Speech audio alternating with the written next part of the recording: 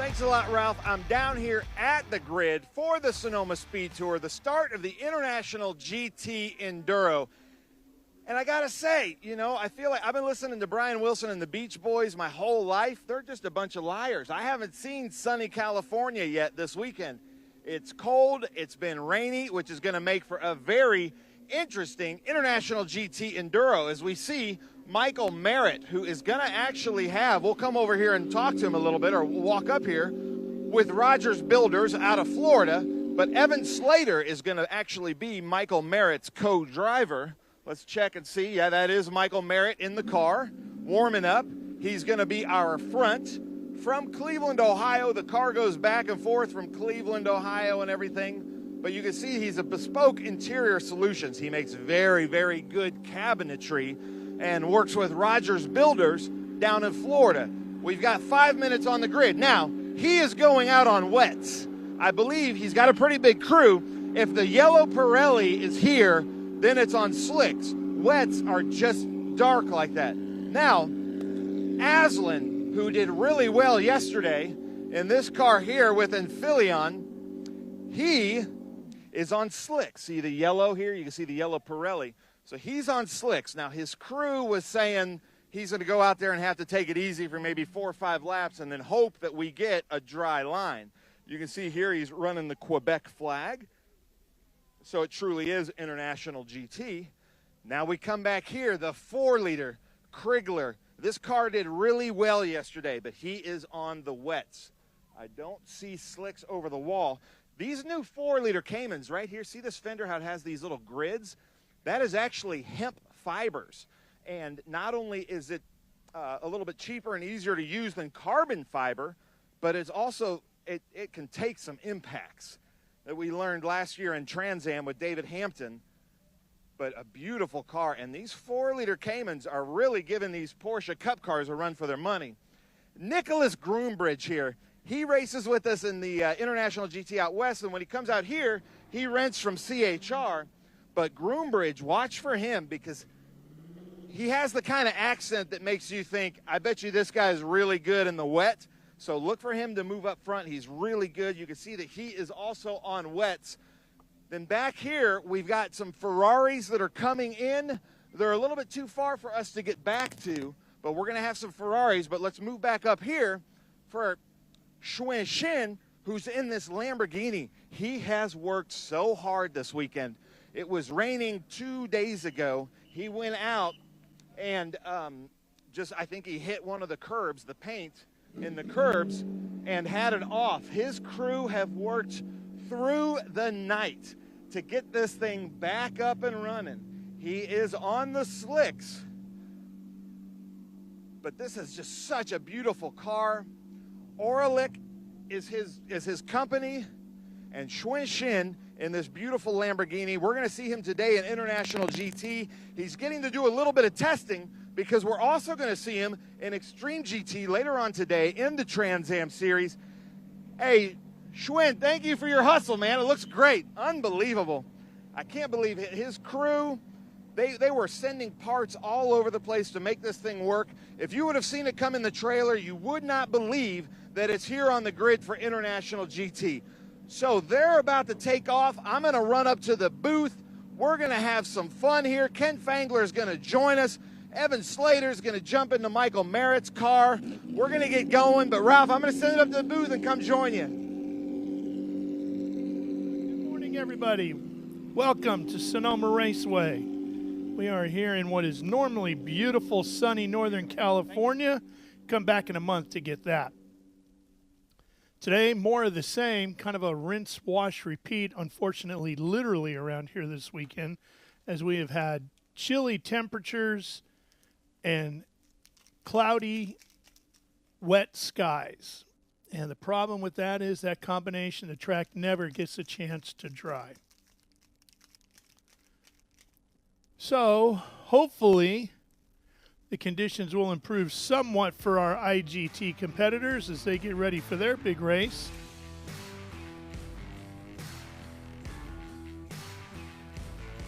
You can see over on the drag strip, things are awful wet and shiny over there. There is no gray line around the circuit right now, but there doesn't seem to be too many standing puddles on the full 2.52 mile road course here. This track opened in 1968,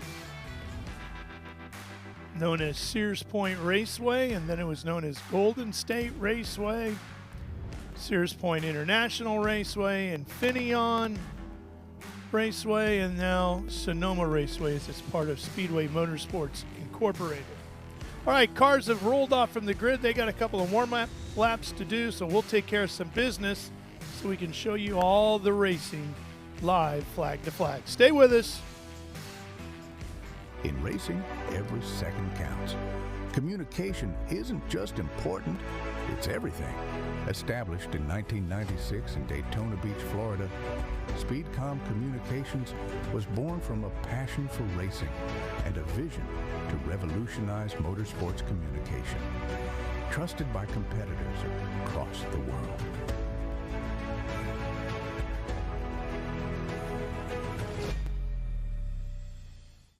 Okay, so pretend this is your race car. It's on the trailer, and you have an accident. Ouch! At least your truck's insurance will pay for another one? Yeah, not so fast. Standard insurance won't replace your race car, whether it's in the trailer, in the paddock, in the garage, or the repair shop. But at Hagerty, we can protect it for what it's really worth anytime it's off the track.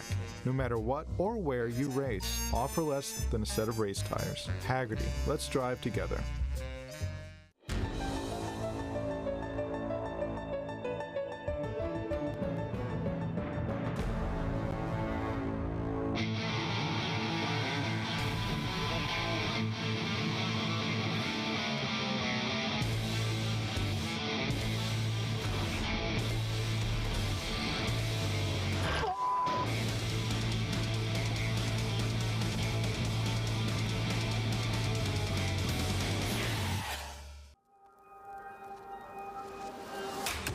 Good is this? Look at this view from Losowski. It brings all my fans, it brings the audience into the car with me. Speed turn 140-mile-an-hour entry speeds. The quickest and most efficient way for me to get information to my drivers is from using the V-Box HD2 system.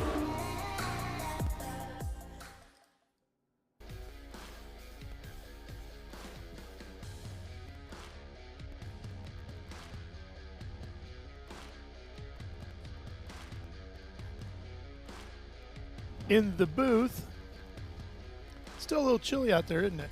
It is. It's chilly. I was out doing laps this morning, checking out all the signs and the brake markers and things like that, and I would call this a wet track that they're going out to right now. So wisely, John in race control is doing 2 pace laps. The timer starts now as they go over the line, just to let them get used to it. Now, Ralph, some of the cars are on wets, some of the cars are on slicks.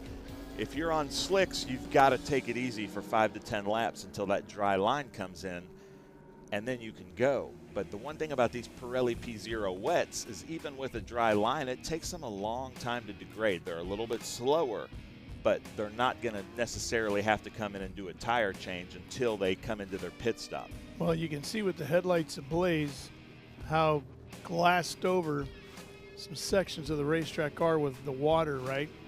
I think it's going to take a long time, if ever, for a dry line to really develop here in this race. I mean, we only have 8 cars, so they're going to get spread out. It's not like you have 35 cars pounding over the same piece of tarmac, you know. Yeah, and with this being new pavement from just 2 years ago, there isn't necessarily a rain line as we see Schwinn Shin going around there. And we might have 7 cars. He's high-sided then. Lambo. Come on, buddy, get out of there. Yeah. That's at between turn, 4 and 5, I think. Yeah, the downhill section there. Probably just got on the gas a little bit and around it went. And here it is. Now, it looks like he wasn't on the gas at that point because that's not a part of the track where you'd be on the gas. Good thing is he Did he? Oh, did he touch the wall or did he keep it? I think he kept it off. Yeah. I don't think it would be, if there is anything, it'd be very nominal. But as I was saying in the grid walk, they've worked so hard to get that car back up and going. And I think this is his first on track, and he's using this session to kind of test for the Trans Am session. That is Rodin Unesi in that 488 Ferrari. And then behind him is Esteban Beckman in that 296. When did Ferrari go to a 2? The 296 came out 2 or 3 years ago. It was an homage to the Dino. Oh, yeah.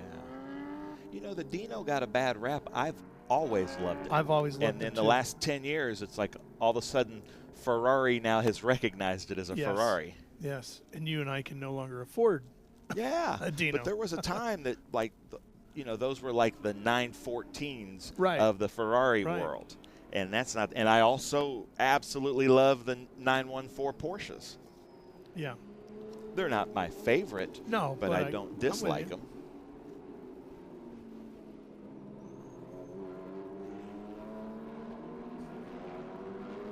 So you can see they're trying to get heat. Yeah. And you can, one way that you guys can see as viewers, if you see yellow on the sidewall of the tires, those are the slicks, and the dark sidewall tires are the reins and Pirelli P0s. So 2.52 miles around here at Sonoma Raceway, 12 turns. Let's take a look at it from high above. Drop down on top of it here, and we'll take a lap. As you head into turn 1, you start the climb all the way up to Mission Turn 2. Very challenging right-hander. Get that one right, and it's a quick shoot over to turn 3, and the highest point at 3A. And it's downhill the separator at 4 through 5, up and over the crest into the never-ending left-hander known as the carousel, all the way to the far north end at Summit Racing Equipment turn number 7. Big double apex U-turn, head you back down through the Cube 3 architecture S's.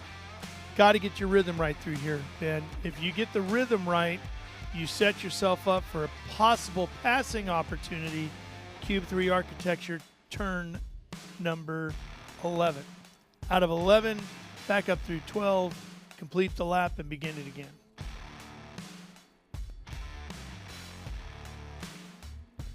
Very fun, very challenging racetrack, very technical. Yeah, but I love those graphics. Nice job, guys. That was really cool, really interesting to see the elevation, but I like the guitar picks that delineate the corner numbers. That's pretty good.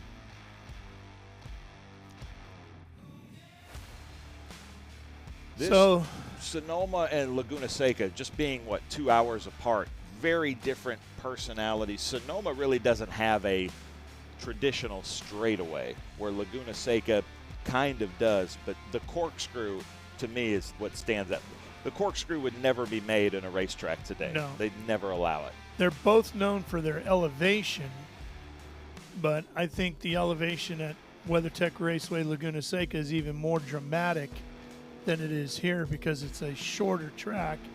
So the climb out of turn 5 up through 6 to the top of the hill at the corkscrew, pretty steep and lengthy, and then it's that 4-story drop left, right, down through the corkscrew that'll really get your attention your first time through. But we do have a great variety. We hit all of the iconic tracks in North America. There's really not any I can think of that we miss. Maybe Daytona. But now that we've added Barber, it's kind of the tracks in North America. Now, I would like to see what they do over there at Willow Springs, because we might be adding that back to our schedule. That would be something, wouldn't it? And you know, if the new ownership group comes in and does something with that track, we're going to definitely look at bringing Trans Am and the whole show back there. You know, Trans Am also, just for conversation's sake, Trans Am spent time on street circuits as well. We don't have any of those on the calendar right now. Would you be intrigued to see Trans Am back on a street circuit? Oh, for sure, yeah.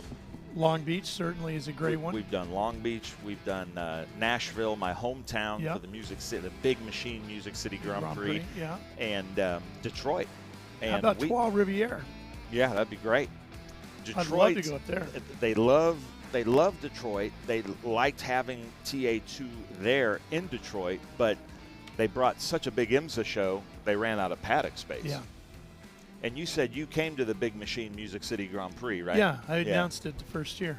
That was a really cool track. And being in my hometown and being friends with Scott Borchetta and just having so much respect for him, what he put together there. It was great.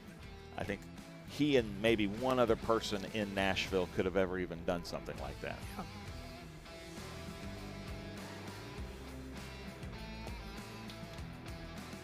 And then the show that Roger Penske and his team put on at Detroit is just fantastic. I have never been to Long Beach. I know you were just there. We've talked about bringing Cube 3 Architecture TA2 series there. And what was the other one you had mentioned? Trois Rivières up in Canada. Oh, yeah. Three Rivers. Yeah. Yeah, that would be awesome. Now, our Canadian Tire Motorsport Park was, to be honest, was a surprise for me. I wasn't expecting to love it as much as I did, and I probably come away with thinking that was my top 2 events last year. The crowd was amazing. It's another one of those tracks that they'd never allow today to be made today. Oh, yeah, they no, just you made couldn't. It's like somebody said, I'm going to try to make the most difficult track I can. Yeah. Yeah. And then some of the tightest, slowest corners and some of the fastest straightaways. Yeah, right? and just off camber coming down that mountain just looks nuts. And then one of the nicest people in the world, our good friend Ron Fellows, runs it. And, you know, there's a stereotype of the Canadians being so polite, and I think we downplay the stereotype. I've never met a Canadian I haven't enjoyed being around, you know. So the pace car lights are off. Bob Pengraff is behind the wheel of his own street vehicle because we lost a tire. Tire went down on our Janetta, and luckily Bob Pengraff just happened to drive his sporty Civic Type R with Becky, who runs the grid. So we pop lights on it today, and he's out there in his probably more comfortable car for him. Yeah, I got the seat warmer going and all of that, which you could use on a day like today. I've driven a car just like that around Summit Point as the pace car driver, and they're great to drive for that. Well, here they come, Ralph. All right, lights are out. Field will form up behind Merritt. He's going to have to slow a little bit and let them catch up. Yes, he is. Or not, because he's already to 12. He got the green. He played that well, didn't he? Yeah, and I don't know. No. The driver behind him was on slick, so I don't know if he could get around 11 well enough. As they come up, Mission Foods turn 2. Hang on. Everybody's got to tiptoe through here. Ferrari on the outside. That white one must be on wets, Ben, because he seemed to have a lot more traction than the two in front of him. Yeah, that's Yusuf Nabi coming up, and he's now going side by side. So he's got confidence in his traction. They're going to go 3 wide almost, going down to 4. Well, you can see the slick tires not working out so well right now for that Porsche. Yeah. And I was talking to his crew, and they were telling him over the radio, just you've got to tiptoe around the track until you see a dry line. So that's what he's trying to do. He's playing the long game. Well, but I don't understand that, to be honest, unless they don't have wets, because they do have a mandatory 5-minute pit stop in this Enduro. Yeah. Look at the wets working on that black Ferrari. Look at that. Yeah. There's your difference. Bridge is on. The Porsche's on wets too, though. Yeah, but he's going to take it easy and make sure he knows where the grip is. That's a rental car for him. That's not his normal car. And so he doesn't want to do anything to hurt that car. Yeah. Well, look, wets are not necessarily a cure-all. They're just helpful. Yeah. Yeah, they don't make it feel like you're hydroplaning everywhere. Right. But that's Esteban Beckman in that beautiful black Ferrari 296. Well, he's already closing back up on Merritt. Look at that as they get down there, Cube 3 Architecture turn number 11. And he can't be at Mission Foods Laguna Seca Speed Tour next weekend because he has finals. Esteban Beckman in that car we're looking at right there. You can see his intermittent wipers going. That is a beautiful car. I don't know if I've seen a 296 before.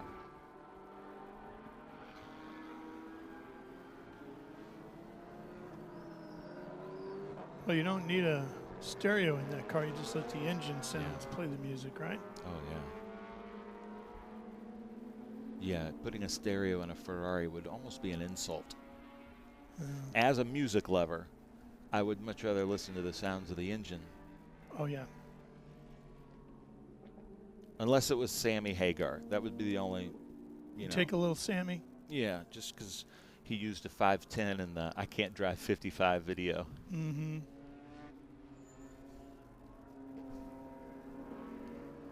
Here it is. Sammy lives around NorCal area. Spends a lot of time up here. So we just had a pass for the lead. Esteban Beckman from the back already early on in his 2024 Ferrari 296 Challenge makes the pass on Michael Merritt in that Ferrari. Well, we knew he was moving up there pretty quick. He had good pace, and he's a little bit apparently more courageous on those wets in these conditions than everybody else right now. Now, Ken Fangler, the president of International GT, can answer some questions. Now, this is basically a 1-hour enduro. There's a mandatory 5-minute pit stop. So, Ken, there are some drivers that went out there in slicks, and with the mandatory pit stop, I'm not sure why they went out on slicks unless they just don't have wets. Tell us the strategy. I think the strategy is that they'll hang in there until the track starts to dry out, and there are numerous variables within this enduro. Okay, some of it, much of it planned as far as rules. First off, yes, they have a 5-minute mandatory stop.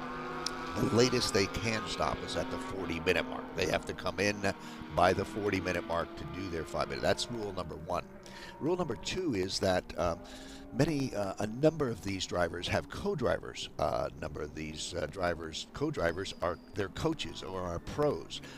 They have to do a minimum of 30 minutes of this race before they can change drivers. Now, they could come in, but they can't change drivers. Yeah. Okay. So somebody with my talent level can't go do a lap and then hand it over to Mike Skeen. Yeah. To win the race for me. Yes. Yeah. Exactly. That's a good rule. I like that. Yeah. They've got to do it a majority of the race. Now, then the wild card that's not in the rules, the double yellow. When does that come out? If that comes out in the first 30 minutes, it is a major advantage to those without co-drivers, okay? If it comes out after the 30-minute mark or right around there, well, then they can take advantage, do a driver change, make their 5-minute stop, and be back on track. So it's Lady Luck is well entrenched in this particular race. So that's Rodin Yanesi there in that 488 black Ferrari. Well, and Ben, I just double-checked, confirm what I thought was true, and it is that 296, is a V6. Yeah, turbo car. And the 488 is a V8. Is a V8. Yes, exactly. Yeah, their nomenclature tells you, and I have to say I was baffled because the newest Ferrari is the 296, and right. I go, wait a minute, we were 458, 488. Everything was wonderful going in 4s, and then all of a sudden now we're down to 2s. What's going on here? So, and in my heyday of Ferrari, it was 3s. Yeah, yes. Right, exactly. And it's a twin turbo. Yeah. Okay. Yeah. Now, we did see Xuan Shen out there in that Lamborghini, so I think he just came in to check everything out. Like I said, they've worked through the night, putting that thing back together. He high-centered, wanted to check it out. And like I said, he's out there running this Enduro and trying to be competitive, but it's also probably a test for this afternoon's race. But this race right here is getting pretty interesting with Aslan out there on the slicks. That's a brave man. And Christopher Hansmeyer looks like he's on the wets, and he's in a 3-4 Cayman. Yeah. The old school one, huh? Right. Yeah, lowest displacement of the Caymans. has a great advantage, or let's say an equal footing with the higher horsepower cars on this type of track condition. You know, you can take the horsepower and just throw it out the window because you can't get it down to the ground. So, you know, he has that. He's enjoying his time of being a nemesis to the larger displacement cars that are out there. I love the lines of that car. Yeah, it's a pretty car. Yeah, that's the backup car. Bobby G, they struggled in 2 races there. Electronic gremlin, you know, those cars are very sophisticated, and, you know, debugging these things, they thought it was in the wheel control problems. They switched wheels, they had a spare, they put it on, it would work, it didn't work. And that's the frustrating thing of electrical problems. It seems to work fine, and then all of a sudden it just goes away again. So they finally, yesterday, late in the day, called it and said, look, we're going to roll out the spare car. And, you know, fortunately, he's a young driver. These are new cars for them that brought him. So good that he has the opportunity, because he certainly fared well in the wet in the first race on Friday. And very capable driver. And good that he got the opportunity to this morning come out here in some very challenging and changing track conditions. Yeah. Well, and then, of course, Ferrari has the 296 Challenge Series. Yes. They can go compete with the car in that as well. Yeah. So if you have one of these, there's a handful of places you can actually take it out and play with it. Yeah, as with Porsche, you know, we have lots of competitors and lots of places you can race a Porsche.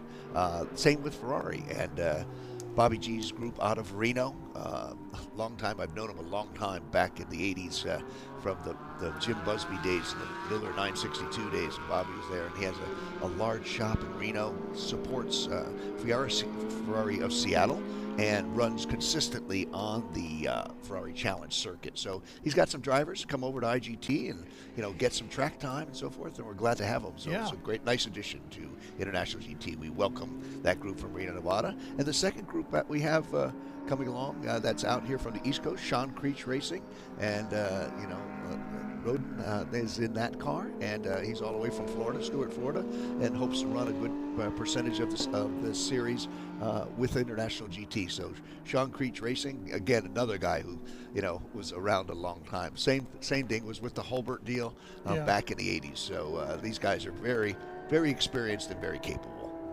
And that's what's in there, right? Yep. And that's what's great about International GT. These aren't shade tree mechanics that are prepping these cars. You know, they're the same teams and professionals that do the professional series, such as IMSA and others around the country. You know, there's no shortage of talent in the paddock as far as preparation. Unfortunately, Ben, our Lamborghini, however, is just kind of floundering around at the back of the field right now. He's struggling to get that Huracan GT3 Evo up to pace. I don't know how long they'll let him continue just kind of, you know, tooling around. It's either get up to speed or get off at some point. Look at this great drone shot here. Ferrari on Ferrari. That's a good fight right there. The 296 getting around the 488. Oh, a little bit of a push there, huh? And Ken stepped away, I think, to go remind race control to monitor that Lamborghini, because Xuan Xin is probably out there just making sure everything's good, listening for things, and trying to take it easy. And if that makes for an unsafe environment for the other cars, they'll make them speed it up.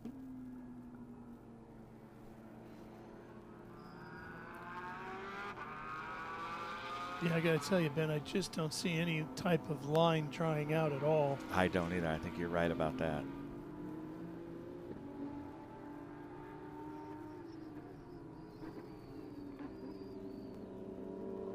I like the looks of that car.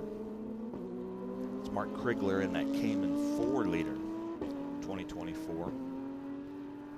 Ladies and gentlemen, if you're joining us on SpeedTour TV on YouTube, leave us a comment. Where are you watching from? I see right here, Cutter Racing from Brazil. So welcome. Wow. Jordan Elliott is driving here on the way here. I hope you're not watching, though, Jordan, as you're driving, but welcome. But leave us a comment. Who are you rooting for? Where are you watching from? Are you a Porsche person or Ferrari person? Yes. More Lambo. Seeing a replay. Oh, no. Hang on. Stay off the wall. Stay off. No, you didn't stay off the wall. Got both ends of it. Oh, man. That's the 33 having issues there. That's Nicholas Groombridge, Porsche GT3 Cup car. I don't see damage yet. Yeah, no, Right there Oh, on yeah, the right yeah. front, Doesn't just look, above the grill. Well, unfortunately, the Porsche, the nemesis and weak point is those radiators up in the front area, front areas, and you know, if you have some contact, that's been always the Achilles heel of those cars not continuing is coolant. Yeah, but he hit the tow hook, so Yeah. that might have been, it wasn't a hard hit, so that might be structural enough to not hit those radiators. Yep. But there is, I was driving around today with one of our drivers, and there is a sealer, not from the drag strip that we talked about yesterday, that comes down and just stops right there at the apex coming off of there. And so there's two different surfaces that I went around with a driver that drove around yesterday in the rain, and he said you could feel it. It was like grip, grip, grip, no grip. Yeah. Well, Groombridge got it onto the pit lane.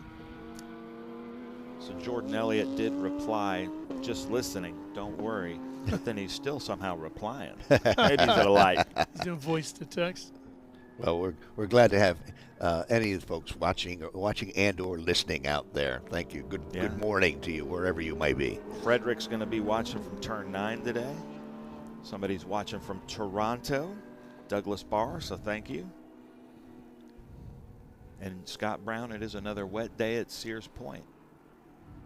We've had International GT, the International Park. You know, we had the Bentley boys are out of Canada. Yes. Okay. The driver in the Ferrari that's currently leading from Mexico City. So great to have drivers from around the world that have come in, especially at this sportsman level. You know, Oh, yeah. You go to a normal International GT podium, and you'll hear French, Spanish, and English almost equally. So it truly is International GT. Yeah. And Portuguese. Yeah, right. Unfortunately, one of our regulars, Tommy Ballister from Puerto Rico, had a first session out. He was planning on redoing an engine after Laguna next week, and didn't make it. You know, and he tried to have alternate plans, either get a motor or a car. And you know, unfortunately, he was on a plane home yesterday afternoon. He was very disappointed, but he was our last year's Mission Foods GT3 Cup Trophy champion, and he was on a run. Michael Merritt is currently leading, and it will come down to a number of races and competition points of who you can beat in class to see who the champion will be. Really starts heating up around the Watkins Glen time, because then we go Watkins Glen, VIR. Are you guys doing Barber? We are doing Barber this year, yes. Okay, yeah. Yep. That's going to be fun to watch. I'm excited to go to Barber. Yeah, we're looking forward to it. You know, I'm looking forward to going to the Motorcycle Museum again. I'm George Barber's collection. Phenomenal. Just staggering. You know, it is phenomenal. So I'm looking forward to that and being on track there. I forgot to say, so Doolally girl is watching from Texas as a Ferrari fan, but we forgot about the Lamborghini. So where's my Lamborghini people at? I know Ralph is one of them. Ralph's here. I'm here. Waving the flag. Yeah, he's waving the flag as we speak. I think I would call myself a Porsche fan. There just isn't a Porsche I don't like, and just being around International GT, they just seem to be great cars. Well, certainly, if you go to a race weekend with sports cars, Porsche is going to pretty much dominate. You know, they've done you know, their factory support of customers, and they've taken it up several notches over the years. You know, it is. You know, as much as Ferrari has said in the past that they're a racing company that happens to sell street cars, and, you know, Enzo wasn't a fan of producing street cars. He just wanted to produce race cars. It's funded as racing. Yeah, but he had to support that.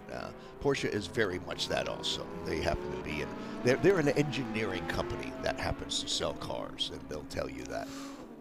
Well, my mom was a car guy, and she loved Porsches and Mercedes. My dad was a car guy, and he was all Corvette. Really? And so they fought about that all the time. But she had her Porsche, and he had his Corvette. Yep. Look at this battle, though. But really, Ken, we talk about this all the time. can you have two more iconic racing models in your series as Porsche and Ferrari? No, I mean, the movie made famous was Ford versus Ferrari, and it was an epic film and an epic time in motorsports history. And the whole story, I'm surprised it took that long to make that movie. Yeah. There have been several other documentaries, but an actual general film. But that was like a 4 or 5 year battle. Yes. This is a 50-year battle. Yeah. This is ever since they kind of came out, and the crossover is quite amazing when you see.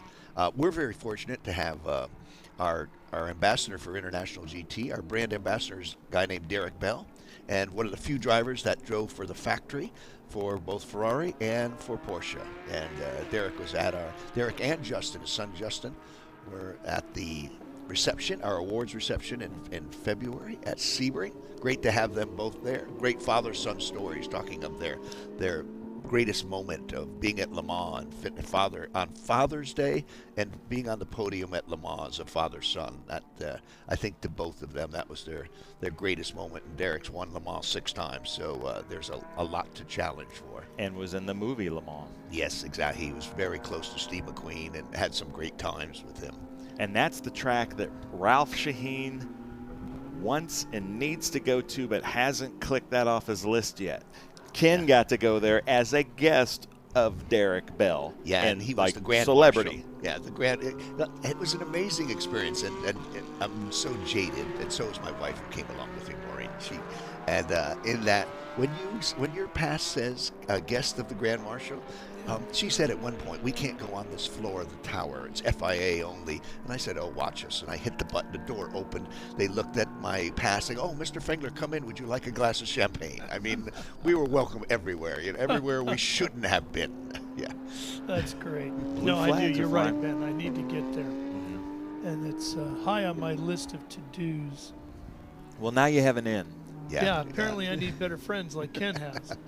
I know Derek, but he's never invited me. Yeah, no, exactly, yeah. Well, he's there every year in some capacity. Porsche did a lot of work for him away Chandon, who's, matter of fact, his daughter Melanie worked for him away Chandon. I have a great story of coming out here. We were doing work here, and we said, let's go to the Chateau for dinner. And Melanie was working for Moet in France. She called from France, made the reservation here in California. Again, trust me, we walked out with cases of wine that were complimentary after dinner. That's great. Yeah. That's great. Speaking of the wineries, there's quite a few racers who have wineries in the area over here. Got to spend that money somewhere. Yeah, of course, Mario had one. Yep.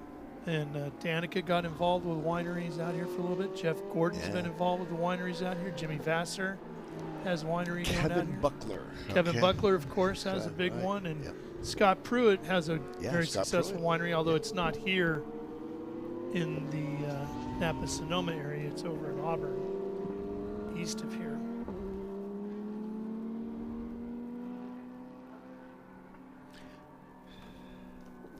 We don't have that many cars on track, but they just keep finding each other, don't they? Yeah, well, you've got this great variety of those being cautious, those on wets, those on dry, and they're tippy-toeing around a number of them. And they got the setup right on this 296, that's for sure. It is not tiptoeing. No, and he left his fear gene back at the trailer because he's hoofing it. Well, he'd been standing around for a day with his hands in his pocket, pacing, waiting to get in the car. I mean, he just came whistling past us here, and here Yeah. comes the 488, and it looks like it's down 3 gears compared to his right. pace. Now, I don't want to give commentators curse here to Esteban, but so far he looks like he is very good in the wet. Because I know that he's here for driver development, just to learn as much as he can. Right. And right now I'm very impressed with his skills in not ideal conditions. Here's our first stop. Certainly challenging, yes. Oh, yeah, you can see Xuan Shen. You can see the disappointment on his face. He's saying something's not working. He's trying to explain it to his mechanic. See that? Yeah. You can see with his hands, he is a very intelligent person. You said Oralic is his company. Is his company. Do you know I think what it's I believe some kind of an audio production company. I know it does something with the audio. Lighting. It said lighting something. Yeah. So some kind of production business. Yeah. Here we go. Yep. the backup car still doing well, running quickly down to low 150. There's a lot of aero involved in this 296 Challenge Series car. Yeah. You can see all the little winglets, the under tray, and all that. So all of that certainly helping that car get the grip he's so happy to have here today. Well, I'm just happy it's not coming out of the sky. And I don't want to jinx this, but Merritt. Merritt's in. So Evan Slater might be coming in. Are they? Driver change? Ken's looking at his watch, and he's looks like they're about Well, it's so funny. right on time, or are they a he's little on early? time. He's on time. Yeah, he's right on time. Michael has been the jinx of, and he says, I'm going to take the remedial program of not being within the Enduro rules, okay? He's been 2 minutes early, 5 minutes early, and he said, I'm going to get it right this time. To his credit, he's still leading the championship, even with taking the penalty, which is a podium position for coming in too early. But he got it right this time, so I'll have to congratulate him on if he makes it up on the podium. Number of cars coming in. And the reason we do a 5-minute pit race? stop is it's kind of the great equalizer, because if we didn't do a 5-minute pit stop, some of the teams would hire a crew of 8 so they could do quick changes. Right. And then some people have one extra person on the wall, so for this it's take your time. These Porsches don't necessarily have to refuel, but make sure you get your Hans device on, your seat belts on. You're not in a rush. I always try to tell people, don't rush this. Make sure all your belts are on, that you're fitting in. There's a big body difference between Michael Merritt and Evan Slater, so that you want to make sure they get in there and they get snug. It's not like the old days of the Le Mans starts where they might buckle in 10 laps in. Right. Yeah. And certainly we have plenty of opportunity to make mistakes on the racetrack. With those rushed pit stop and time pit stop, and you see in professional racing many times a pit stop, the race will be determined by the pit stop and the crew. I mean, in Formula One, it's down to tenths of a second, and so we don't need that. We don't need to add that element. We have enough going on the racetrack without putting that in the pit stop element. Yeah. So we have people watching from Chicago, our racer, Mike Crown, watching from Sunset Beach, California, rooting for the Porsche number 140, watching SVRA from Watkins Glen and looking forward to your race there. Now, we have 2 races at Watkins Glen this year, Ted. We've got a July Trans Am race, and then we're back to the Vintage weekend as normal in September. So hope to see at both of those. And then Zach Slater, watching from New Hampshire, see how Evan does. I'm guessing they're related to Evan.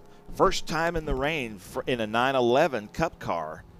There we go. So that'll be fun to watch. Yep. Little pressure for Evan Slater, who's a very good driver and one of my favorite commentators that comes up in the booth with us. International GT will be at the second Watkins Glen race, by the way. We'll be there with SVRA in September. The classic, as I call it. Yeah, it really is. And I believe it's a Porsche event. Yeah. So like that's the featured mark, so that makes sense. So the International GT drivers, I think, will be invited to do the downtown parade, which is always feature. Groombridge is back out, so no harm, no foul on that spin and touch of the wall. Good to see that.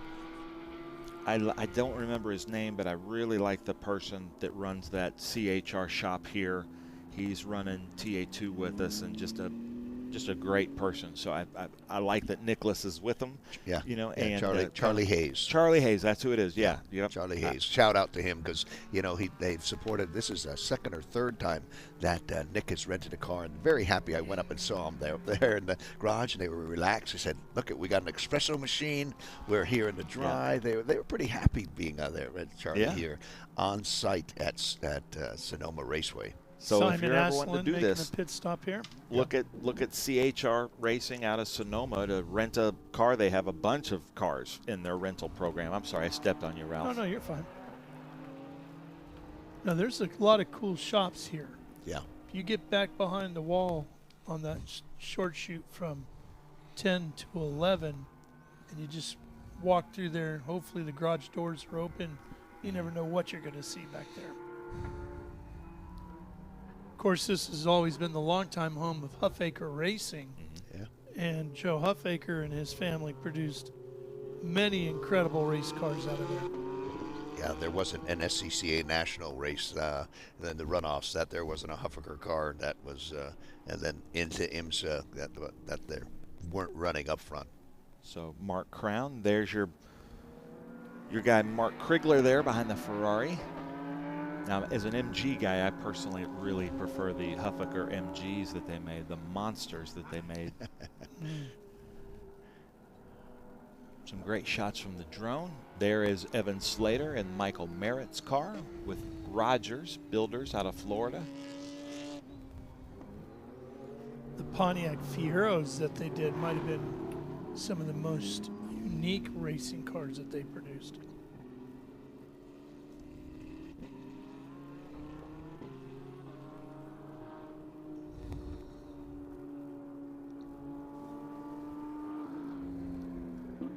There's the white 2013 Ferrari 458 Challenge car of Yusuf Nabi. So the 458 morphed into the 488, which morphed into the 296. Right, exactly. You know, you mentioned moving forward, we got a lot of racing left in this season, and you know, we're thankful to be part of the Speed Tour program, International GT, because we're at the best racetracks at the best time of year. I mean, from here, you know, we're going down the road to Monterey, to Laguna Seca, and from there, Memorial Day at Lime Rock, and then head to Mid-Ohio. Mid-Ohio, we go to Watkins Glen. Watkins Glen, we go to VIR. VIR, we go to Barber, and then we wrap up the year at COTA. Fantastic schedule of Ben, by racing. the way, speaking of Lime Rock, have you made our flight reservations yet? No. Why? Well, we got to get from Lime Rock to Indy and back on Sunday somehow. Yes. I'm sure Rob Dyson can work that out for us. Your private jet stuff is, you know, I figured you would be the guy on that deal. Yeah, my private jet pilot has a schedule conflict, so I'm going to have to find somebody else. Because I'm Lime not a Rock fan is of missing that event. Yeah. Lime Rock's a sentimental favorite. That's my home. Yeah, that's where I came from. Saw my first race there in 1976 up on the hill, IMSA. And, you know, I lived about 40 minutes from there. Spent the first 25 years of my life in Connecticut till I found out there's something called airplanes, okay? And I didn't have to live there, so the last 43 have been in Florida. I love that event, the Memorial Day Classic. Dickie Regal at Lime Rock and his team, they do such a great job with promotion. It's such a 4 or 5 generations of people, you know. My grandfather's grandfather came to Lime Rock, and now we're still here, and we have a huge crowd. You're going to love the event. I know that you're going to miss the 500, but you're going to love the event. It is a lot of fun. I've been to Lime Rock numerous times and have worked Memorial Day weekend events at Lime Rock in the past. Some of my favorite video is International GT last year at Lime. It was almost like they were doing a jump competition. Remember that? Yeah. We had a couple cars because we run the traditional course, Yes. which we probably shouldn't in some of these cars, and they are getting 4 wheels off. Yeah. Yeah, I have a long history at Lime Rock. I was driving it, and back in the day, so to speak, you know, a good IMSA GTU time, which was under 3-liter cars, was just a tick over a minute, 101, 102. Cars are in the low 50s at this point. Once they kind of got through that 1-minute threshold, Lime Rock had to do something at that uphill. There were some pretty horrific wheelies being done at the uphill, and so they put the chicane in, and I drove a 962 there one year. Not to brag. Yeah, not to brag, but I got to tell you, I always heard that the P-car guys were always complaining about the vibration, and of course, it's not the smoothest racetrack in the country. It's on a riverbed. It's always moving, and boy, the downhill in Big Bend, you could hardly see the apex from the vibration that was coming through. But the uphill, you better have the wheels straight when that car comes down, or you're going for a heck of a ride. Because you've got all the weight coming down. Yeah. So You we know do who have used some to run Lime Rock for a while? What's that? You know who used to run Lime Rock for a while? Paul Newman? Well, no. My old buddy and colleague, Mike Joy. Oh, yeah. Mike actually ran Lime Mike's Rock from, for a while. up that neck of the woods. Yeah. He was telling me the first race he called was Trans Am at Lime Rock. Yep. And the first race I ever called was motorcycle road racing right here. Oh, wow. Oh, wow. Yeah. First race I ever called was a simulator video game when we did the esports. Michael Merritt. Oh, no, that's Evan. Just getting a little tail wag coming out of there. Putting the power down. Find it out there. No, there's not all the grip yet. Well, these guys are doing a good job. Just putting some laps in, going along. We're at the 40-minute mark, so everybody should have been in for their pit stop. I'll tell you, Evan has definitely upped the pace. And that Porsche of his that he's sharing with Merritt. Yeah, he's down to times, although so has Esteban. Esteban's at a 140, back down to 148, The conditions are improving, but they're still not ideal. So we're going to probably start to see 1 second coming off every maybe 3-4 laps. Yeah. The issue is when you get offline and, to make the passes and move offline, that's when it gets a bit dodgy. Look at that. So Scott Brown says Huffaker MG owners are watching. Does that include you, Scott? Which one do you? They have a BGT that's beautiful. A B, the midgets. I love them, but those I don't know how they keep their black on some of their MGs so nice all the time. Good Jones shot up above, high above Sonoma Raceway. Such a beautiful area. Scuderia 1999, Ferrari of Seattle. Yeah, that's a Bobby G car. Do they party like it's 1999? Here's Evan Slater, currently in second place overall. First in the Mission Foods. There are different championships, and you can tell by the windshield banner. So, Ken, will you explain? The Porsches aren't necessarily racing the Ferraris. The Caymans aren't necessarily racing the big Porsche Cup cars. Right. The egos involved, they all love to see their name higher up on the finishing time sheet, whether it's a Porsche, Ferrari, Lamborghini, Mercedes, doesn't matter. But Bentleys. We had some Bentleys here. No doubt. But the championships we have, the red windscreen banner is the Mission Foods GT3 Cup Trophy. And the yellow is the Stuttgart Cup Championship for Cayman-based cars and others. International GT is open to. It's just a matter of number of cars attending races on a regular basis. We were next week, for example, Ralph's favorite, the Lamborghini. We have with the 18 cars. They will run in the Maranello Cup. Otherwise, if there was only a couple, they'd run an exhibition, which is the black windscreen. But Maranello Cup is green, and they'll have enough cars, plenty of cars to race against. They'll be in the Maranello Cup. And really, the only difference is that they'll gain championship points because the end of the season, that's what we award our championships based on. You can see the green windscreen banner on that Lamborghini, so that is a Maranello Cup car. That's awesome. Well, that'll be fun to see and hear next weekend because those things will make a great noise for sure. Just so happens that Trans Am's XGT is green, the windshield banner, so it works for both of you guys. I love it. And then I had a question, why aren't the Bentleys running today? And just so happens that Julie Bentley, that works for International GT, told me that they they want to come to next weekend, Mission Foods Laguna Seca SpeedTour, but they have to redo their shocks. Yeah. So they took the shocks out. They had to get them off and get them shipped to get them rebuilt. Yeah, so a bit disappointing for this race, but we look forward to seeing them at Laguna Seca. I love those cars. At least we got to see them in action yesterday a little bit. Yeah. They did not disappoint. No. And it was good that Julie Bentley got to see, her long heritage of the Bentley family, having cars running out there. Yeah, it's amazing. She's living off that trust fund. It's unbelievable. Yeah. We're going to just start all kinds of Yeah, I know. Forget about the Bentley boys. It's the Bentley girls that have it going. Bentley boys +1. Okay. I live in Nashville, and Alan Jackson has a few of the old 30s Grand Prix tractor Bentley cars. Beautiful cars. We're in the British Car Club together. And as does Brian Johnson from AC/DC. Brian has a couple. And those are the cars for me. Just love those cars. And I do like, we talk about this a lot of time with the Heritage, that even the modern Bentleys, they have some you can tell they're in the same family from 100 years ago, you know. Same with the Bugattis. Yeah. Definitely the Porsches. It's one of the very cool things that they have resurrected a number of these old nameplates, the history of automotive, not motorsports and racing, you know, Bentley and Bugatti. I mean, whoever thought they'd see Bugatti again, a nameplate of Bugatti again, you know. So it's fantastic to see them. And then jumping in, seeing a name like McLaren, so with its heritage in racing, you know, develop road cars, you know. Of course, the Holy Grail's that center seat McLaren, you know, from some years back. I'm getting some great information here from Scott Brown.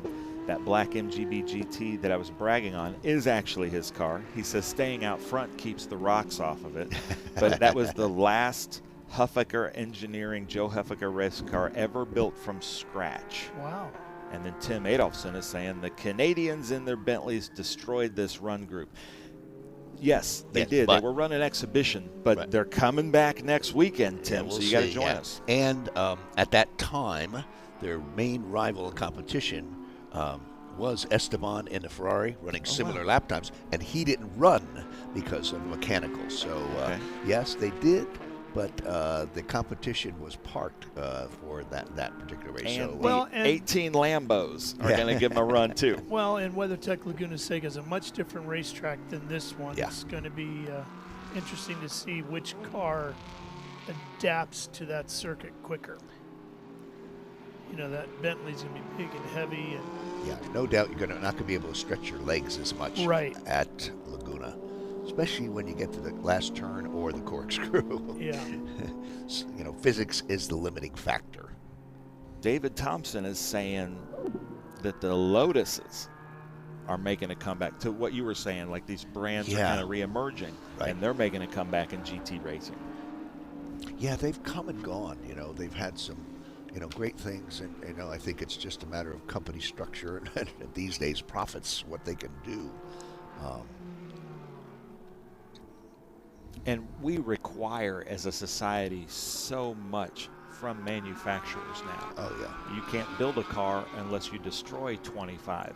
You know, and that doesn't do good for pocketbooks. No, that's built into every car they sell.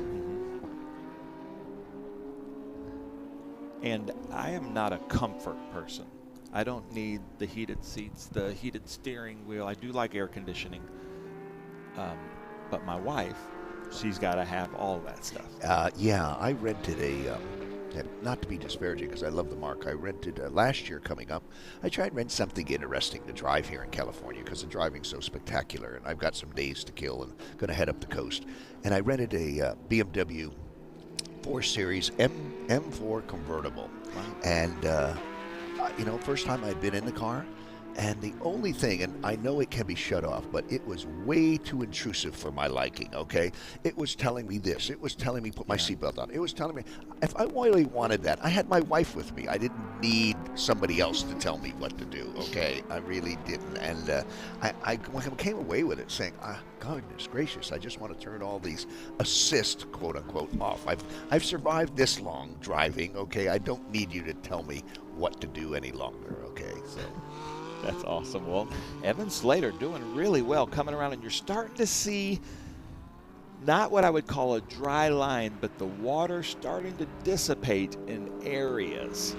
And I think by the end of this, we might see a dry line, but we're 10 minutes remaining. And this is starting to heat up here as we see Groombridge out there coming into Summit Racing Turn 7.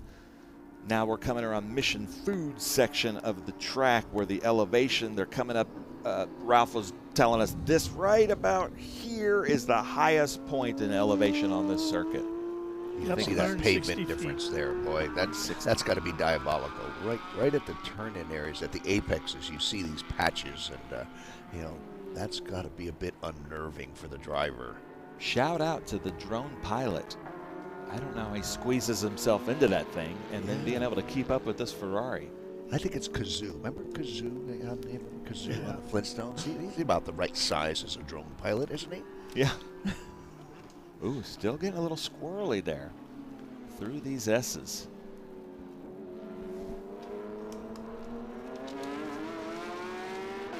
It's Roden, but I'm not sure. I think he changed co-drivers, correct? He might have, yeah. Yes, yeah, he did. Actually, Roden's in now. I think his co-driver started on that one, yeah. The penalty for him is that he will lose a position on the podium, but means he probably finished first, but guess what? It's the only car in class, so he finishes first. But you'll put him on the second step. Yeah, exactly, yeah.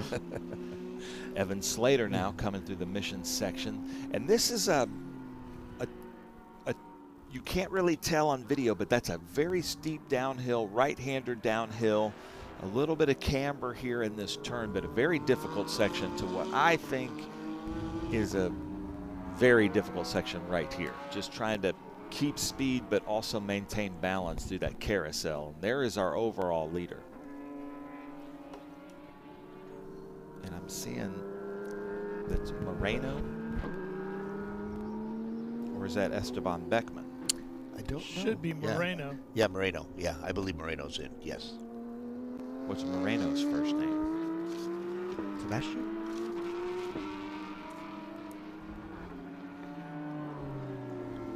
It's kind of like Shinzing, okay? I call him Bob. I got nothing. I love the fact our drone can get a shot right down into that engine cover.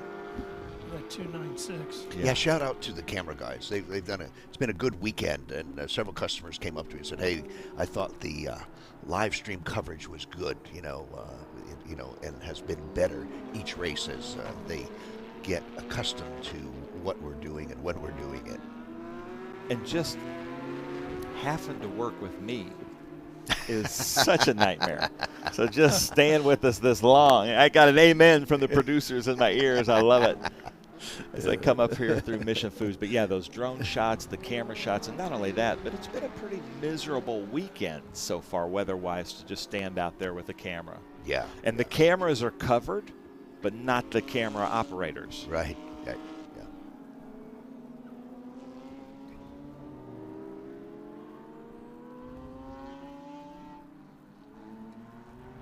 Well, they used to have the curbing up there at 3A, go all the way around it. There used to be some spectacular photos of guys hitting that curbing and bicycling up onto two wheels. Yeah, right. Mark Krigler there in that 4-liter came, and I've just been so impressed. Remember our friend David Hampton that raced a lot with us last year? Yeah, I thought we might see David here. Yeah, he brought that out, and I was just so impressed with that car. There's our camera operators out there braving Shout out it. to one of our camera guys. There we go. Is that over in the S's? Hi, guys. Hey, there's a big wave. Cool. That's Lucas. Yeah. Oh, we have 3 Lucases, so that doesn't get confusing. I got one at home. Really? Yeah. I can't name any of my kids Lucas, being a British car guy, because that means they just wouldn't work. Right, exactly. Yeah. No, at least when at nighttime it wouldn't work. Yeah. Or in the rain. In the rain. I'm surprised to see that Lucas being able to work in the rain. Yeah. No offense to my British car people, but if you own and drive British cars, you've got to have a sense of humor about it. Yeah. Your son, the Prince of Darkness.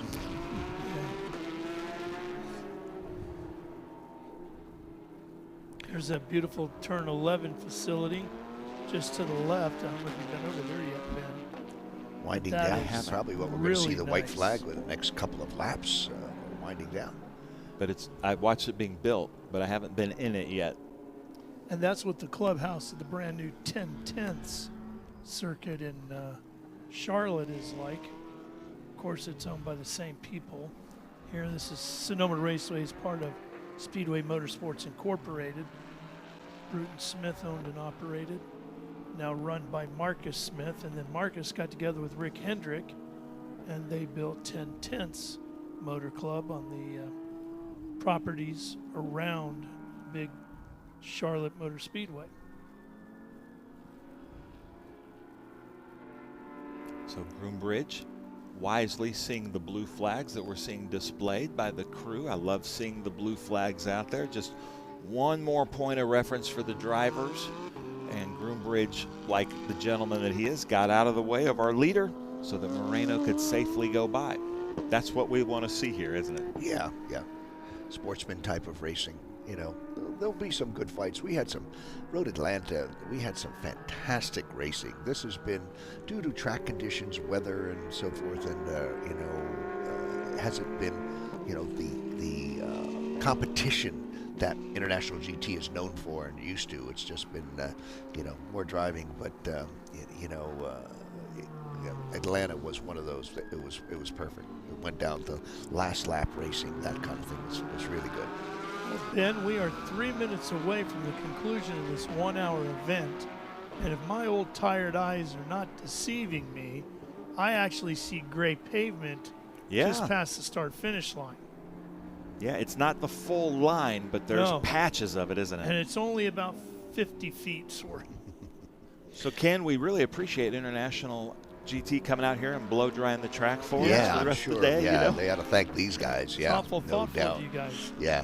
Well, with that, as we wind down, I'm going to step out and get down to the podium and give some stuff away. We'd like to thank our marketing partners, Pirelli and Mission Foods, longtime marketing partners of International GT, our official sponsors, Detroit Watch Company, Forge Line Wheels, and our official vendors and suppliers, Stand 21, Sunoco Race Fuels, and Speedcom Communications. We'd like to thank them all for being part of International GT and their support. And I'm going to go downstairs. Guys, thank you for the invite up here to be part of the Speed Tour event. It's a great way to start a Sunday morning here out on the West Coast. And we look forward to seeing you down in Monterey at Laguna Seca in 1 week. Nice, Ken. Thank you so All right, much. Ken. Thanks, buddy. That drone pilot did exactly what you wanted there, Ralph. He got right in there into the jewelry box of that Ferrari, looking down into that engine. Evan Slater, man, so impressed with Evan Slater. I've known him since he was probably about 14, 15 years old. He's always kind of hung around the TA2 section. Always a great race car driver, but really trying to learn his craft. He's a great commentator, just a great person to be around. And now he can say he's a very good driver in the wet. And there's our leader, Moreno. It's like our flagman has the white flag in hand. We should be seeing that next time by. Don't make any mistakes now. Moreno is right up on a slower car. The slower car moves over through 10. Passes comfortably made. Tim Adolphson saying $1:50, meaning a minute 50 is a really good time for these conditions here. I agree with that. You can see Slater's hands moving in there. This drone pilot is really good. White flag is out. And you can see it drying, Ralph. You're right. Yeah, you can see it trying to dry. Got a little bit of sun popping through the clouds as well.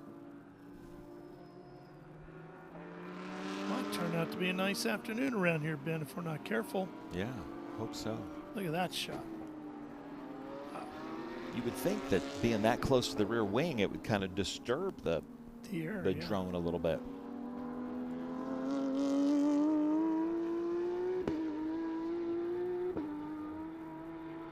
Here comes Evan Slater. Currently second place overall, first in Mission Foods GT Cup trophy. Merritt makes very high-end kitchen cabinets and things like that. And then wanted me to mention Rogers Builders in Florida.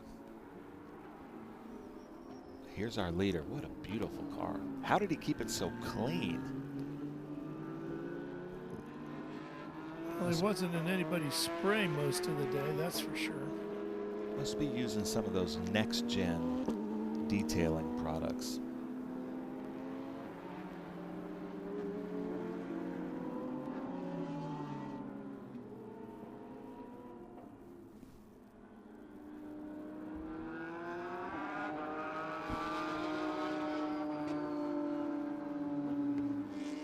Moreno's down to Cube 3 architecture, turn 11.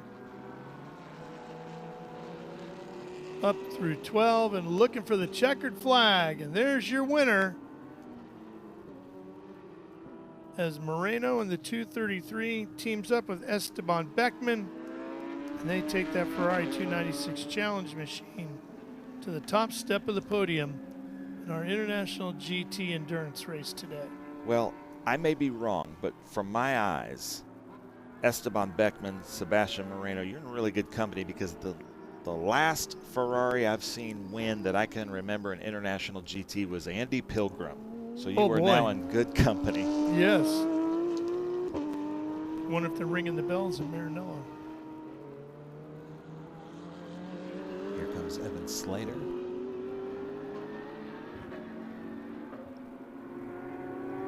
Great drive from Evan Slater. Very difficult circuit. He put down some really good lap times. He's from the New Hampshire area, so he obviously doesn't have a lot of seat time here, especially in these conditions.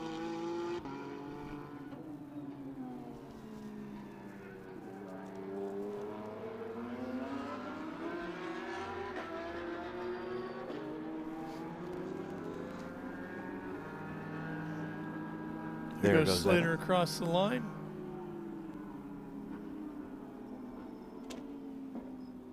Nice job, Evan. I just keep being more and more impressed with him as a person and as a driver.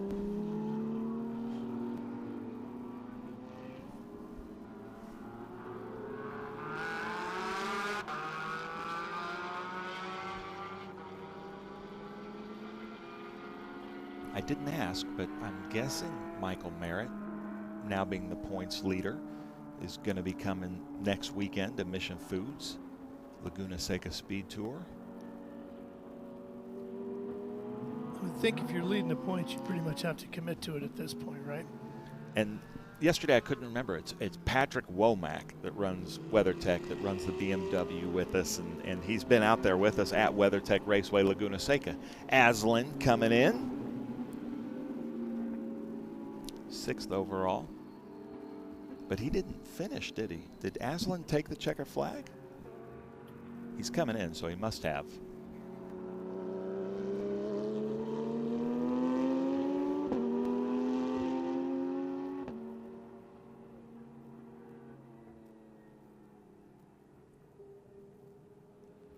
Ben, what do we have up next after this? We've got Group 6 and 12, the American muscle cars, starting at 9:30. And then Trans Am after that. Yeah, and then Trans Am. We're going to be showing Trans Am here on Speed Tour TV on YouTube, on the Trans Am YouTube. But most importantly, go to Speed Sport 1. And Ralph, I'm going to ask you to explain to everybody how they can go watch the race on Speed Sport 1. Well, the easiest thing you can do is go to speedsport1.com. We tell you everything you need to know right there. But we are available for free on Sling, Amazon Prime, Pluto, Stir, Roku, Fubo, a handful of others, and Roku. So well over 200+ million active users every month watching awesome. On Speed Sport 1. So basically what you're saying is if they can't find it, it's their fault. Yeah, we pretty much have made it as available as you're going to get. And again, it's 100% free, and we will carry every Trans Am and TA2 race live in 2025. A totally universal, not just global, but a universal platform, because they can watch it on the International Space Station. There you go. There's Groombridge coming in, and here's our results. Esteban Beckman and Moreno teaming up to take the win in their Ferrari. Michael Merritt second with Evan Slater. And then Ferrari again in third. As you take a look at the rest of the results from our International GT Enduro.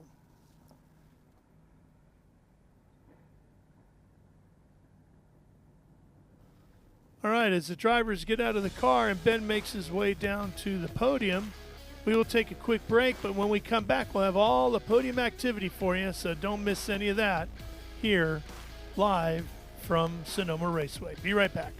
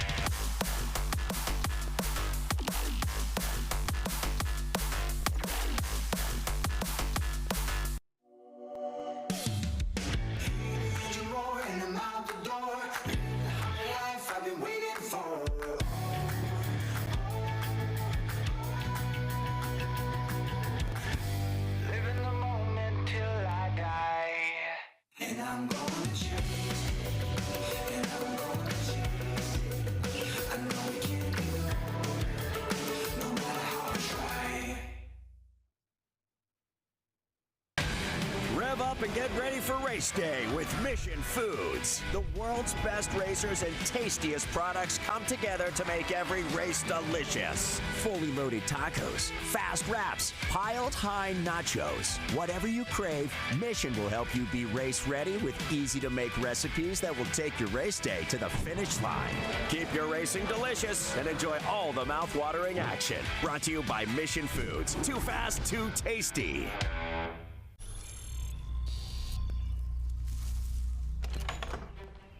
Yes. Hon, the WeatherTech's here. WeatherTech is the ultimate protection for your vehicle. Laser-measured floor liners, no-drill mud flaps, cargo liner, bump step, seat protector, and cup phone. What about my car? WeatherTech.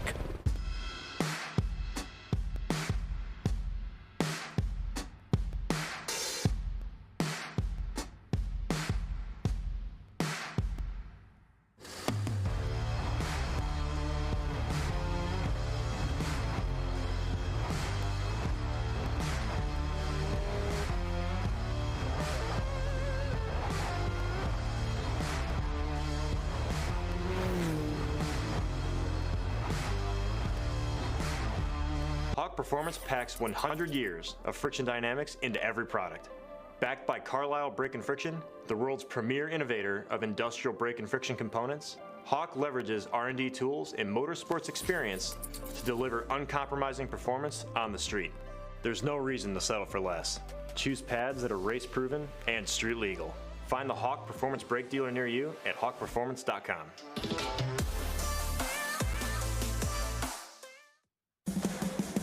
What does it mean to be built with Summit? It means you're hitting the autocross, drag strip, road course, trail, dirt, or open road with confidence. Because built with Summit means you're using parts from the top names in performance, priced to make your project affordable. And it's all backed by trusted tech expertise and blazing fast shipping. Summit Racing Equipment. Let's build it together. SummitRacing.com. Architecture is about everything. We change the environment. We are changing how people live in the environment today. So we basically put our fingerprint on the future of what the United States looks like. My overall business philosophy is that I'm engaged with my company from top to bottom. And I think the racing world and helping out the next generation and younger drivers is a passion of mine, and is getting stronger and stronger every year. With that, that's why I want to be involved.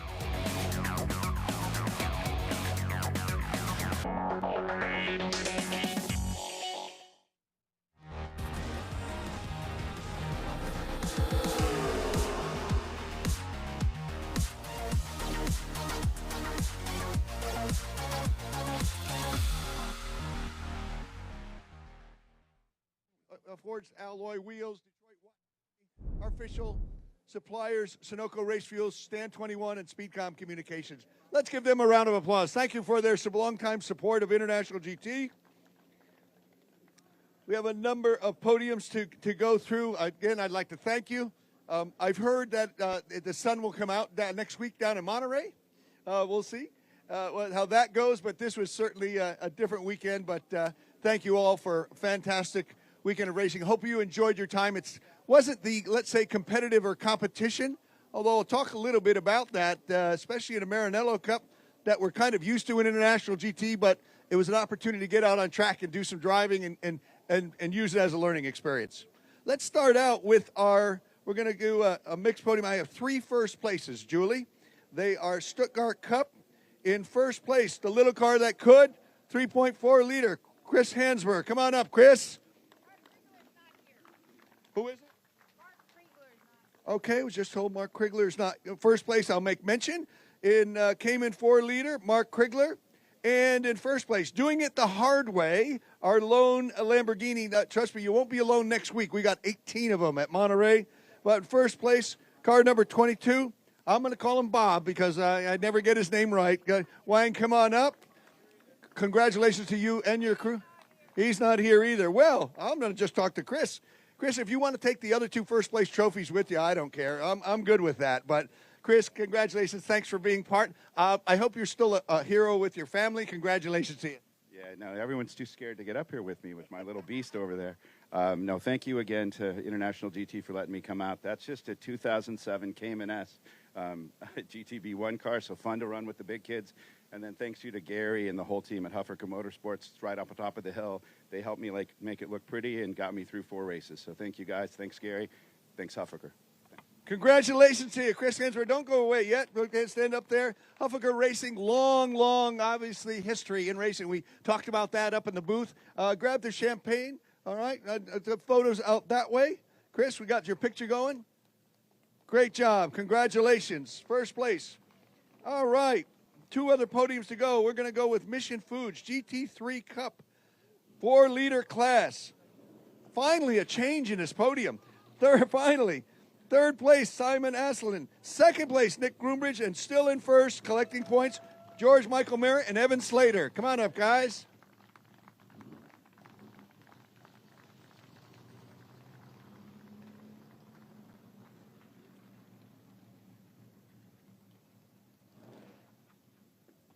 Simon, good weekend from you. Switch on the podium, but congratulations to you and a good weekend, as I call it, with the changing track conditions. Sometimes survival is the best mode, but you survived it well and ran well, so congratulations.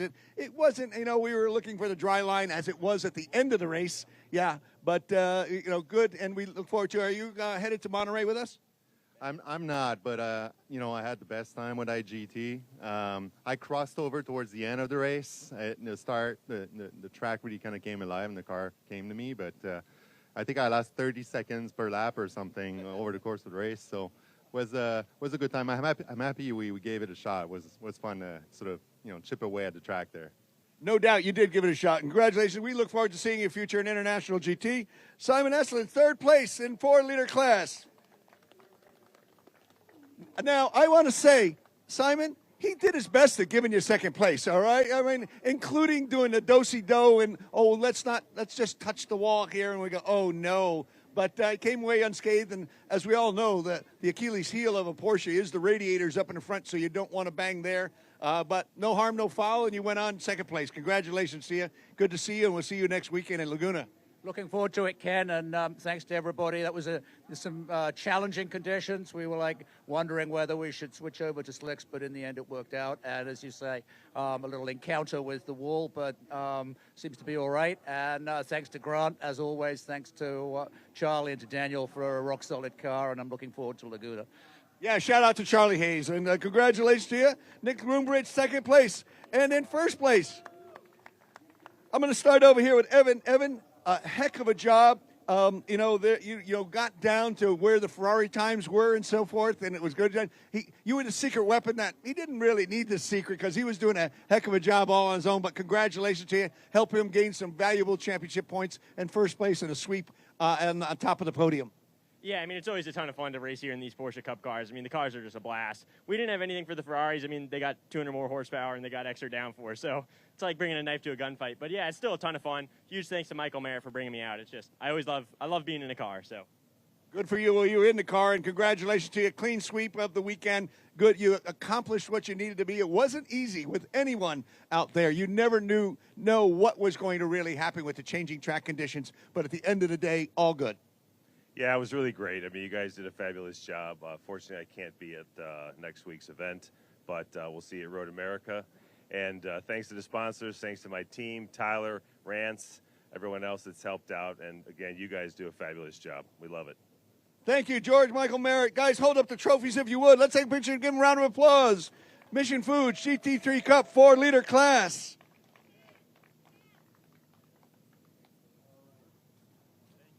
Wait, hold on. You guys can go. Michael, stay there.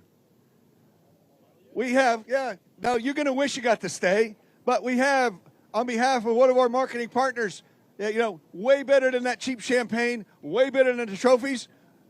George Michael Merritt, you're the winner of Pirelli Award set of Pirelli race tires. There we go. Congratulations and thanks to Pirelli. All right. Yeah, you'll need them after this weekend. All right, here we go. This was the race. We had somebody that, the Ferraris, and we were very happy to have the headline will read, and the recap of this race is Maranello Cup dominates. And we're very happy to have the Maranello Cup teams back as part of International GT. Sean Creech Racing, Bobby G, Reno, thank you. We really appreciate Dario and Yusuf, that switch over from that other series we won't mention. But we're going to call you up, okay? 3 first places, okay? In the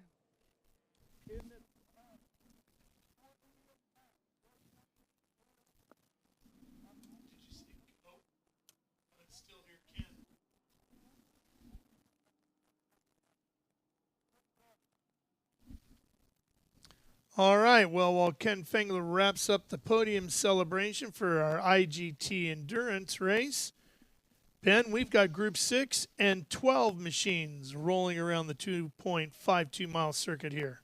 Yeah, this is usually a crowd favorite. Group SVRA, Sportscar Vintage Racing, Group 6 and 12 here at the Sonoma SpeedTour.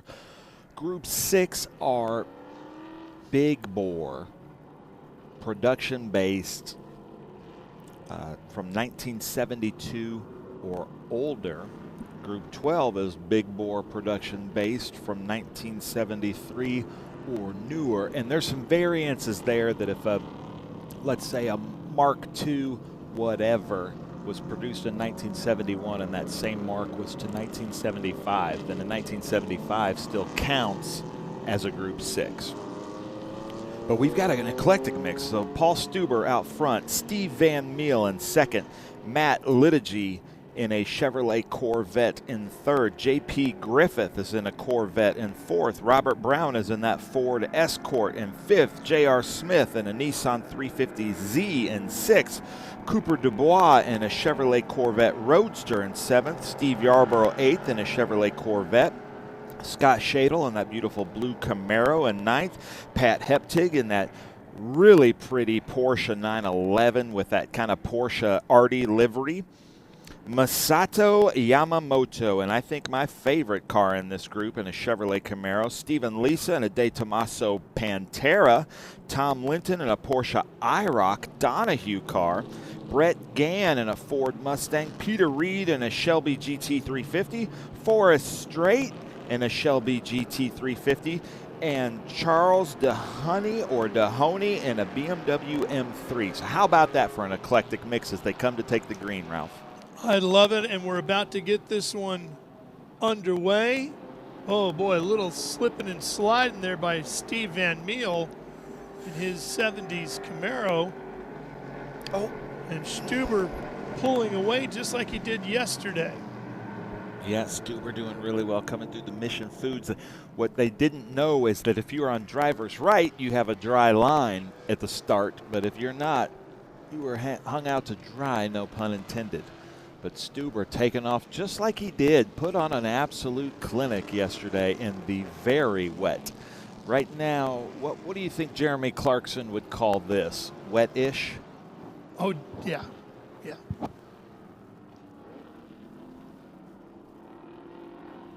Now that Donahue Porsche 911, the IROC looking car, is not a real IROC tribute Porsche. car. It's a tribute car to Donahue. However, what's really interesting about that car, which is owned by Tom Linton, is Tom actually did own an original Porsche from the first generation of the IROC Championship.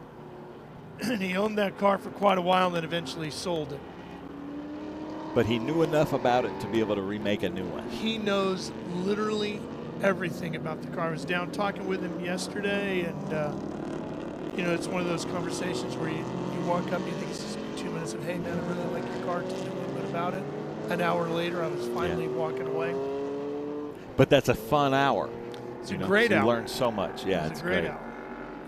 But yeah, no, he really knows his game when it comes to the IROC Porsches. There goes the Pantera, the De Tomaso, the white number 19. That's Stephen Lisa. There's our race leader, Paul Stuber. So we have a replay of Peter Reed making a great save because, like I said, he came through the wet, spun it around, didn't hit anything. The Donahue car, your friend Tom Linton did a good job of avoiding him. He didn't even take out a cone, Ben. That was Hollywood couldn't even plan it that well. No. I was thinking, you know, this used to be the home of the Bob Bondurant driving school for so many years. I'm not sure Bob could have pulled that maneuver off. Steve Yarborough. No, that's Matt Litucci. Litucci, sorry. Litucci, yeah. Matt Litucci. He wasn't with us yesterday because of the rain. Yeah. And then J.P. Griffith right behind him in the next Mark Corvette. There's Peter Reed out there. Went Code Brown and still out there on the track in that beautiful Shelby GT350. You've got to go see this car up close. It's unbelievable. And then we've got your friend in the Smoky Eunuch livery car. Yeah, the car from up north, Vancouver, Canada's Steve Van Meel. Ran solidly in second yesterday. Look at that car lean. Oh no, the Yamamoto machine. Yeah, a little bit of damage there on that right rear quarter. But look at that art Porsche in front of the Donahue car. Looks like the hippie car paint schemes.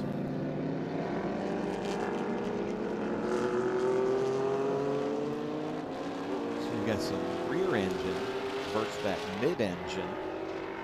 Pantera there, Stephen Lisa with Patented Racing.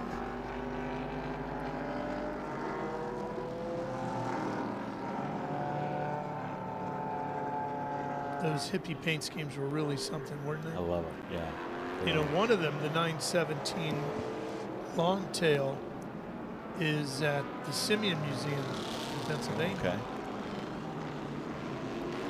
So Stuber's in the lead, but Scott Shadle has a Mustang and a Corvette behind him. If you're watching on SpeedTour TV, leave us a comment. Are you Ford or Chevy?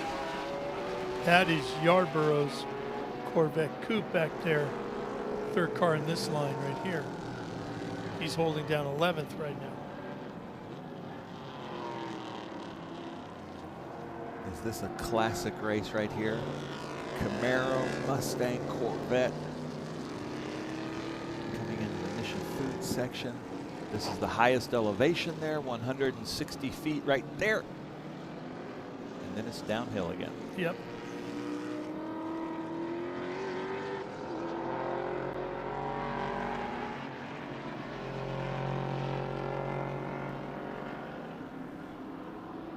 There's Matt Litucci coming into Summit Racing Turn 7. That's the one part of the track that you might get to kind of rest a little bit. Still not technically a straightaway. There's a little bit of a left kink there, but that's probably the most relaxed you are in the lap. Look at this gaggle coming your way.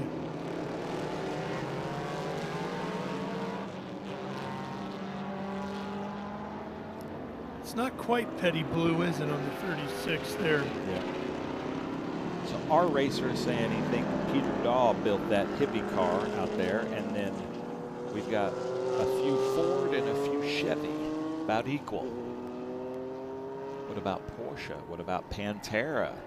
BMW's out there, Nissan. Whoa, did you see Stuber sliding that thing? He put on a show for us yesterday and wants to continue that. That was a full four-wheel drift. Coming up on the rear of Yamamoto. That's such a beautiful car, that Trans Am kind of liveried. Well, the last time we saw him, he was off in the grass.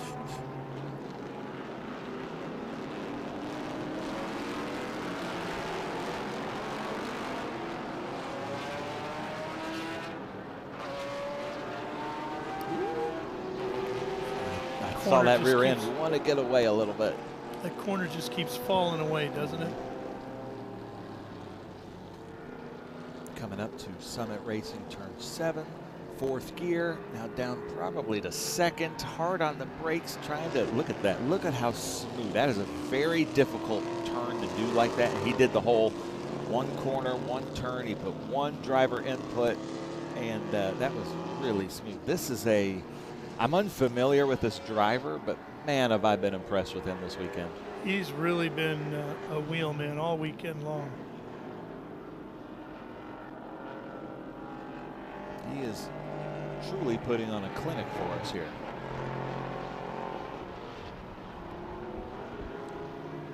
Look at that, the shocks moving. There's so much body roll in these cars. It is such a constant fight.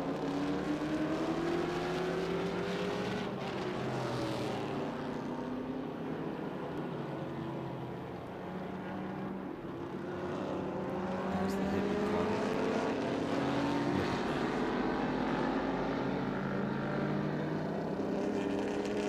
So that's the whale tail, right? Yes, that is a whale tail.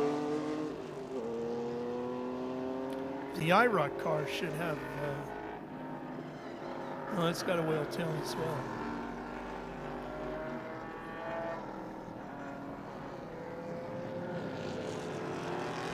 In fact, I've been waiting to see you because when I was at the Heritage Invitational at 10 Tenths Motor Club, there was some incredible Porsches on display. Pantera has been black flagged coming in. Well, it's got some damage to the left front there too. You see that?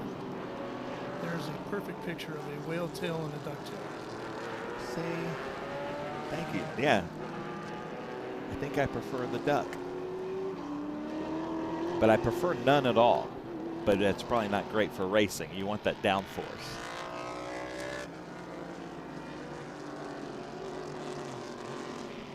Yeah, I'm hearing reports that there was a little contact between the Pantera and the other cars. So he has to come in and report to black flag. Ralph, we have been joined in the booth by Andy Lowley, who's going to be calling the Trans Am race with you. Yes. He's checking his phone right now, but you're welcome to sit in here with us and warm up your chops to some of the coolest cars here. Group 6, Group 12. Andy Lowley is the current president of Trans Am. He's run a few events with us, but he's going to sit up here in the booth with us. And first shot there of the number 51 Charles Dione in that BMW M3. Andy, welcome. Thank you very much. Very cool to be back up here with you guys, and obviously checking out some of the most challenging conditions that we've had so far. You know, full wet is one thing, full dry is obviously what most of these guys prefer, but this is the treacherous stuff. This is the half dry, half wet, every single lap. That gray drying line is increasing, but you still catches you out, because when you fly down through the S's and that dry line's appeared, but you get down to the apex of turn 10, now you're going 5, 6, 7, 8, maybe 10 miles an hour faster than you were in the last lap because you kept the speed up, and that puddle's still there in 10. You know, it makes it pretty crazy, and these guys have to adapt every single lap. And these are big, heavy, way too much power and way under brakes, and very difficult to go through with changing conditions. But tell you what, you got to watch out for that 19A of Paul Stuber. He's been putting on an absolute clinic the last couple of days with four-wheel power slides and drifts and just finding the grip, but he's still running very quickly. But this is our gas man. He's been at every single event with us this year in 2 or 3 different cars. Yep, Reno, Nevada's Steve Yarborough. That is a Duntov prepared Chevrolet Corvette. Obviously not a 63, but Mr. Corvette man, what year would that be? I believe that was a 66. Beautiful Nissan cars. Going off a little bit. So Andy, I know you've had a few laps out here. What are some of the speed secrets to Sonoma? Well, that's all changed. Well, not all of it, but a good portion of it has changed in the last 2 years since this repaved. This was the oldest asphalt on the NASCAR Tour. Of all of the tracks, this was the oldest on the tour, and it was the trickiest place to put power down with a high horsepower car. And, you know, comparing it to this session right here, this car right here, it's almost archaic in its technology and its ability to put power down, which makes it all that more impressive for these guys that are hustling and big slip angle and going from a mostly dry corner to a damp corner. And look at him, just that the hands back and forth there, and what he's doing through some really fast sweeping corners there. That's super challenging. And now we're going to throw a bunch of different classes there, and now he's coming up on some cars here that are going to be definitely interfering with his pace, but he is going to want to be getting by, and this is tough. So the typical elevation changes and amazing transitions back and forth at Sonoma Raceway is one thing, and then again you add that you add these older cars with the big slip angle and high-profile tires sliding through these corners, and then throw some water in there for fun and see how these guys do. Watch this pass here on the inside of Cube 3 Architecture turn 11. Mustang executing a beautiful pass on the Beamer. Nice, and I don't know what those hand motions were, but I think the BMW is like, hey, this is a real M3, but I think Peter Reed is like, yeah, but this is a real Shelby GT350. Yeah, and then you can see Peter waving. I'm like, come on, tuck in behind me. Let's go. We can catch some of these guys. There is our leader, Paul Stuber, but we also got to see my friend Scott Shadle starting in 9th, making a pass there on J.P. Griffith, who started in 4th. So Scott Shadle moving up through the field as we're here at the Sonoma SpeedTour, joined by Andy Lally and Ralph Shaheen, but De Tomaso Pantera. How cool is that? I got to drive one of these cars at Bridgehampton on Long Island before it closed in the 90s, and that thing showed up one day. I thought I'd had the Matchbox car, when I was like 19 or 20 years old, and I just thought it was the coolest thing on the planet, and I got to drive it, and difficult. It doesn't have the smoothest shifter. It's again, pretty high CG, not a lot of downforce. Looks as cool as a 10-year-old would invent his own Matchbox car. That's what my drawings look like. But boy, what a handful. Handful to drive, but a lot of fun. Yeah, it's always kind of called the American Ferrari because it kind of has that wedge shape of an Italian car of the era, but they had a big Ford 351 Cleveland, I believe, in I can't say the back, just behind the seats. So much behind the seats that it was hot no matter when you were driving it. And here's our leader. Watch this guy, Andy. What are you seeing here technically? I'm seeing precision. I'm seeing, you look at that loaded tire, he's just on the light gray. The light gray is your friend here. Anything dark or shiny is not your friend. So as he's rolling through here and he's able to extend his lead, be smart about it, he's still right on that edge. And some people look at some of the vintage stuff and go, man, they're just cruising around. These guys are hauling. And a lot of these guys, in the SVRA, we get some great stuff on the SpeedTour here, but the attitude of the people that you'd think possibly that own these amazing cars that wouldn't want to dent them, that can't fix them, that whatever, they're going to put them back in the trailer when it's raining, but they're out here in the trickiest stuff and sliding these things around and going for that checker. Yeah. And that one has the Z28 badging on it too.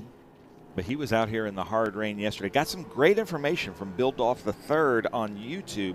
Steve Van Meel, who's currently 2nd, was the Sovereign champ last year, and he took the cover photo of the car in Vintage Drift magazine. Sovereign is another one of our great clubs. Here's a great drift. Look at this. Full lock, power on, and the body wiggling a little bit. That's a guy forgetting about the value and the rarity of his car and just going to town, having fun and ripping that thing around the corners. Very cool drift there. So there is the Sovereign champ. Sovereign is a great vintage club out of the Pacific Northwest. Some of my favorite vintage drivers that join us at SVRA events are Sovereign Club members, and they have a ton of fun. So if you're in the Pacific Northwest, there is always a place for you to run. Of course, yes, we'd like you to run with SVRA, but there are so many clubs regionally. We're a little bit more nationally, so there's always places to run at some of the iconic tracks. I know they run Portland. I know they run what I call Kent, which is Pacific Raceways. But yeah, check it out. And then here's this BMW of Chris Dahoney. If you had any seat time, that should be a well-balanced car. Yeah. He should be having the most control out here. It looks like he's very steady and online and hitting his marks there. That's with the CG low and the wing on the back, and obviously the BMW geometry. That's a very well-balanced car, wet or dry. Ben, Andy, that's Yarborough's Corvette right there, and I dug into my notes, and it is a 1966. And a couple interesting things about it. It was never registered. Never registered. Went out the back door at GM as a race car to a dealer in San Diego. Now, would that be St. Louis? Was that still it a would have St. been Louis in St. factory? Louis back then, yeah. Nice. Then down to San Diego, and then Steve got the car. So interesting history to this one. Wild, Always the stuff a that race happened back car. then. Yeah. Oh, yeah. That would never happen now. But Right. the white flag is out, ladies and gentlemen. My favorite car out there, Andy, is the Ford Escort of Robert Brown. FIA spec Ford Escort. They bring it over here from England. It'll cross the start-finish line here, but it's a beautiful car. Well, if Steve Yarborough's not careful, that car is going to go out the back door one more time. It would be me leaving the racetrack. All right. Then there's Steve Van Meel in that Smoky Eunuch tribute car, our Sovereign champion. And at the front it says "Best Damn Garage at Home." Oh, that's cool. awesome. That's cool with the Richard Petty font on there. Is Yeah. that a new edition, or was that on there back then, or is? He might be both fans of Eunuch and Gotcha, Richard gotcha. Petty. Yeah. But here comes our leader, Ralph, coming down the hill to take the checker. Just hasn't put a wheel wrong. Catching up to the IROC Tribute Porsche. Paul Stuber going to go 2 for 2 here in a 24-hour period.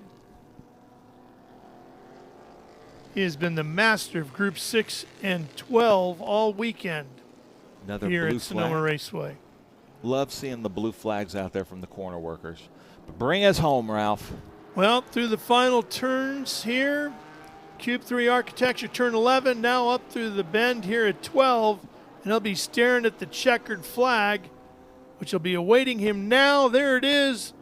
Paul Stuber wins another one, Group 6 and 12 here at Sonoma Raceway. So Van Meel coming up. So, Andy, I'm going to put you on the spot. Pick a favorite from this group. Oh. I know what Ralph's going to say. For our Trans Am group coming No, up? for this group. Oh, for this group. Like my favorite. Which car would you like to most have 10 laps at Sonoma? The winner. That is such a race car driver thing to say. Yeah. So I checked out that Escort. I love the touring car vibe. This car is gorgeous. Obviously, the 43 out there is really cool right here coming across the line. That's Van Meel. Any of these cars, the 36, the Camaro that's back there, that Pantera I haven't driven in probably about 30 years. Really, really neat. Probably honestly, the toughest thing there is that Cobra. I've driven one of those in really cold weather, and guess what? It's really cold. Your head's out there, and that motor's not putting off enough heat. Your hands are almost above the little tiny windshield right there, and your knuckles freeze. So that's a handful and a bunch of fun. But That 36 is a pretty car. yes, gorgeous. I don't know, though. That hippie car. See, it wasn't out here yesterday. No, I like the that hippie car hippie is Porsche. cool. But I just as a British car guy, I have to go with that British Ford Escort. Did I make a mistake? I was looking at that way in the distance. Was that not a Cobra? Was that That is a topless Corvette? topless Corvette. Corvette. Gotcha. Sorry, came by start finish at the same color, and I guess I need my glasses. No, it's all right. I mean, there's probably some Corvette people going, you can't call a Corvette a Cobra. That was the Cobra was the Corvette killer. Yeah, it was a half a mile away Yeah. in a pack. So, apologies. No intended offense there. And what year was that split bumper Corvette or Camaro? 70s. That's my favorite Camaro. I like Yeah, that. let's But see. here are the results, Ralph. Here's the top 10. Paul Stuber taking the win for the second day in a row, and Steve Van Meel follows him across the line in second for the second day in a row. Then Matt Latucci shows up to get up on the podium in his Corvette as well. So it was a good day for the Bowtie Brigade here in Group 6 and 12. So, Ben, you're headed down to podium. We will hang here and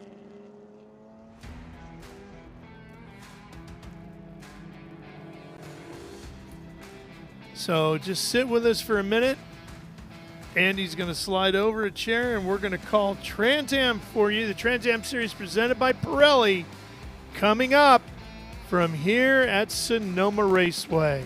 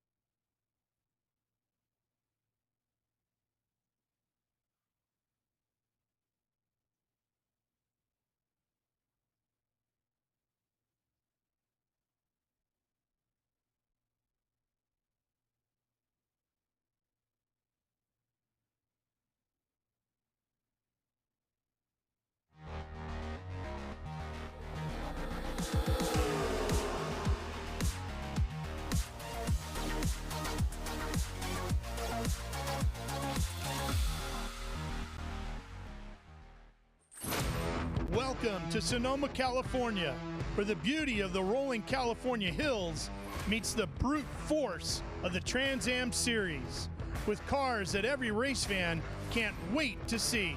You keep coming back to the cars. I have not driven a car that's more fun. On asphalt, these are by far the coolest cars I've ever driven. It's the most exciting race car to drive. If you love driving a race car, you are missing out by not driving a Trans Am car. It's as plain as that. Big power, big personalities, no gimmicks. These machines are loud, loose, and absolutely alive. And we're here to bring you all the action from Sonoma Raceway. It's the Trans Am Racing Series presented by Pirelli Tires.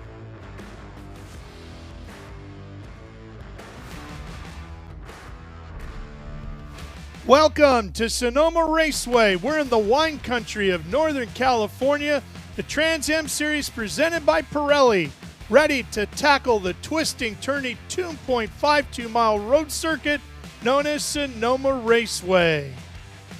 Cars are making their way out onto the grid, and we are getting ready to go racing here momentarily on what has been a very chilly and wet weekend here in Northern California. Hi, everybody. I'm Ralph Shaheen, and I'm joined by the new president of the Trans Am Series presented by Pirelli, Andy Lally. Andy, you've raced a lot of laps here in a variety of cars. Very cool temperatures, an on and off wet racetrack, and a vicious race car. This is going to make for some challenging laps for these drivers. As it is, these Trans Am cars are high horsepower and a monster to drive. You add in probably worst case scenario conditions. You know, we were talking about this before the show.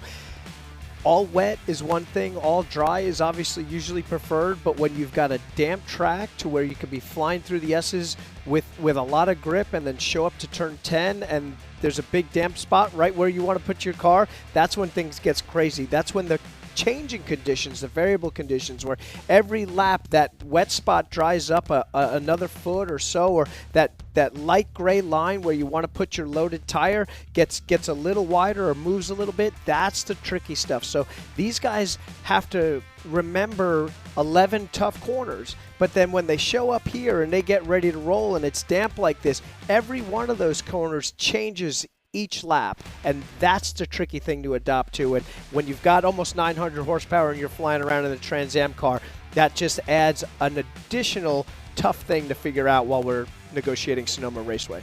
900 horsepower and no driver aids. It's up to you and your right foot to get it right. And that is the coolest part about Trans Am. That's why I'm here. That's why I'm stoked for this race. These cars are a beast to drive, and we're going to see a great show here today. And Andy had a chance earlier to take a look and to explain to us what a Trans Am Series by Pirelli car is all about.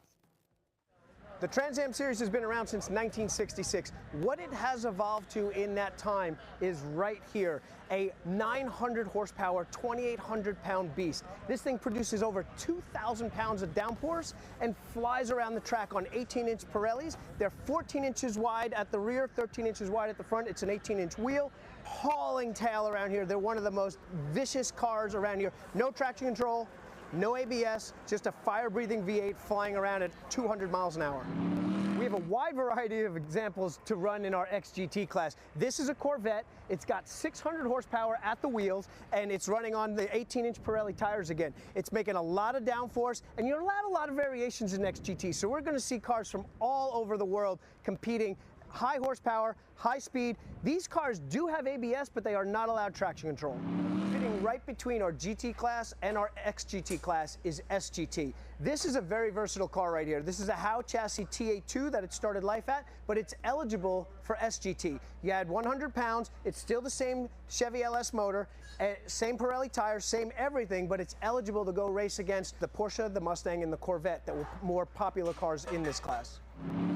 The three GT classes that we have in the Trans Am Series is GT, SGT, and XGT. This is an example of our XGT cars. We've got a lot of different makes in this class because we're catching cars from all around the world. This is a Mercedes. It's producing about 550 horsepower. It's going up against some cars that have over 600 horsepower. This car in particular makes a ton of downforce. We're on our 18-inch Pirelli tires, and we've got probably 1,500 pounds worth of downforce that we get on here. And now moving on to our GT class. Here we've got a Mustang, 475 horsepower, 6-speed paddle shift. It's big downforce with the wing. It's got a huge splitter up front here. Also on our Pirellis, like every other car in our Trans Am Series here, this car is going to go up against a wide range of marques here. We've got an Aston Martin here. We've got Maserati here. We're racing against Porsches. We've got an Audi GT4 car here. Our GT classes encompass cars from around the planet, and the racing is amazing. Andy, what's your favorite part about trying to wrestle one of these Trans Am cars around a circuit like this? My favorite part about wrestling the Trans Am cars anywhere is your race to power.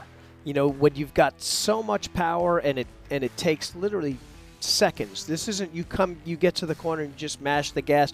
This is a feel from your right foot standing on the gas to your kind of your right butt cheek, you know, if you will. There's a seat of the pants feel when you don't have traction control to get that wheel going as fast as you can without spinning it, without burning that right rear tire off, without leaving a big smoky burnout in these hairpins where you're down to first gear and the most amount of torque and horsepower is getting to the ground. So that, to me, that's where the racers are made. That's where that feel, that's what separates the great drivers from the pretty good drivers. And we're going to see that today in exponentially, resounding ways of how it's trickier in these cold conditions, because we're not going to get these tires up to heat as quickly as we would normally do on one of our sunny race days. And we've got some tight corners here coming out of 11, coming out of 7.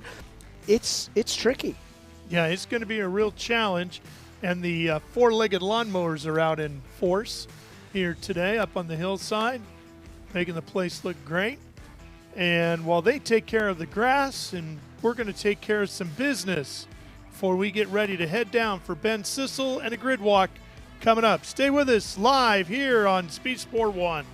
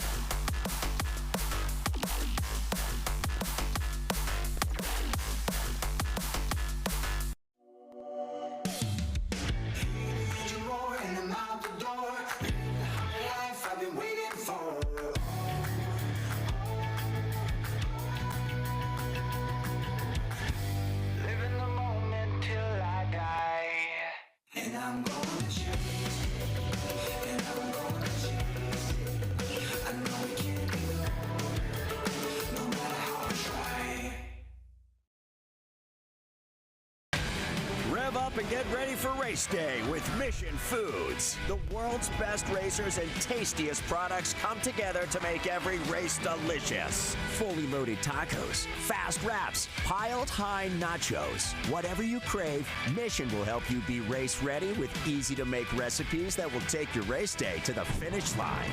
Keep your racing delicious and enjoy all the mouth-watering action. Brought to you by Mission Foods. Too fast, too tasty.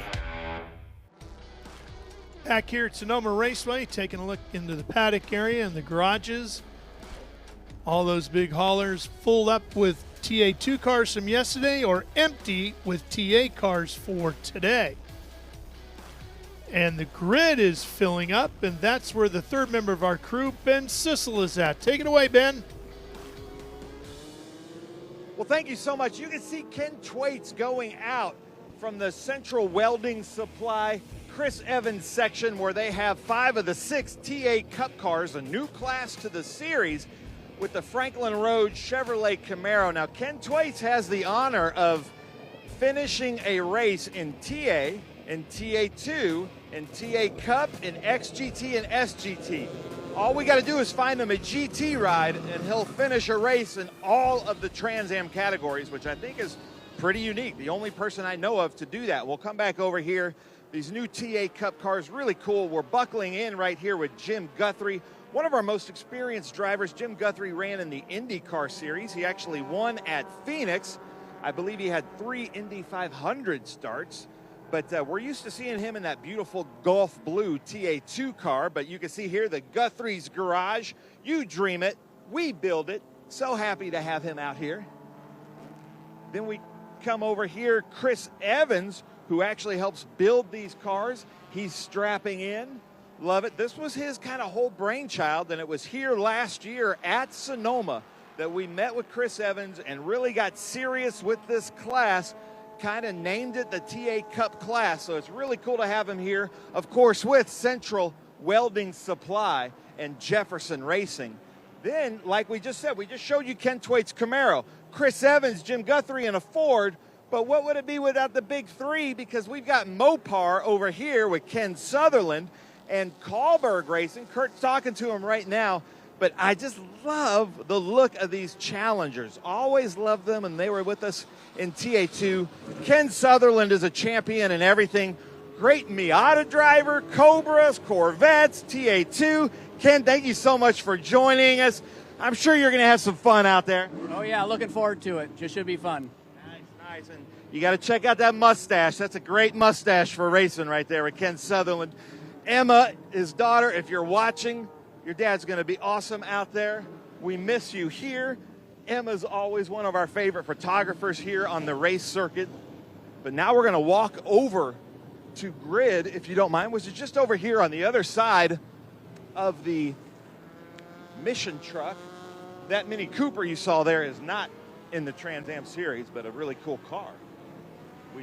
That car could have run in the Trans Am Series back from 66 to 72 legally, but we're going to come back here around the Mission and come up here to the front of the Grid.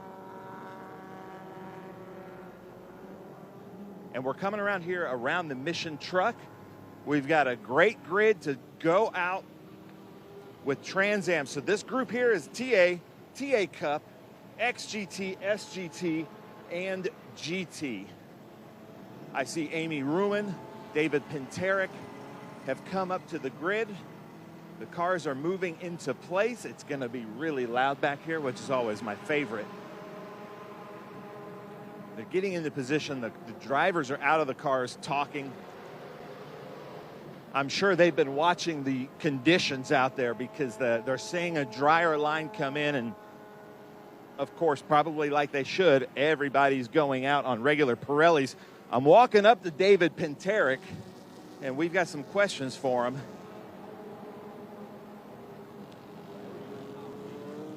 But we're with David Pinterick here, and David, you haven't been to Sonoma.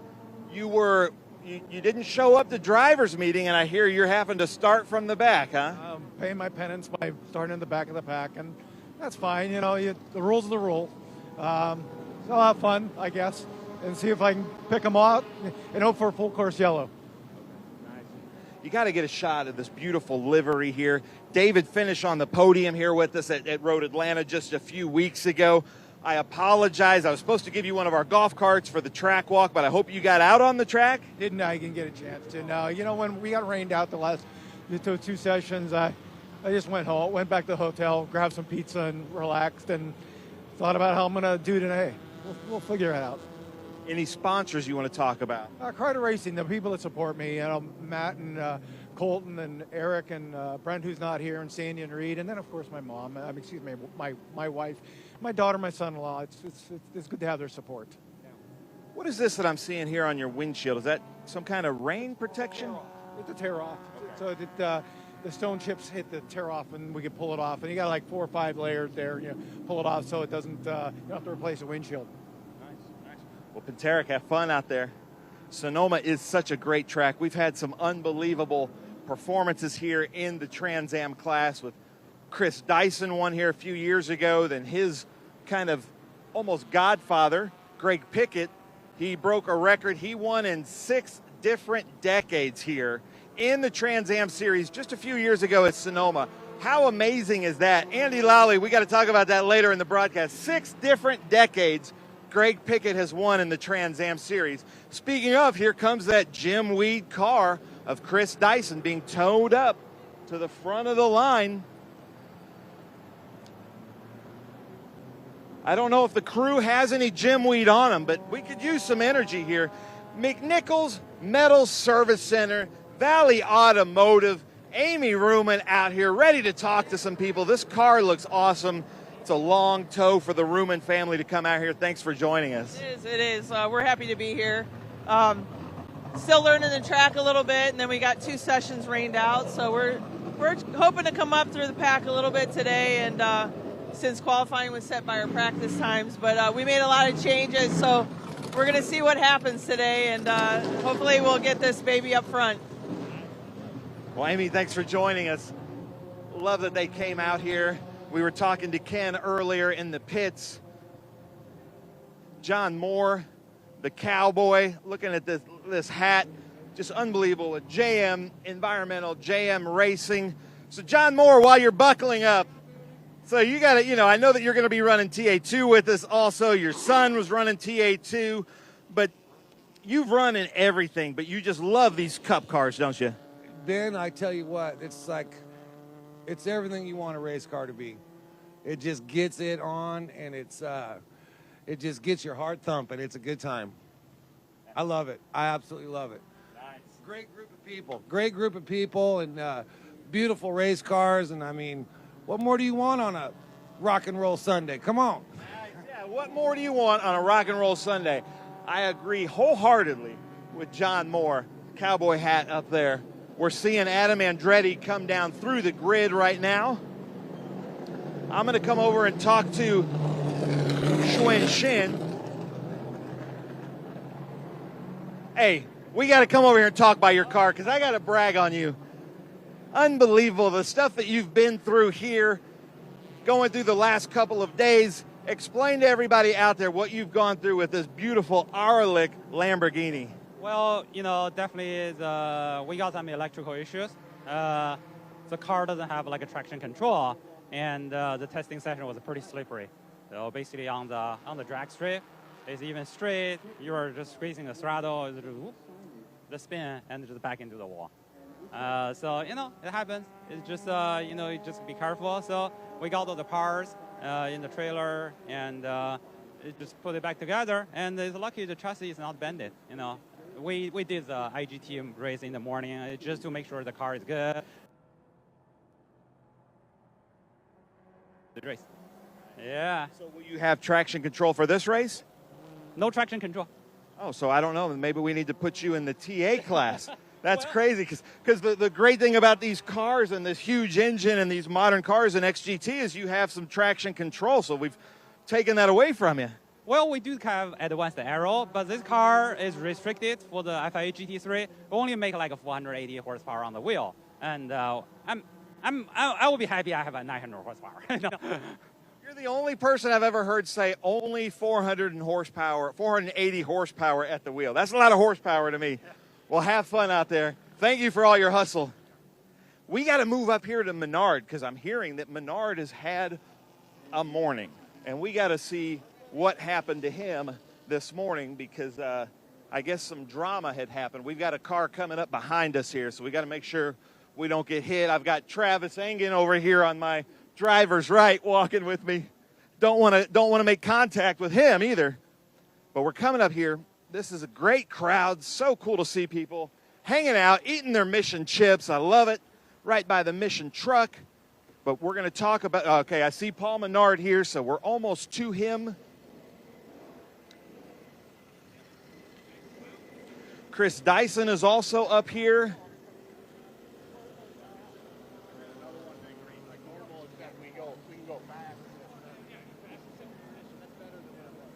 So I'm just right now I'm just kind of hanging out over here and what they're saying. But Paul Menard, if you don't mind, I'm hearing that you had quite a morning with some drama. What happened out there? Yeah, a big morning. The weekend was really smooth up until this point, but yeah, liftgate broke, so we almost dropped the car off the back of the hauler. Luckily, Jared held the brake, and the car didn't roll out.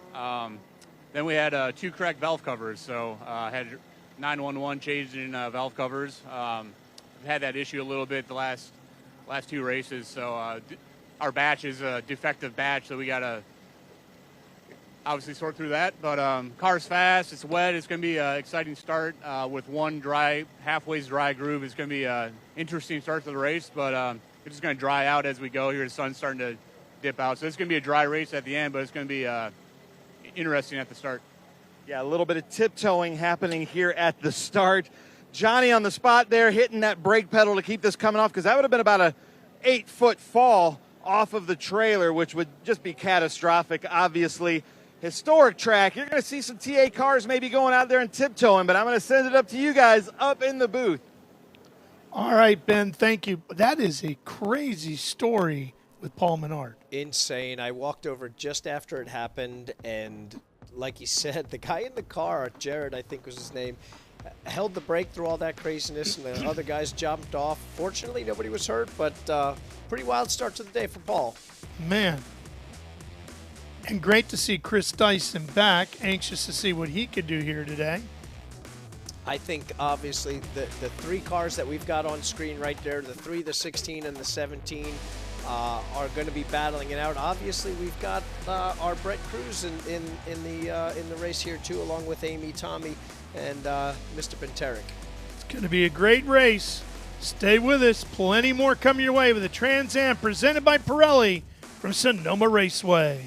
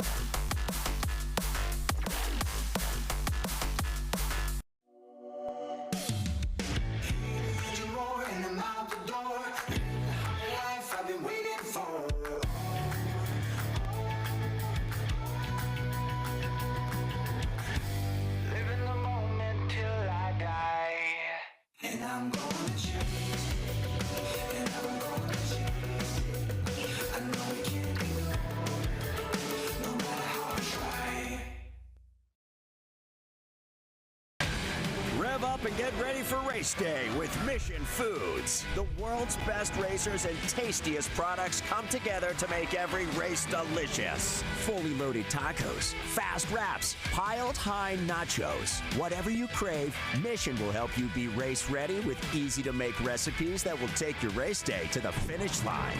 Keep your racing delicious and enjoy all the mouth-watering action. Brought to you by Mission Foods. Too fast, too tasty. Looking live down onto the field of cars that are going to be rolling out onto the grid here shortly and forming up for our Trans Am Series presented by Pirelli. Main event of the weekend on this Sunday morning here in the wine country in Northern California. Good morning, good afternoon, good evening, wherever you might be watching in from. And Andy, as we take a look at those three cars at the front, Paul Menard, former champion, strong competitor each and every week. Chris Dyson, multi-time champion, unbelievably competitive every week. And Adam Andretti, currently leading the points, hopefully wanting to become champion. And it sounds so simple, but oh boy is it not. Man, to string a whole championship together, to get that championship, race to race, to be consistent, to win races, that's the ultimate driver dream here. I mean, we all want to win races. We've got some big-time race winners. Obviously, Paul Menard's won the Brickyard 400 here. He's won road races in NASCAR as well. He won Road America. Obviously, Chris has won on just about every Trans Am race here. Adam's a Trans Am winner, a multi-talented guy in multiple classes, TA2, Trans Am, lots of everything he's ever hopped in. He's been quick. So this is a great trio. But then right behind that, you look at one of the most popular, impressive young guns in this generation coming through here, Brett Cruz. He's definitely going to want to have something to say about this race once we get green here. Well, speaking of Adam Andretti, we had an opportunity to sit down with him and learn a little bit more about the man who is currently leading the points, Trans Am Series presented by Pirelli. Adam Andretti, I drive the top liner Chevrolet Camaro in the Trans Am Series presented by Pirelli. It feels amazing, but at the same time, it doesn't mean anything 2 races into the season. It's obviously a cool accomplishment. You get the great pit spot, and you get some of the perks that come along with being a points leader, but none of it matters until we're in COTA and we're at the banquet and they're sitting there and then you're the points leader. That's when it matters. So there was a lot of racing left to go, and that's what we're working towards, is to get to that goal of COTA and celebrating the ultimate celebration. Leading the points at any point in your career feels amazing. I mean, no one doesn't want to be the points leader. That's what we're striving to be. We've been consistent. You know, it's again only 2 races in, but the change from our past to now would be consistency and having a good start. Honestly, in my entire Trans Am career, I've never left Sebring with a decent finish when going for a championship. I've had some great finishes at Sebring, but it was always like one-off races, and I was never going to go. I wasn't going for the championship that year. It seemed like every year I've gone for the championship, Sebring has put us behind the 8 ball right off the bat. And this year that wasn't the case. This year we were able to bring it home with a strong podium finish, and that has been really the game changer for us. When you start thinking about other teams and what they're going through, and you lose focus of what your own operation is doing. We're just heads down on what our own operation is. You have enough to deal with focusing on your own program than having to worry about anyone else's program, as nobody out there is worried about our program either. So it's the champions really put their heads down and focus on what they're doing and exit that outside noise. That outside noise doesn't mean anything. It's funny, and when everyone says I'd rather be chased than be the chaser, it's because they're not in that position, you know. So you always say because what we do here in our world of driving race cars is 90% psychological. So if you're somewhere wrong in that game that's going on between your ears, so you have to talk yourself up for that. For me, I just like to focus again on what we're doing, business as usual. We know what we have to do. We have to finish races first and foremost. And if we finish races with our pace and with the way that we perform, those finishes and those results should take care of themselves. After the California swing, we still have 2/3 of our races left. So you get into that last third of the races, then yes, maybe some of the mentality will change, but you got to be careful changing your mentality driving, because when you make those adjustments, it can create other errors because you're taking yourself out of your rhythm. You know, the rhythm of life and the rhythm of what you're doing, especially in our sport, is so important. So it's really a fine line, a fine balance that you have to be on at that point. Adam Andretti currently leading the points, getting ready to stack a few more up in the category there here at Sonoma Raceway today. Maybe get to the top step of the podium. He's been second twice already this year. And Andy, I was doing a little thinking. You know, the Andretti name, of course, known worldwide for race wins and championships and a wide variety of racing machines. And I was thinking back, I think the last championship won by an Andretti in a significant series anywhere in the world would have been Michael in 1991 in the CART PPG IndyCar World Series back then. So if Adam can pull off a championship in Trans Am, that will be 34 years since Michael won the last significant title for the Andretti clan. And I'm sure he feels every year of that pressure. Oh, That you know he is does. definitely something You know he does. he's been working for, and obviously both Adam, Claudio Burton, Top Liner, all the guys that are working hard to make that happen are keen to see him stand at the top of that podium for our banquet at the end of the year is the 2025 championship. One of the things I love about the Trans Am Series by Pirelli is its association with the Make-A-Wish Foundation. And almost every week we have some young fan visiting us at the races. And this weekend it was 14-year-old Chris, who has suffered from heart disease. He's had 3 open heart surgeries, the first one when he was just 1 week old. God bless you, Chris, and welcome to the Trans Am Series presented by Pirelli. We sure hope you've enjoyed your weekend here with us. We know we've loved having you. All right, let's go back down trackside. Here's Ben Sissel once again. All right, ladies and gentlemen, I'm here with Holly. Holly is actually the PR person for the 2-5 challenge that we're going to see to deliver the driver start command. Holly, take it away.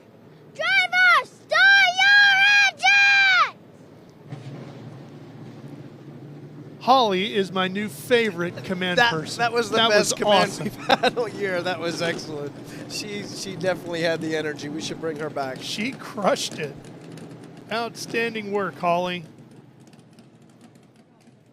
She's got a future in this sport, doesn't she? I think so, without a doubt. She looks pretty amped up. We got to get her some gear and get her in some Trans Am Q3 mission clothing there to make this definitely more official.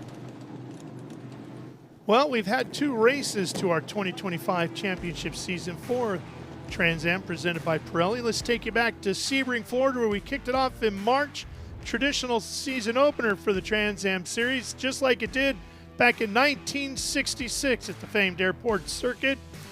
Paul Menard right to the front, looked like he was going to be the guy to beat Andy, but there's this young kid named Brent Cruz who made an outstanding pass here and then walked away from the field. And Brent has shown huge speed. Obviously, the results haven't been there yet. He hasn't found his way to victory lane. Today could be that day. Obviously, we're taking a look at Chris Dyson's crazy crash here. Thankfully, he was okay. These cars are safe, and he was able to rebound from that. Took 1 race off, but he's back with us here. Was fastest in practice, and another guy looking for his first win of the season. Cruz eventually had mechanical issues heading into Mission Foods Turn 7, and Menard was back to the front, but look who was on his tail. Adam Andretti, who chased him along with Amy Ruman all the way to the checkered flag. That would be our podium as we closed out the season opener at Sebring. Then it was on to Road Atlanta through the Georgia hillside. Brent Cruz on the pole, and as you mentioned, Chris Dyson not there, but Matt Brabham was filling in for him in the Jim Weed Mustang, and he did a tremendous job. Matty Brabham was very fast all weekend long, battling alongside Adam Andretti here, the Mustang versus the Camaro. Put on a whale of a show. Eventually, Matt got out front. Cruz, who had been leading, once again suffered mechanical problems. His day was over. Everybody starts to cycle through as Cruz hops over the wall. Definitely a and then tricky it day would there, be heartbreaking. Mossad having issues here in his 21. Grant having issues in the 7, the team car to Dreesy. Paul Menard got back out into the lead with Cruz going out, and he goes off track. His day is done. That was with just 3 laps to go. Shocking result for him. Again, checkered flag falls. Brabham takes the win. Adam Andretti finishes second, and 2 seconds puts him atop the points as we headed to the West Coast and ready to go racing here today.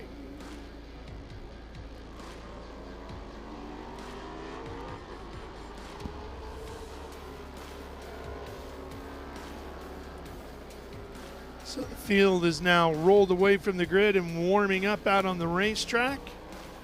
We're doing something a little unique today since we've got this damn track and we've got a lot of these guys on sticker tires because we didn't have qualifying. These guys need 1 extra lap we're giving them.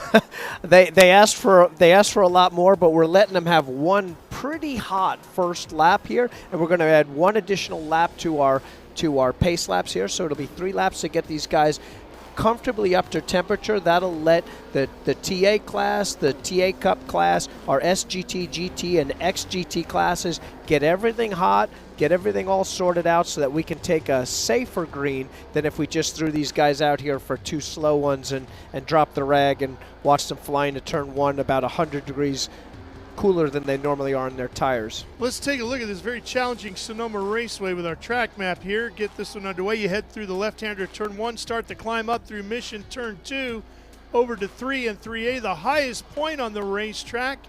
As you crest the hill at 3A, it's 160 feet, down to the separator at 4, through 5 up over the rise to the never-ending left-hander known as the Carousel, to the far north end of the racetrack. Then it's Summit Racing Equipment turn 7. Then, Andy, you got to find your rhythm as you blast down through the Cube 3 architecture S's. And we pick up the speed all the way downhill through the S's here. Very tricky, especially as we're still having drying situations. Every minute that goes by, we're getting a little bit quicker. Down through turn 10 and into the tight turn 11 before we head off on here, on the gas, spinning the tires back to the checker flag. Turn 7 at the north end, turn 11 at the south end, probably the two best passing opportunities on this racetrack. And I tell you, that track map is great. I love the visuals that we get, but nothing does this justice as until you're in the driver's seat, turning into turn 1 and see the elevation change as you climb up that hill and feel the grip as the car loads into that hill, gets light over turn 2, and then you repeat the same process in turn 3, and then like you said, the never-ending carousel there. It's a wild over the crest. You feel the car get light, land, you've got big slip angle, and then you're teasing it for 4, 5, 6 seconds, trying to get back to power and lunge back up the back straightaway to our summit point, turn 7 there. And that corner just keeps falling away from you too, as you just when you think you got it figured out, there's more to it, and you're, oh no. When you're really on the edge there, your stomach's getting light because you're floating the thing in there. You really don't have that much weight on the contact patch on these Pirellis, and it's difficult. It's definitely one of the trickier negotiating corners in North America. Very technical racetrack here at Sonoma. It looks big and wide and fast and all that, but it is very technical. Menard and Dyson up there in the front. Adam Andretti will start inside of row number 2 alongside of Brent Cruz in a new ride. He's debuting the Challenger here this weekend. He is with Weaver. That has proven to be a quick car on the tracks that have big, long straightaways. You know, this weekend they've gone from the 4-speed to the 5-speed sequential. So Brent's obviously got a little better option, a little more maneuverability in the cockpit. When you've got an H pattern compared to a sequential, you could take a little bit of your bandwidth away from your focus of just getting that exactly right and you know, put that to your driving, put that to what that tire's feeling like, your brake zones, what you're recalling here and there. And that's what happens a ton around this racetrack in particular, because there's so much going on when you've got changing conditions, when you've got these elevation changes. And with these guys starting on stickers, this is quite a different feel from them from normal, where they normally start on what they qualify on. Yeah, looking back through the field all the way back to David Tarek, who is tagging the back end of the field, having missed the driver's meeting, as you heard him explain to Ben earlier in the show. Yeah, that's a tough penalty. Unfortunate for David. He made the tow all the way out here, but he'll have a challenging race ahead of him, and I think his attitude's proper. He said, you know, that's the rules. That's what happened. We'll deal with it and try to come forward and make the most of it. Getting a look at John Moore in the 27. Looks like they got the tire fixed on the Ginetta safety car. Even that, you know, that's not a super easy car to drive around in these conditions like this. So our pace car drivers got to be up and ready to, on the wheel and ready to go here as we come through turn 9, coming through 10. Drivers can't scuff their tires past the apex of 10 here. Pace car is going to be coming in, and we get to go racing in the Trans Am Series. Keeping an eye on the Ginetta safety car. The lights are out. Pit lane is right there. He exits, and we are ready to go racing. Paul Menard on the pole. Chris Dyson back here racing with us in his Jim Weed Mustang on the inside. Adam Andretti, the points leader, and Brent Cruz right behind him in row 2. This is going to be a great one here at Sonoma Raceway. The track is drying. The cars are ready, and we are set to thunder into the hills. Green flag is out, and we're racing here with the Trans Am Series presented by Pirelli. Up through turn 1, headed up to Mission Foods, turn number 2, already there. And it's Menard out front, Andretti right alongside of Dyson. You can see these cars just stepping out little by little as they're trying to get temp in these Pirelli tires, hauling through 3A and trying to get themselves sorted to get to single file. Dyson's making a charge, puts a nose in. Looking inside at turn number 4, not going to get it done there. Menard is able to close the door on him as they head up and over the hill through 5 and down into the carousel now. Little bit of argy-bargy coming through 4 there. Some cars touching wheels, rubbing fenders. Great shot of the cars coming out of the carousel here. You really see the approach and how much they're going to have to slow down here coming to our summit point, turn 7 here. Big double apex corner. Get one right, then you got to get the other one. Now you're working your way down through the Cube 3 Architecture S's. How much speed can you carry through all of here? That's the key. It's big speed, it's big G loads, and the trickiest person, the toughest job here right now, it's nice having nobody out your front windshield, but Paul Menard is feeling this car out, and he's the one that's got to test the waters. Chris can go a foot deeper, 2 feet deeper, play around. He's got the easier job of just creeping up on that leader. Same thing. Adams evaluating what those guys are doing. Brent obviously doing the same thing. And these guys just keep feeding off the next guy in front of them. Did his tail wag a little bit on the entry to that corner? If not, I'm going to take it a little deeper. And these are split-second reactions to making those lunges and closing those gaps.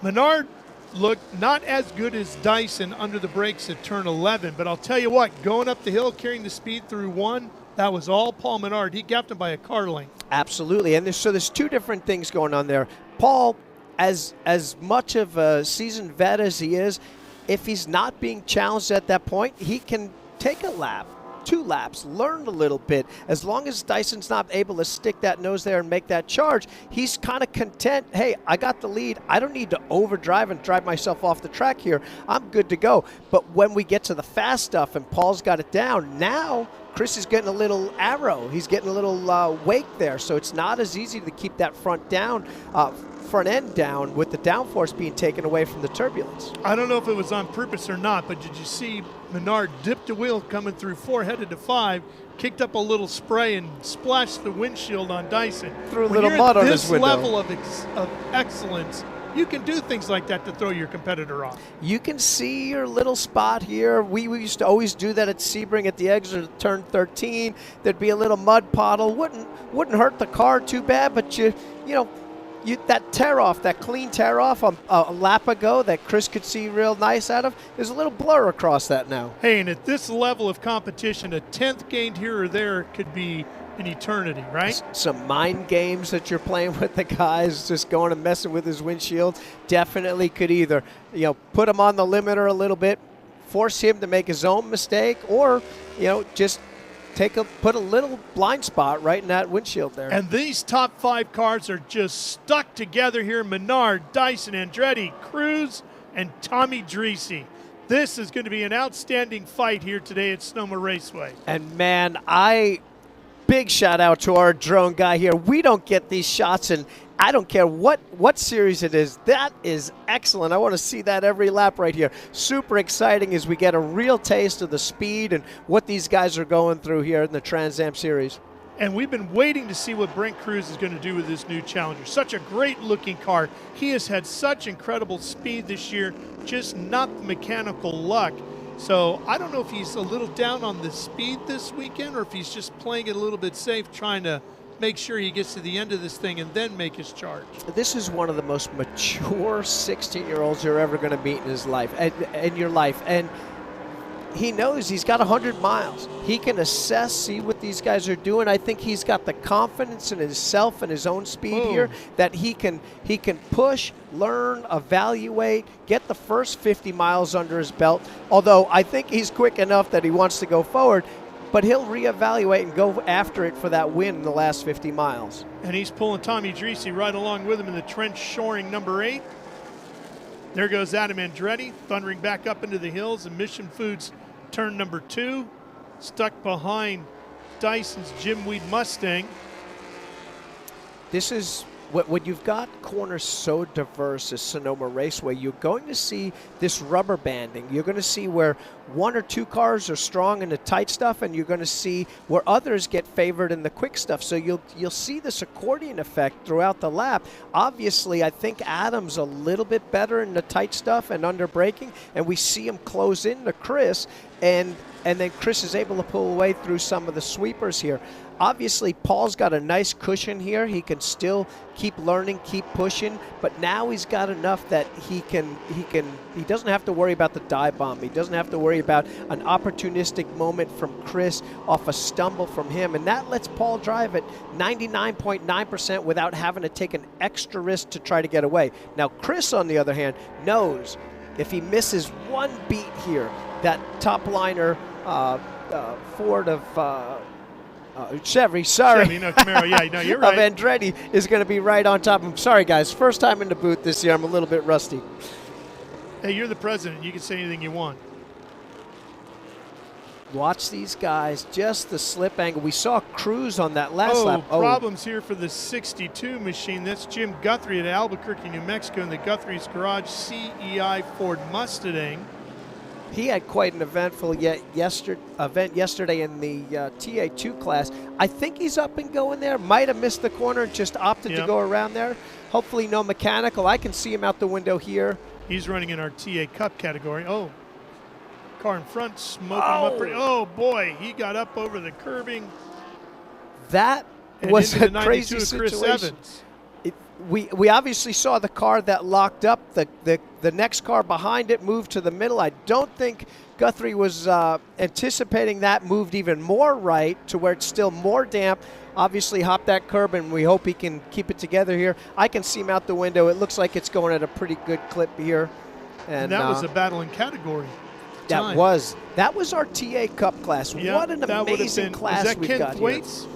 I couldn't get the number on Evans, and then Guthrie ran into Evans, right? So they're running 12th, 13th, and 14th overall, and they were running 3rd, 4th, and 5th in class. That's the battle for the podium, the final trophy given to our TA Cup class. This is the first time they're racing on the national portion of our Trans Am series. A really cool class. Look at the speed Dreesy is running down here through turn 10, through 9. You see just in front of him, Brent Cruz dip a wheel there into that puddle, kick up a little mist into the air. Tommy has to deal with in his trench shoring Motul back number 8. I love how when you're watching a speedometer in these cars, the third digit isn't even legible. It's just flying up through, and even that middle digit, it's 120, 130, 140, and it's going like you're still in first gear. This thing just keeps on pulling. Well, you get there in a hurry too, don't you? Yes, incredibly fast. These guys have to have their reactions on point and their marks. They've got to be consistent with where they're braking, where they're getting on the gas. It's always imperative when you add that much horsepower to the mix.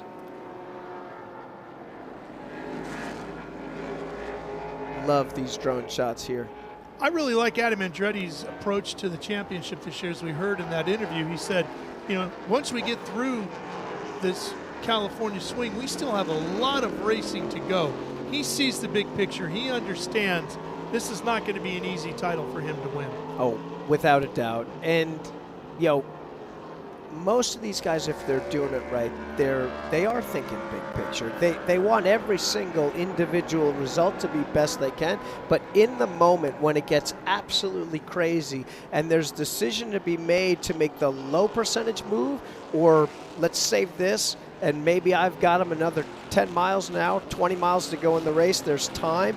There's potentially a better spot than trying to jump on a low percentage pass. That's where the championships are made. That's where the champions get their reputation from doing the right move at the right time, not trying to be opportunistic on every open door. Champions maximize their good days and minimize their bad days. And Adam has done that so far this year, while other preseason title favorites had issues. Dyson at Sebring, Menard at Road Atlanta. Adam was right there each and every weekend. Second place on the podium, both rounds. Comes in here looking strong in the points, sitting third now again in a podium position. You keep clicking off those podiums, you're going to be right there at the end of the year. Because you know Dyson and Menard and Cruz are going to find their rhythm before the year is out. They're going to get their wins, but Adam can as well. Another guy here, Tommy Dreesy, that we're on board with, our trench shoring company, our TA class hot shoe here. He's got a ton of experience in this. Was one of the most consistent guys last year. You know, he was third in the championship, I think, but had the most consistent finishes of everybody. Where our champion and our second place driver both had some low point days. Tommy was super consistent all the way through here. Watching Michelle Nagy here, and she is leading in our TA Cup class. And leading by a good chunk. She's been incredibly impressive through practice all the way through from the first test day on. She threw down and was trying to send notice that this is the race she wants to win, and she's out front and going away. Well, she's from Newcastle, California, so it's one of 2 home races for her. The Nagy Racing Berkeley Jet Drive Chevy Camaro. These cars are neat. So to talk about TA Cup real quick, these are basically Xfinity motors, NASCAR Xfinity motors they're restricted down. I say down. They still have over 600 horsepower. It's essentially very close to what a TA2 chassis is, very similar TA2 bodywork, but we've put the engine on steroids and turned it up another 100 plus horsepower here. So a lot of fun to fly around here. Still, again, on our Pirelli tires, and you can see as Michelle's negotiating the entry to the carousel there, the back end stepping out. Really good-looking car there. This is Amy Ruman, and David Pinterick just got around her. They came by here, the start-finish line, just nose to tail. David was really putting the pressure on, and Amy succumbed to it and gave up the position. So Pinterick now moves to 8th.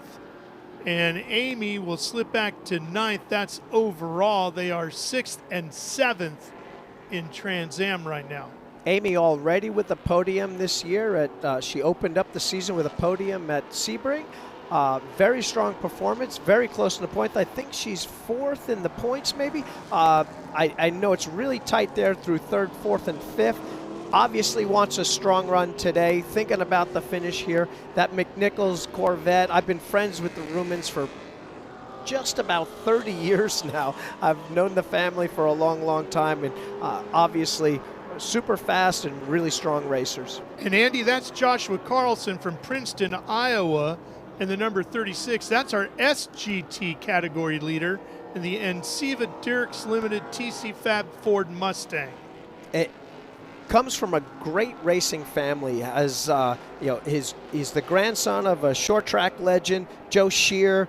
Joe Shear Jr., obviously a NASCAR crew chief from back in the day. Nick Carlson, Steve Carlson, another family where the lineage is there. And Josh has been doing super good. Has a checkered flag in this series already, and is our strongest contender in this class. As somebody who called a tremendous amount of ASA stock car races over the years, you get in the Midwest and you mention Carlson or Shear names, you own everywhere you go. So what you're saying is he's got some good people to lean on and learn from and come up through the ranks here. He brings the same kind of Midwest stock car legacy to his last name that Adam Andretti brings with his. It's literally in that part of the country, in that type of racing, that's what you're talking about. David Pinterick, loved the look of this car. Ben talked about the livery on that car. Very good looking race car. Here's Chris Coffey. Now Coffey is our GT leader out of Murphy, Texas. The Norwood Auto Italia Traffic Graphics Maserati MC GT4. And he's doing a great job. Obviously, I think probably the most GT wins ever in the Trans Am Series. His teammate Colin Cohen partnered with him also this weekend. So Norwood Auto Italia, they service Maseratis, Ferraris, Aston Martins, just one of the best in the business there. And Coffey is obviously hands-on in that deal, and always our front runner here in the GT class. Back on board the trench shoring machine of Tommy Dreesy. Folks at Motul helping him out as well. As Tommy's headed up to the far north end of the racetrack. Summit, turn 7.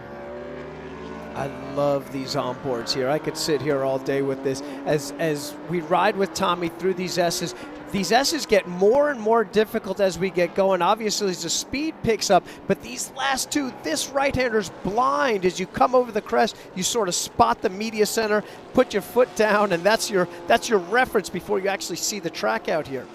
This fight continues between Dyson and Andretti for second place, and Cruz staying right with him. Menard ran at 2:35.589. Dyson at 2:34. He's 2.6 seconds back behind Menard, and then Adam another tick of the clock 1 second further back behind Chris Dyson, and Cruz right there with him. Now, obviously, it looks like they've spread out a little bit, and they have, but that time gap is virtually nothing here. So any little mistake from these guys, which is so easy. We're seeing we're probably 90% dry here, but every time when you tune into these onboards here, we can see on the inside or the outside there's still a little damp spot. You hang up a right front tire, miss that apex a little bit, and that guy behind you is going to be right on top of you, and we're going to have that battle ensue again. And I promise you, if you dip a wheel into the grass anywhere around here, it's going to be awfully wet. Yes, for as grippy as the dry part of the asphalt is now, you drop a wheel, I guarantee you that's mud. You're going for a ride for quite a while.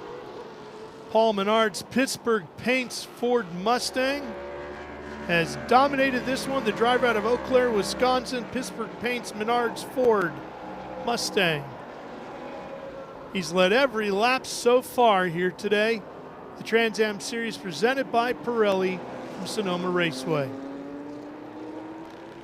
That car has such a great looking stance to it, doesn't it? It does. Genelozzi and the crew do a really nice job of getting that car prepared. Boy, they had that last minute trouble that Ben was referencing on pit lane there. Knock on wood, they've done a great job of getting that thing out and obviously letting it lead and come away from the field here. Great paint scheme too. Taking a look at our MCO Gears total laps led, Paul Menard 11 laps in front of the field so far here today, working his 12th right now. What a cool view this is. What an amazing shot. I don't know how these drone pilot kids do this. I really don't. I mean, I'm a little dizzy right now. Yeah. I know, he's got to have line of sight for this, so he's up on the hill. He's got the goggles on. He's got the VR goggles going, and he's playing flying right the through video there. game, yeah. Such a neat deal here. So Andy, since I got the new president of the series in my grasp, I got to take advantage of the time to get a few questions out there that maybe the fans are wondering as we continue to watch Paul Menard now on board with Chris Dyson and his Jim Weed machine blasting down through the Cube 3 Architecture S's.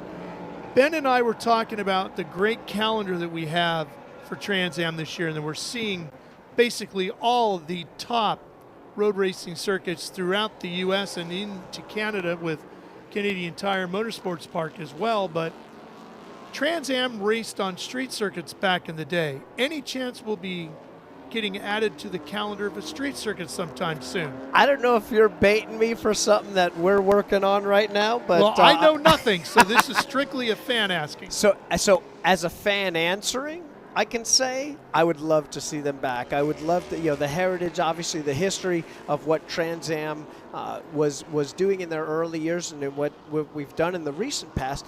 I want to see more of it. I can say that. I can say that there's definitely talks and we're definitely trying to make things happen. Well, that's exciting to hear. Another look at Guthrie's Garage. Little donut on the door there from some earlier contact, and we've got the 92 and the 62 still going at it there. That's our fourth place spot right there. We've got Ken Twaits that's pulled away a little bit and gapped him. Obviously got a little bit of a comfortable spot here as he tries to secure a podium here at the Nationals. But these guys are obviously still fighting, still going at it. And that was something we haven't talked about yet. I just saw there. There's a dip as you come out of 10 and you run that short chute down to 11. There's a little dip just before you get on the brakes to get into 11. It's actually a big dip. So visually, even when you're standing there, it looks like a little dip. It is where everybody brakes. So whether you've got a NASCAR Cup car or you've got maybe everything short of maybe an Indy car, you're braking right at that compression because you can have huge pressure right at the load there. The shocks compress, the splitter gets low. Oh, we've got a pass. Here we go. That's our 62. fourth place pass. Yep. Great run by Guthrie. By Guthrie coming getting to the power out of 3A, getting over the crest of that hill, put the nose inside, made a nice clean pass on Evans, and he tried to gather it up, hold that outside, but was unable to. Obviously, again, we're still a little damp out there. We saw him turn in and wiggle, but now Guthrie's got his sights set on Twaits. Here we go. That was for 4th in class and 12th overall. So and then now Thwaites right there in front of him holds down the final podium position in this category. And that's Josh Carlson just in front of him, Yep. our SGT leader. Yep, and then it's Amy Ruman and Pinteric in front of that before you get to the top two in our TA Cup category.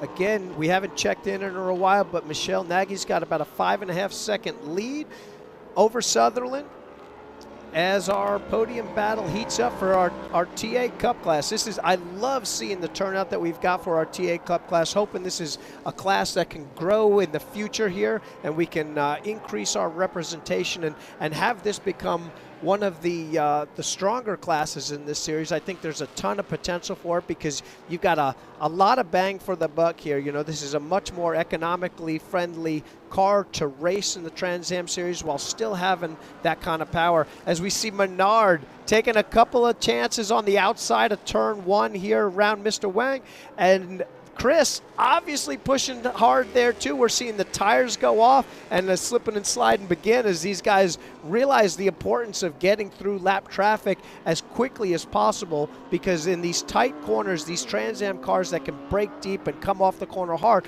want to be able to get by the slower GT cars. Not that Lamborghini is very slow, but these Trans Am cars really haul the mail through here. How about manufacturers, Andy? How are we looking on the manufacturer side of the series? Any new conversations happening there? I'm trying to open up every conversation. I want all the OEMs in here. I want to increase that interest, have them on board here. We celebrated Toyota's second victory in a row here for the Trans Am series. Obviously, we've got a Mustang leading the show here.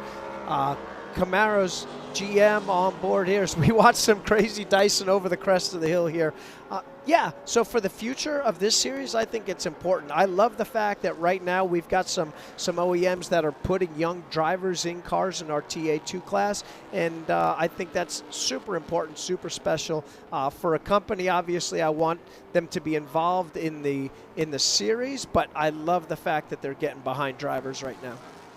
Well, that's great to hear. Maceo's neck, you can see she's putting that right front just on the paint, just on the curb. Probably still doesn't want to be too much on the paint on a lot of these curbs because the paint obviously not too sponge-like, not going to suck up a lot of this water. That water will sit on top of the painted surfaces, and you're not going to want to be right on it. We could see the weepers right on the edge where the crack is between the concrete and the asphalt. And you want to stay away from that, obviously. And we're seeing Chris Dyson do that as he pushes, trying to get that Jim Weed Ford back to the front here and put some pressure on Menard. 2.4 seconds back as he has taken over. We have a new third-place car, Cruz. Not sure if we had a mistake from Adam. He dropped back a little bit. Maybe his tires are going off. But at the moment right now, our fastest car on track on that last lap by a second was Cruz, now in our third place overall position on the final podium spot for Trans Am, and trying to close that gap to Chris Dyson and get this thing moving. Dyson and his Jim Weed number 16 started the season for the second year in a row with a very frustrating and big crash at Sebring, put him back behind the 8 ball in the points once again.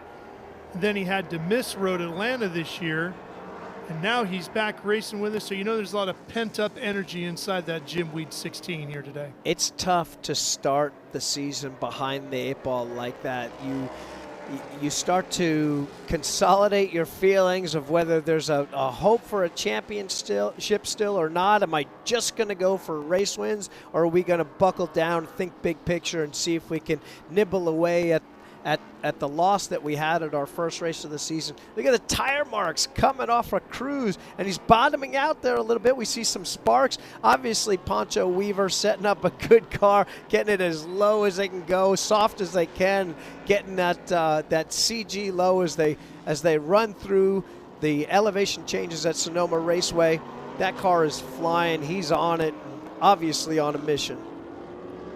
And Cruz has gotten around Adam Andretti, so that puts Brent up into third. Adam's behind him in fourth now. So maybe Cruz is starting to turn the heat up a little bit with his Challenger, which I love seeing the Challenger back in the series. Absolutely. And our TA2 winner from yesterday, obviously now in podium contention here. We don't have, it doesn't happen too often. It'd be good to get the stats guy on this. How many people have podiumed in both TA2 and TA in the same weekend? Brent took his Toyota from Nitro Motorsports to the victory yesterday in a mayhem-filled race. I'm going to be yelling at some TA2 drivers come Laguna Seca drivers meeting here. We got to get these kids head on straight. And not just kids, some of our older guys too. It's a good mix of everybody that was a little bit too enthusiastic when we took the green flag yesterday. But obviously yell at Mother Nature while too. you're at it. And we'll yell at Mother Nature. We literally mixing oil and water at the end of the race yesterday with blown engines and a little rainstorm coming through, giving our guys some perfect storm of tricky conditions here as we see this drone shot get Look at Andretti closing in. He's and Brent right Cruz there. getting defensive. Maybe Brent's been on the gas a little too hard and sliding that car around. Adam's been pacing that thing, and now he's got something for him. Looking inside, going into the carousel. Adams right there. Cruz drifts wide, and Andretti comes through to retake third. What a move. Great job here, and the timing couldn't be any better. If Andretti can put a lapped car now between them, and he does. Smart move by the 12 car here. J.D. Cruz out of Murrieta, California. Very heads Douglas up there. designed Porsche GT3 Cup 991. We didn't get a chance to focus a lot too much on JD, but obviously a heads-up guy. Still flying around here in a really fast Porsche, but again, these TA cars are flying. Adam was hoping he could get inside and then have the door closed, and so he could build up a gap here, and that's kind of what's happened here. Here's the replay you see coming down through the carousel. Adam just played it perfectly. Cruz carried a little too much speed down into the carousel, pushed up a little bit, and that opened the door, and Adam just roared through. Now he's gapping him a little bit. Adam was setting that up 4 corners before that. He could see the slide. Brent was trying to be a little defensive, as I would be too, and you could tell the rear end is just coming off of Cruz's car. Look at all the traffic now in front of Adam, so he's got to get through these guys real quick to keep that gap of a full second between him and Cruz, and he gets hung up right there at the top of 3A, and Cruz is closing in. Down to the separator at 4, Adam gets around the 92 of Evans. Oh, and he has another one get loose just in front of him. That's the kind of thing that could be real sketchy, because if he's struggling to gather that car up, that was the 7 Rudy SGT Revick. car of Rudy Revick. Singular is the sponsor on that car. It's an old ASA car. That is hard car to drive around here. Very, very tricky. Not a lot of downforce. Nowhere near the wing and the splitter that these guys have on the other side here. Adam doing a great job building that gap. And look at Cruz got hung up with all that traffic. Adam got through there, played it out perfectly. He's pulling away, and you'll see Cruz is still hung up back there in the traffic. And that's letting Dreesy now close up to the back of Cruz. And we're going to have a battle for 4th place here again as Dreesy in 5th trying to come through here. Tommy is on the charge. I'm Trent seeing Shoring, these number sparks. 8. I'm seeing these sparks from Cruz. It's like they went a little bit too low, ran a little bit soft, or he's got a problem. Maybe there's a sway bar unhooked or something. I'm not sure, but these cars will touch around the track, but that's a lot. That's a little bit more than I think he's wanting to, and he's probably dealing with that on top of the rear tires going off, and Dreesy able to keep his Pirellis a little bit cooler and get to the back of Cruz now. Tommy was approaching 140 miles an hour as he banked it to the left to head up the hill at turn 1. That is a very sketchy corner, isn't it? Turn 1. It is so difficult to have the guts to drive and keep your foot in there, because when you turn in, you know you don't have that grip, and you're waiting for that compression of that hill. And you're looking right at the hillside. Exactly, and you're wanting to get there. You're wanting to feel that compression, because that's when the grip is going to load up. That's when the big load comes. That's when the car squats down and the load gets to the tire and really gives you that grip you need to make the rest of that corner. So you're winging it every time in there. You know where you need to place it, but boy, is that a tricky thing to do lap after lap. I was talking about it yesterday. I remember watching Bob Wolick have just a horrific crash in a 962 Porsche here one year in an IMSA race. that corner can just vaporize a race car if you get a little out of shape. Looking back toward the front of the field here, Dyson has closed it down to with almost exactly a second of Menard. So did Menard run out and take off and burn his stuff up, or is he chilling out now? Did Dyson find a new line? Is the setup that different that we've got a better long run from Chris and a better short run from Paul? We're going to find out here real shortly as that gap keeps closing. Well, we're inside that final 50 miles that you're talking about with about 19 laps remaining. So if those guys ease the pace off in that middle bit, now it's time to get after it, and they all seem to be getting the elbows up and sharp. 100 miles doesn't seem like maybe that long for your conventional race, but there's a lot that goes on with what the balance of these cars go through in that 100 miles. So if you've got a place where you've got a lot of high G corners and a lot of grip, you're going to see those lap times fall off in any kind of car, any kind of tire. So right now we're seeing it. Chris is there and he's closing, and we're going to have a battle for the lead here. Yep, I think 100 miles is just a perfect distance. It's just far enough where the car is really going to change. You're going to burn up fuel. You're going to use up your brakes and tires. You're going to have to adjust. How did you dial the car up, and do you physically as a driver have everything left to get up on the wheel at the end of that 100 and really hustle it to the finish? Yeah, there is no turn this race on, take a nap for an hour, and tune in with 100 miles to go and see who's left. This is go. From the green flag, you get on the gas and you go. Chris now closing in with 0.6 now. Took another 0.4 off that lap. He's right there. No cruising and coasting in this one. You can see Dyson doesn't get off the corner as well as Menard does. They came up over Mission Foods turn 2. See what he does here at the top of 3A. Gets up on the rumble strips a little bit. Not as bad there, but it looks like the back end broke loose a little bit on him. Definitely closing in a little bit on the off-camber corners. And we see on the transitions, Chris's chassis able to turn there. That might be a sign of the balance. That might be a sign of the rear tires going off. Could be a sign of the setup. Again, every one of these guys, there's so many variables here. Paul obviously pulls really well off of the bottom of the carousel here, and Chris is able to close up a little more in the accordion effect that we talk about, where we see these cars stretch out and close out. The time gap often remains the same, but as that speed changes, there's this illusion that Chris will maybe make up a ton of ground under braking. We can see that he's doing that, but it's probably not as much as everybody thinks on TV here. That accordion effect, the time stays super similar, and it's tough to spot where they're really making gains here, but obviously this is tricky as we got Chris Coffey in the pits here. We just saw that out of the corner of our screen. I do think Chris Dyson is better under braking, especially in the tighter corners like 11 and 7. I'm with you there, absolutely. It is the Pittsburgh Paints Menard's Ford Mustang of Eau Claire, Wisconsin's Paul Menard that has led every lap here so far today at Sonoma Raceway. As we get down to 17 laps remaining, and Chris Dyson in that Jim Weed Ford Mustang has been stuck right to his tail. The driver out of Poughkeepsie, New York, ready to battle for the checkers here at Sonoma Raceway. We just saw again, this is like the third lap in a row that Chris has really struggled off a 2. So as it crests the hill and he comes up over, whether there's too much rebound, lack of rebound, I'm not sure what it is, but he's having real trouble cresting the hill and getting that power down. And same thing coming down the hill here. Adam Andretti still sits in third, and you're on board in the lower right portion of the screen with Tommy Treacy, who runs in fourth, and Brent Cruz has slipped back to fifth now. Boy, we've got a new fourth place finisher. Brent is obviously in some sort of trouble here as the gap is quite large now. I don't know if he had a mistake. Still turning fairly quick. Oh, he's on pit road. Oh, pit road. That's why. And we're going for a tire. I'm not sure. A flat right front. Yeah, sure looks like it.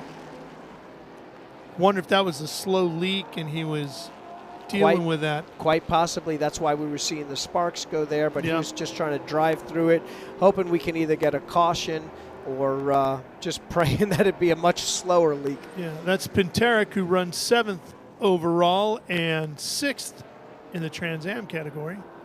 New Pirelli P0 tire going on here. I'm going to guess that he had a puncture on the track, probably ran over a little piece of carbon or metal or something like that. Our Pirelli P0s are super strong. While I got you here, thanks a lot for letting us stick those Speed Sport 1 take a look stickers at on everybody's that. car. Love them. Good deal. That looks good. Some high dollar sponsorship. That's right. TV time right there. And of course, Speed Sport 1 will be the broadcast home for every Trans Am race presented by Pirelli this season, live and free on all of our different platforms. So we hope you're tuned in and enjoying the coverage today.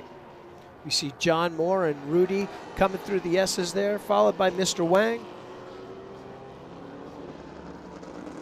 John Moore in that red machine there. John in the number 27 running TA Cup from nearby Roseville, California, a suburb of Sacramento, the JM Environmental Ford Mustang. Back in 2022, we put John in the West Coast Stock Car Motorsports Hall of Fame right here at Sonoma Raceway.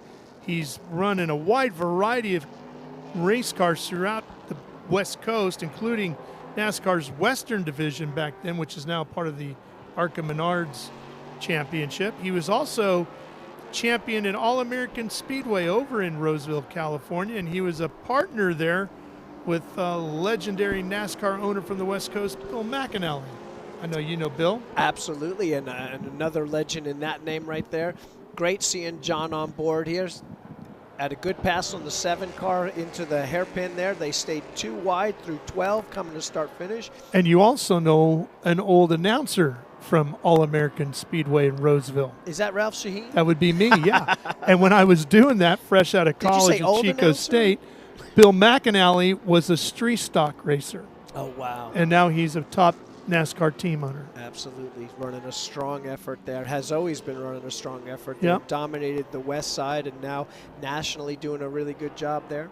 So John, as soon as he crawls out of the car, will don his familiar cowboy hat and start telling stories as he does. That's one of our TA Cup cars. Looking great. Those guys, there's a whole separate compound. Oh, Nagy.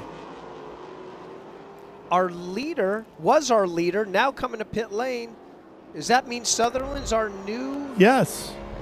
Here's oh, she went off. There was already some damage there. That's a turn 4. It looks like there was already some damage, so maybe that was lap traffic. We didn't get it on video here. We'll go looking for that. There is the 85 car now, Ken Sutherland out of Sherwood, Oregon, the Kahlberg Racing Dodge Challenger, car number 85, which is our new leader now in the Trans Am Cup category. Michelle having her issues. That gets Guthrie, who had the problem early, back up into our P2 spot.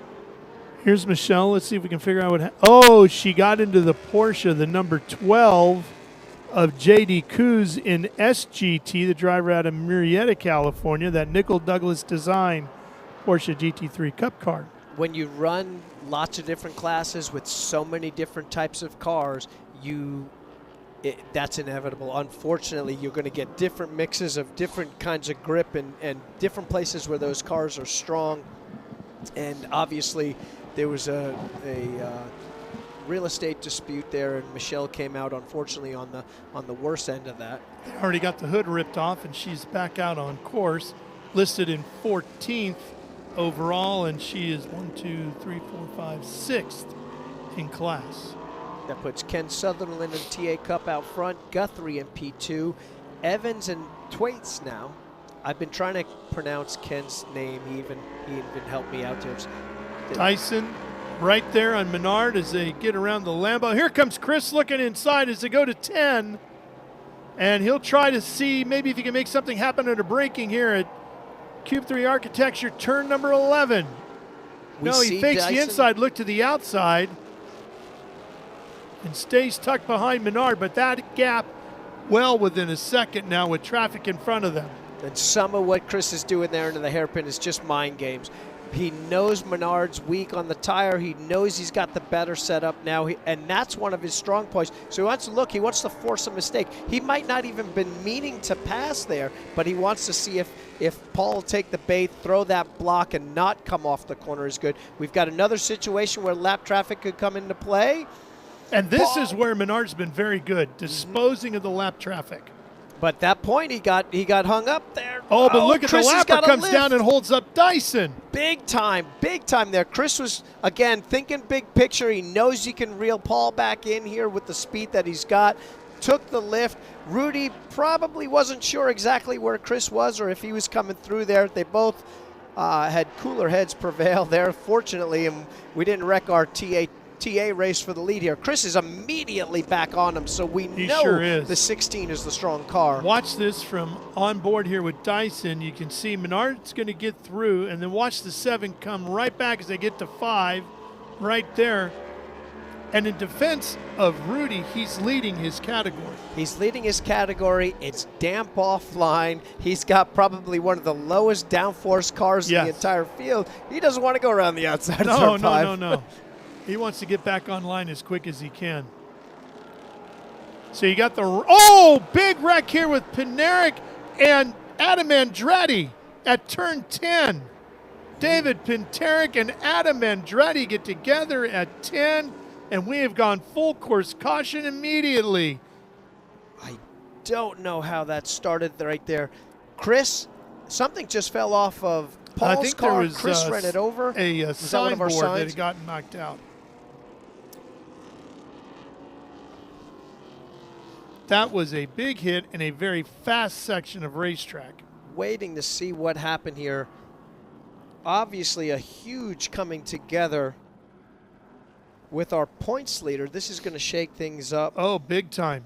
And now Dyson and Menard, who had suffered big points losses at the opening 2 rounds, are going to gain a ton of points back on Adam. This is nobody wants to win this championship. Cruz leading, having They're going to issues. keep it interesting. Same thing with Paul, same thing with Chris, and now, unfortunately, we've got some really insane Well, I action see Adam here, getting turn out 10. of. Is that Adam or Pinteric getting out of the car as we're looking At- across? We don't have it on screen here, but Adam has popped the roof hatch, which is something Claudio Burton and the guys were working on installing in that car. Adam has gotten out and walked away. He's completely okay here. Safety is on scene, and we'll give you as much detail as we can as we find out here. And you can see the tire barrier. If you go back about 25 yards, you can see the tires have been knocked loose. Here's a look at the scene from pit lane. See the safety trucks have arrived, more on the way. Some debris in the racing line. It's John Moore coming down through there. We obviously had a dispute for the apex of that corner, but it must have started earlier, coming through the S's. The leaders are coming through there now. You'll see it just to the left here of Chris Dyson's car. This is 10. This is somewhere in here is where it started. That's where it finished, with Pinteric on top of Andretti's car up along the tire barrier on the outside of the exit at 10.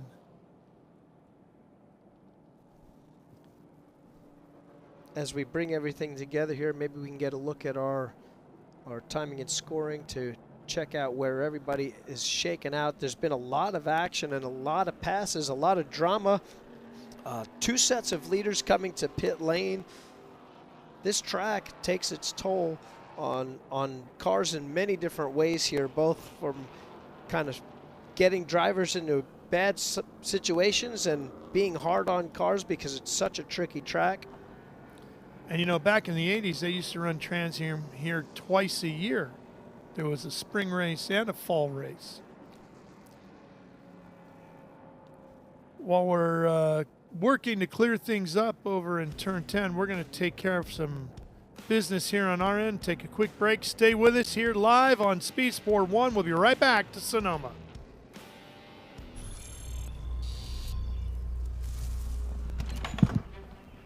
Yes! Hon, the weather tech's here. WeatherTech is the ultimate protection for your vehicle. Laser measured floor liners, no drill mud flaps, cargo liner, bump step, seat protector, and cup phone. What about my car? WeatherTech.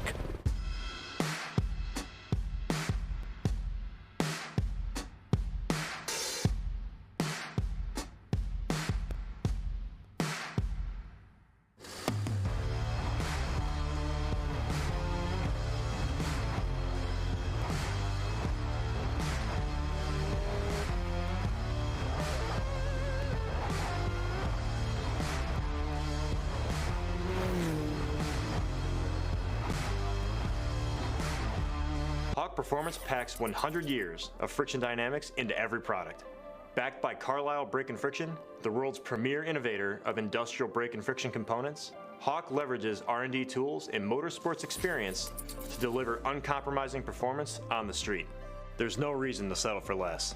Choose pads that are race-proven and street-legal. Find the Hawk Performance brake dealer near you at hawkperformance.com.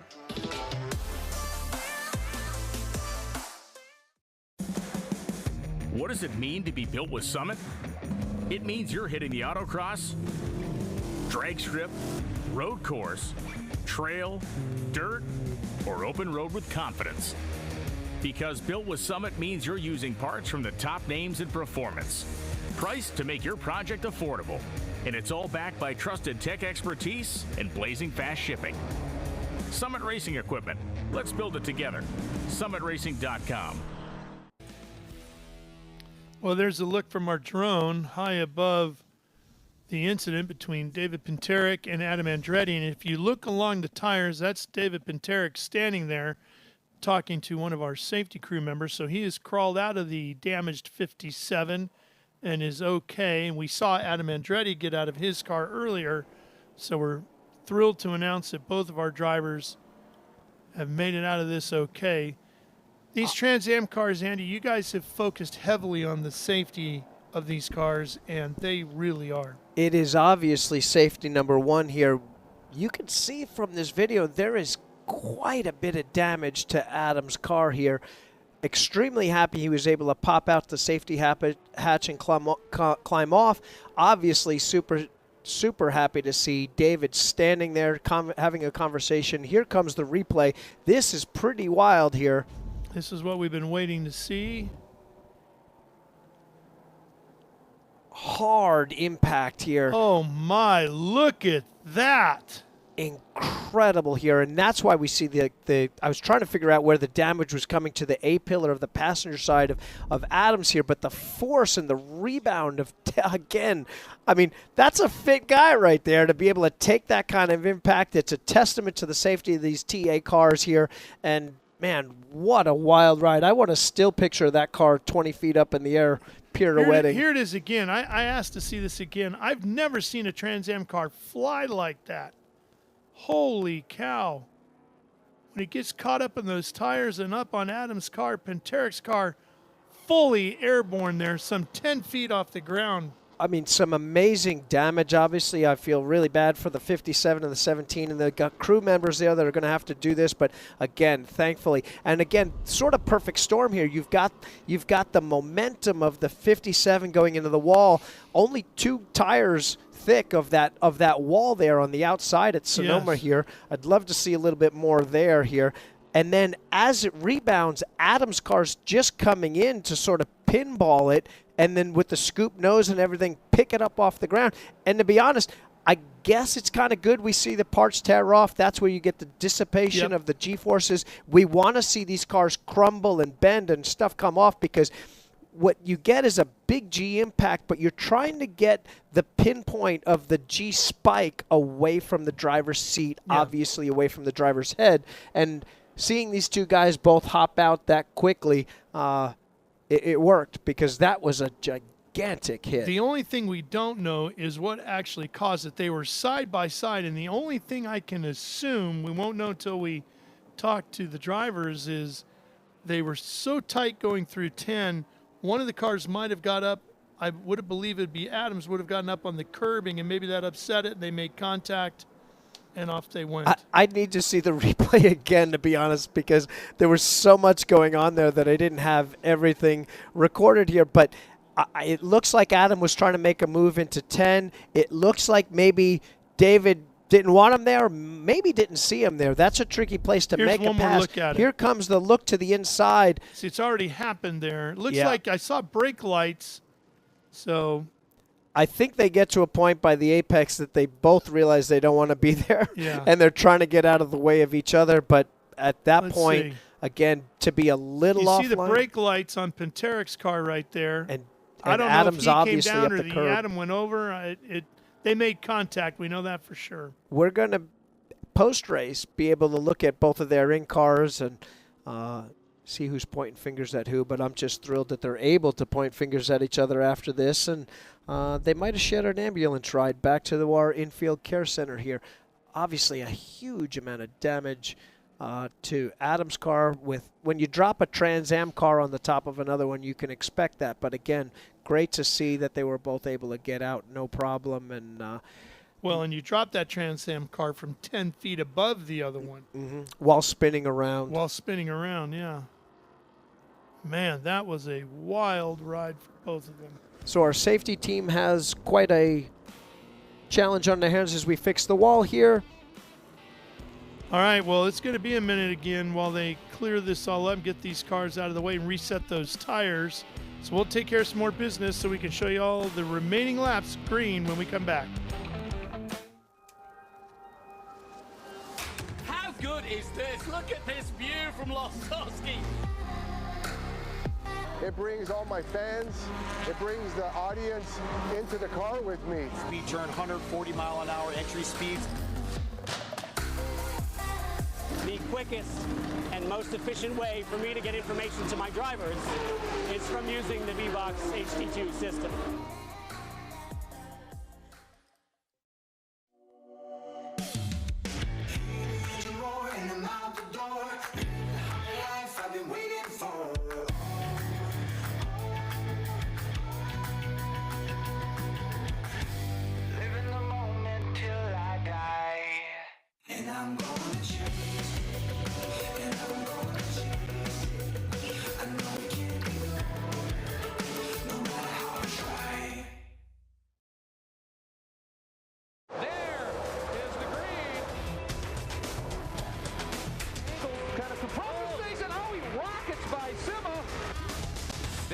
Said. One of the ways you overtake here at Sebring is really good in the braking zone, like this one right here. Both go around. There's the green. We are back and at it. Watch this. Oh, look on. Miller, look on.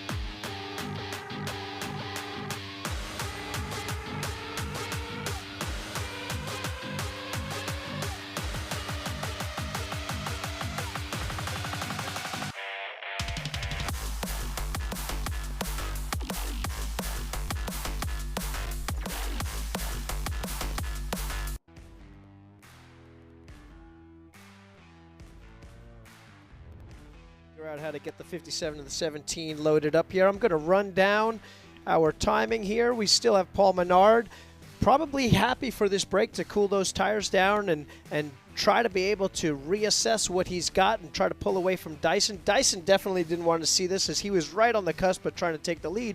Tommy Dreese now has landed on our podium here. Still a lot to go here, but 8 laps remaining in the race. A lot to think about. Can Dreese, has he kept enough in the tank? Can he make a charge at Dyson and Menard and come through this field here? Our first national race for TA Cup, Scott Sutherland in the lead. Guthrie right now in second. Ken Thwaites, I'll finally say that right, in our final podium spot as we get ready to roll here. And Mr. Wang, Mr. Coffee, and pulling up the other leaders in our GT, XGT classes here. And cars are rolling through the safety scene here, obviously taking their time. We've got a lot of personnel on scene here. We've got the tire wall fixed, but trying to figure out how we wedge these cars on the flatbed, apparently. Yeah, and we're going to have to clean off some of this dirt over here. Let's find out more from the story of Adam Andretti with Ben Sissel. Well, guys, I'm here with a very frustrated top-liner Burton Racing team, Damon Lockhart. They've been watching it. Damon actually saw it live. What did you see, Damon? It's, you know, right around here, it looked like they were closing, Adam was closing the gap on Penteric, and I thought he was going to let him through cleanly. And somewhere in that zone, they collided. I don't know what happened. I want to see the in-car before I pass judgment, but I feel like this was completely avoidable. And they only have a few days to fix this before Laguna Seca. Now, the camaraderie of Trans Am, we've already had some teams say that they can go to their shop and fix it. As I'm coming out here to show the pass-through, the drivers that are coming back through pit lane to put the cars back in order so that we can get this thing restarted as soon as these great safety crews, Mike and his team here at Sonoma, do a great job of cleaning up, making sure everything is back up to working and safe before we go back to green. But right now, Andy and Ralph, I'm seeing a very frustrated Burton Racing and Top Liner team here. Back to you in the booth. I want to talk about something real quick. We saw a bunch of cars pitting there, so instead of everybody getting worried that maybe somebody's got a flat or they're coming through, we call it a wave back, where you might see some teams, some series do a wave around when we're trying to get the cars of different classes on the lead lap. We do it in what we think is a slightly safer manner, to where we will wave those cars through pit lane. They'll come through slowly. They'll tag to the back of the lead, to the pack, and then we add a lap to them. So obviously they don't have to burn the gas, get around. But in this exact situation, the reason that we do that is so that cars aren't flying around, panicking, trying to get to the back of the pack while we still have safety on the scene here. So that's what you saw. If it was a little bit confusing, is you saw a bunch of cars pit in a race that obviously we wouldn't be doing pit stops in. These guys didn't have a problem. We're just organizing the field so that everybody's on the proper lap and we don't have to send cars around at speed. Looks like both cars are hooked up. One on the tow truck, one on the rollback. Getting the last big pieces of sheet metal out of the way, and body panels out of the way, and then they're going to do a little, looked like they had to clean off a little dirt on the entrance to pit lane over there. A little bit of dirt. Yards of dirt right there. As we see our guys rolling through here, we're on board with Tommy Dreesy and the Trent Shoring Company.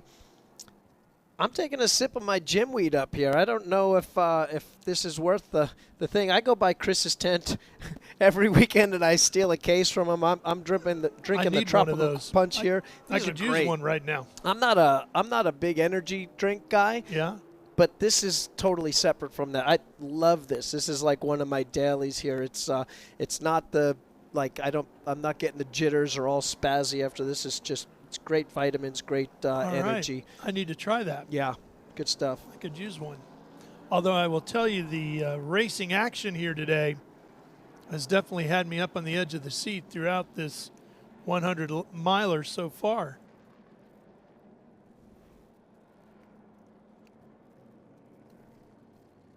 We have one car off, still waiting for some reason to get the 17 car rolling on the hook here. We've got guys around it. I don't know if we're leaking fluids or if they're trying to get pieces from falling off, but they're working hard trying to get at it here. Maybe a lap or two before we get going green, but I imagine we can do this relatively quick here.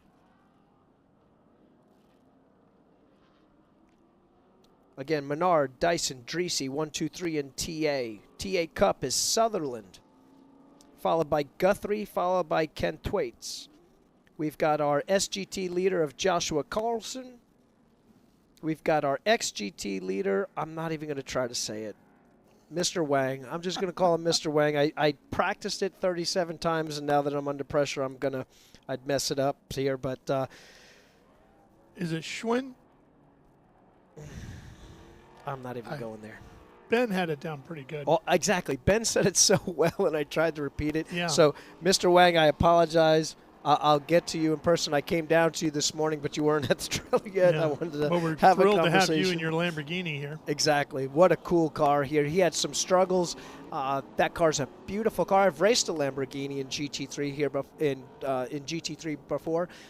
Fun car. He's struggling. No traction control with that thing. Yeah. That is definitely tricky to do when you shut that off and you've got cool temps like we've had all weekend. I was here a month ago. It was 75 and sunny.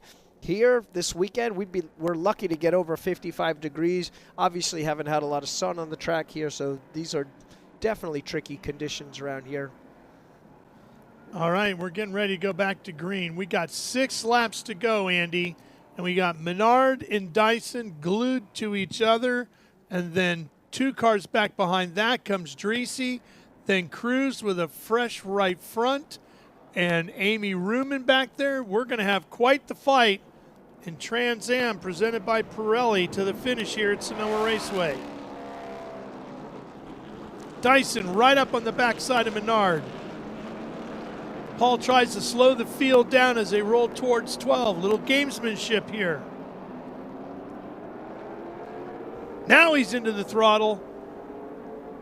There it is, green flag, little wiggle. The Lambo moves over, Dreesy gets by, Cruz gets by, so the top 4 right in a row now with clear racetrack with 5 laps remaining. I think we just put a right front on Cruz, but maybe he's got even better tires than that. Obviously able to get through here. Our guys 2, 3 wide coming through our S's through turns 2, 3. Josh had a great idea. He said we should call it the Cube 3 turn 3. I think that's an obvious one to remember here. Chris Dyson wanting to reapply the pressure that he had before we went yellow before, and he's right back at it here. Oh yeah, he's all over him. Menard and Dyson fighting for the win here at Sonoma. It's so strange where they're normally at the front, you've got 2 very similar cars, but these guys are strong and weak in different points of the course. That's what's going to make this battle for the lead really good. Chris has to take advantage in the places that he's strong, and Paul obviously knows that's the places that he has to defend. A pair of Ford Mustangs have held the top 2 spots in this one since the drop of the original green flag. Just as a heads up here, we see a battle between Dreesy and Cruz. Cruz, unfortunately, is a lap down, so Dreesy's pretty locked into third here, but obviously wants to stay ahead of Cruz so that he can keep Menard and Dyson in sight and be able to take advantage of anything that goes wrong between those 2. Paul with about a half a second lead now as they come through turn 1. And Brent Cruz doesn't like being behind anybody no matter what the situation is, right? And that kid wins in everything. He's got 2 wins already in the ARCA series for Joe Gibbs Racing. He's been winning in everything he gets into. Won yesterday in the Trans Am TA2 race and wants to go forward here today just to prove a point. All right, headed down to turn 4. And you can see Dyson again so good on the brakes there, gets a little bit to the inside. Now look at Menard again. Starts to stretch it back out as they get off the corners, and he's really good coming off of the carousel here. He is. He's got some patience in the middle, and he's able to get the power before Dyson. And that's what keeps him safe for the charge into turn 7 here. Obviously, Chris too far back to try to make a move, a sensible move anyway. That might change last lap if he's getting desperate and wants to go forward here. But now we've got this championship has been turned upside down, and Chris and Menard are back in this. And then Cruz in that bright yellow and blue Dodge Challenger. The Weaver Concepts Mobile 1 Dodge Challenger. Brent out of Davidson, North Carolina, suburb of Charlotte. Chris sticking his nose in. Paul's a veteran, can usually tell by the depth in the mirror how far back that is, how serious that charge is, or if Chris is just trying to get him to move offline. And you can also tell how defensive Paul is driving by how much of that inside red and white striping he's eating up with that width of that car. Once he wants to get himself to the apex, park it there, and then take his time to drive off. Tommy Drees is doing a really good job of holding off a charging young Brent Cruz here. He really is. Tommy obviously wanting a podium finish here. That's huge for his points, huge for his team. Shot in the arm here as we're at the first of our 2 rounds. And we talked about this earlier in the show, but this wreck with Andretti and Paddock, that's going to have huge implications going into next week. These guys are going to be working hard to get these cars back together. I love this picture-in-picture we've got here with Dyson's on board, following that Pittsburgh Paints number 3 Menard car. Here comes Cruz. Tommy just beats him to the corner. Brent now searching inside, outside. Still filling those mirrors. And the battle for the lead is just as tight, headed down through the Cube 3 Architecture S's.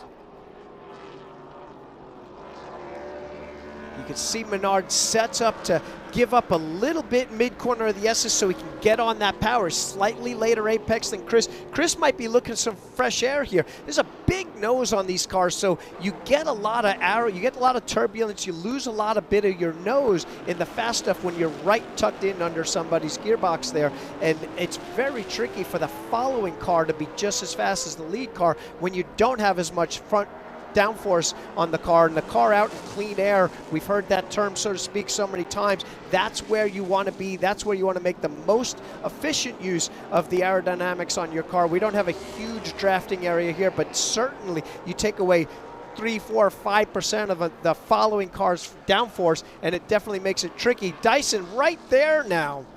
2 laps remaining as we watch Dreesy and Cruz into 4, and there's Menard and Dyson just in front of them.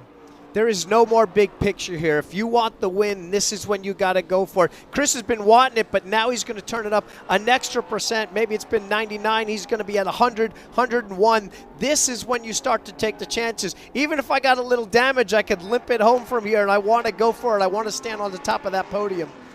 They both need a big points day. Remember, Dyson had the crash at Sebring as Cruz looks outside, tucks back to the inside. Dyson with the huge crash at Sebring, missed Road Atlanta where Matt Brabham got behind the wheel of the Jim Weed 16 and took the win. Menard had the win at Sebring, had a shot at the win at Road Atlanta, but had mechanical problems there. Adam Andretti with 2 second places had the points lead coming into today. He's out from the big wreck. These two looking to make up the points and get themselves back in the fight for the championship. Which flag. One's going to stand on the top step of the podium? One more lap to go here at Sonoma. Up the hill they go to Mission Foods, turn number 2. Menard, first one there in the Pittsburgh Paints Ford Mustang. The Jim Weed Mustang right behind as they storm across the ridge over to turn 3. Chris closer than he's been yet. That last look into the hairpin in 11, that wasn't a deke. He was going for it there. Oh, at 4, he gets in the nose inside. Can he come up alongside by the 5? No, can't get it done. Menard holds him off. Paul Menard will lead them into the carousel where he's quicker on exit than Dyson. But that sets up Summit turn number 7 as a fantastic passing spot coming up next. And he's closer than he's been, but too far back to make any sort of serious lunge here.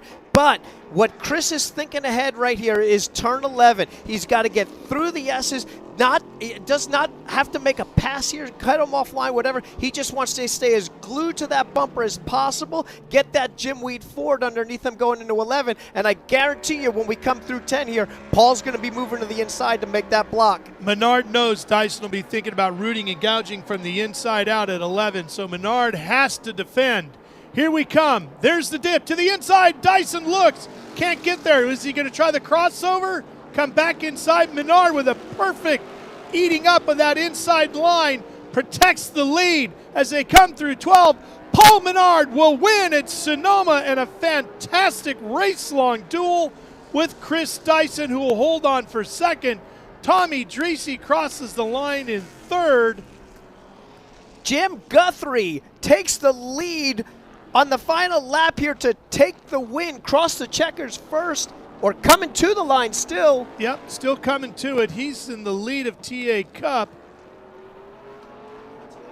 Ruman is across the line. Amy will finish 8th overall. Guthrie just crossed the line with her, taking 4th overall and first in TA Cup, then Thwaites and Sutherland rounding out the podium there. So Sutherland, our leader before in TA Cup, had dropped to 3rd. That moves Ken up to 2nd.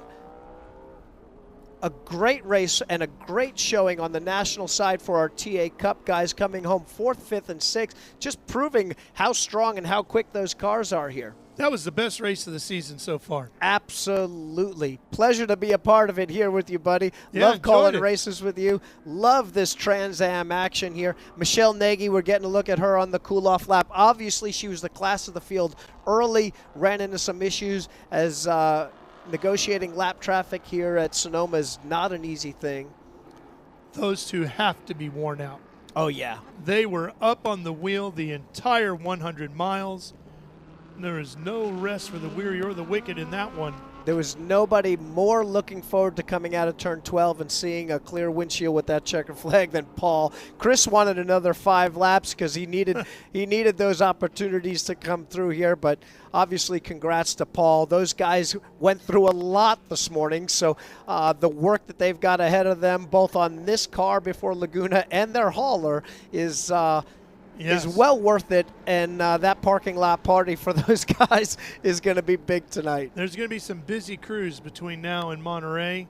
Obviously, Pinteric and Andretti, and then Gentilozzi bunch over here. Brent Cruz's guys, Pancho Weaver.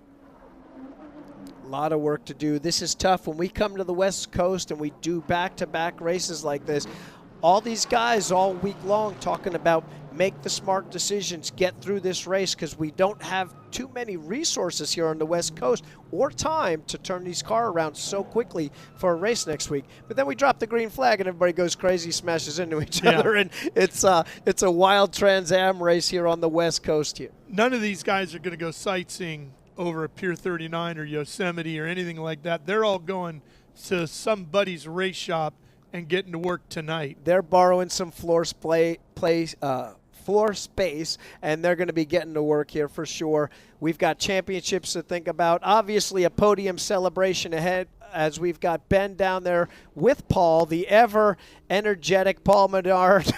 Hopefully we'll get some family with him there to help him celebrate. Jim Guthrie pulling in with the W for TA Cup. Kevin Mooney with the camera stuck in the window there, capturing the images. Kevin Mooney gets some really quality stuff for us. Hard worker, very creative, gets us some great footage. Talking and helping to unbuckle Paul, get the steering wheel out of the way. I love the half door. For safety reasons, again, great to have that on there. Closes it up aerodynamically, and we see Paul come out, his typical celebration. Super excited guy here. Another accomplishment for Paul Menard. Are we going to send this down to Ben to celebrate with our winner here? All right, Ben, take it away, buddy. Well, Paul Menard, that looked like an absolute blast out there. You had Dyson just behind you the whole time, trying everything. And I got to say, the 3GT, once you pass them on the wall, I've never seen your team celebrate like that. Hard-fought win. That's got to feel good. Tell me about your race. It was a battle. We set pace early. The track wasn't completely dry, so we the first couple laps kind of tiptoed, really, and then at 5 laps in, it kind of pushing pretty hard, and I felt like we had pretty good pace, and then just started getting loose throughout the run, and Chris started closing up. I made a couple of little mistakes with hitting the curbs. The curbs are still wet, so thank you. Hit the curbs are wet. I blew a couple corners. Chris closed up, and then we just kind of played cat and mouse with traffic, and that caution I think helped us. We were a better short run. He's better long run, but had a lot of adversity this morning with 3GT. The guys battled. They came in at 7 o'clock and had troubles with the truck, and then we had some engine issues that Tony and the boys fixed up. So we're led every lap, won the race, great point stay, and now I'm looking forward to Laguna. I've never been there, so we got 20 minutes to figure it out. Nice. Anybody you want to thank? Yeah, Pittsburgh Paints and Stains, Justin, Alex, Mike, all the guys are here. Just a lot of support throughout the years from that company and Menards and everybody at Paul Gentilozzi's group and Tony and John and all the boys. So get a lot of support and make my job a lot easier. Nice. I love it. Paul Menard, P1 right here. How about that, Sonoma SpeedTour? Getting a little congratulations there from the Gentilozzi boys. Tell them, but where is Jim Guthrie? I got to tell you this. So yesterday I'm talking to Jim Guthrie. I'm like, well, tell me about your race. He's like, well, my shoulder still hurts. I'm going to go out there and take it easy. Come here, Jim, with Guthrie's Garage. Then he fell back early in the race, and I thought, oh, what's going on? That he comes back to win it. You got to be feeling good now. Dude, that was the hardest way to do it. Luckily, that was the perfectly timed yellow, and I just took advantage of that downhill brake zone on Ken, and he was a gentleman and let me have it. So then we just drove it to home. So, man, that was hard. Yeah, that was definitely a hard-fought battle out there, wasn't it? Had to start from the back twice. My own fault, though. My own fault. Man. That was fun, though. A lot of fun. Great cars. Nice. That's awesome. Jim Guthrie, how about that, ladies and gentlemen? I'm hearing that we want to go try to find Chris Dyson. So we're going to run over here to Parc Fermé and find Chris Dyson in the Jim Weed shirt. I see him over here in the far corner. Let's see if he'll make his way over here. Dyson, come on to winner's circle.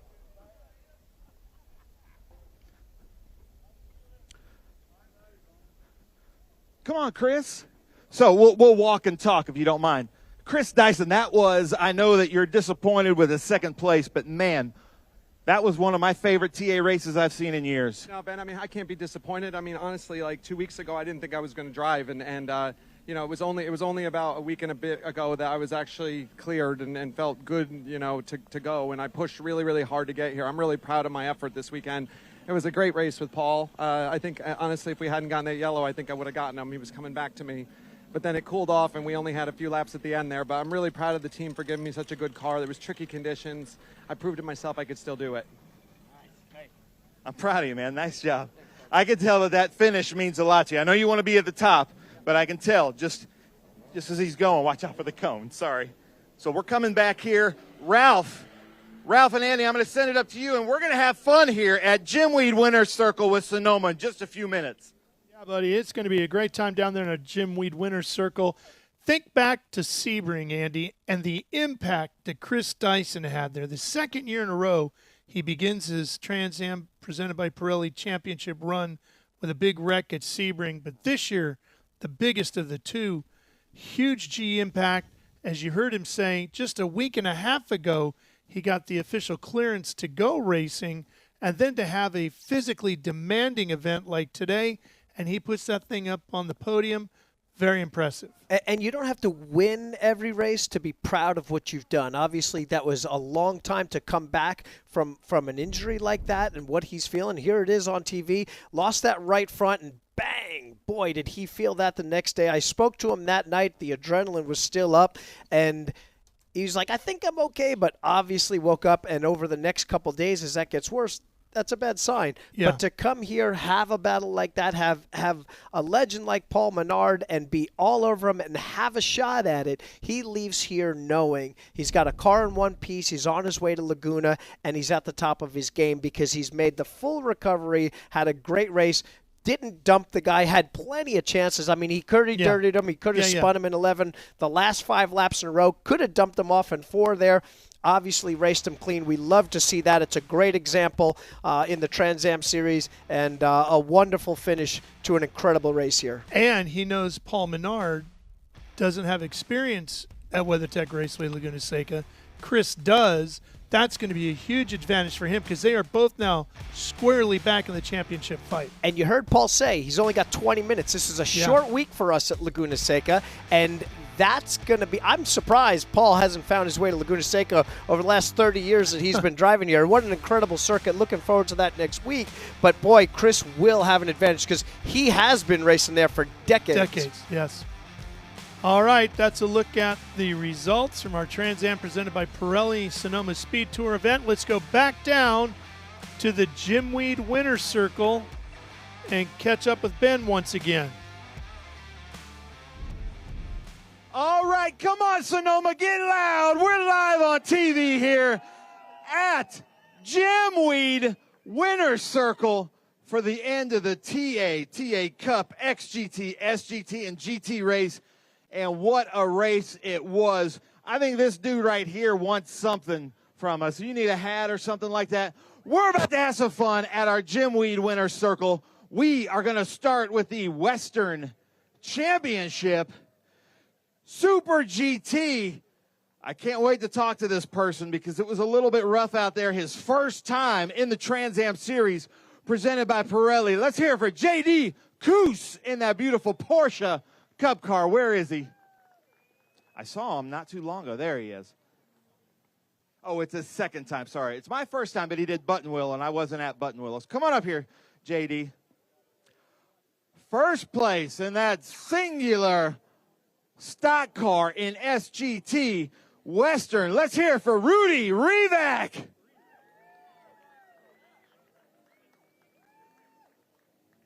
Yeah, we're just doing the Western. Yeah, you're trying to be third. You're second, dude.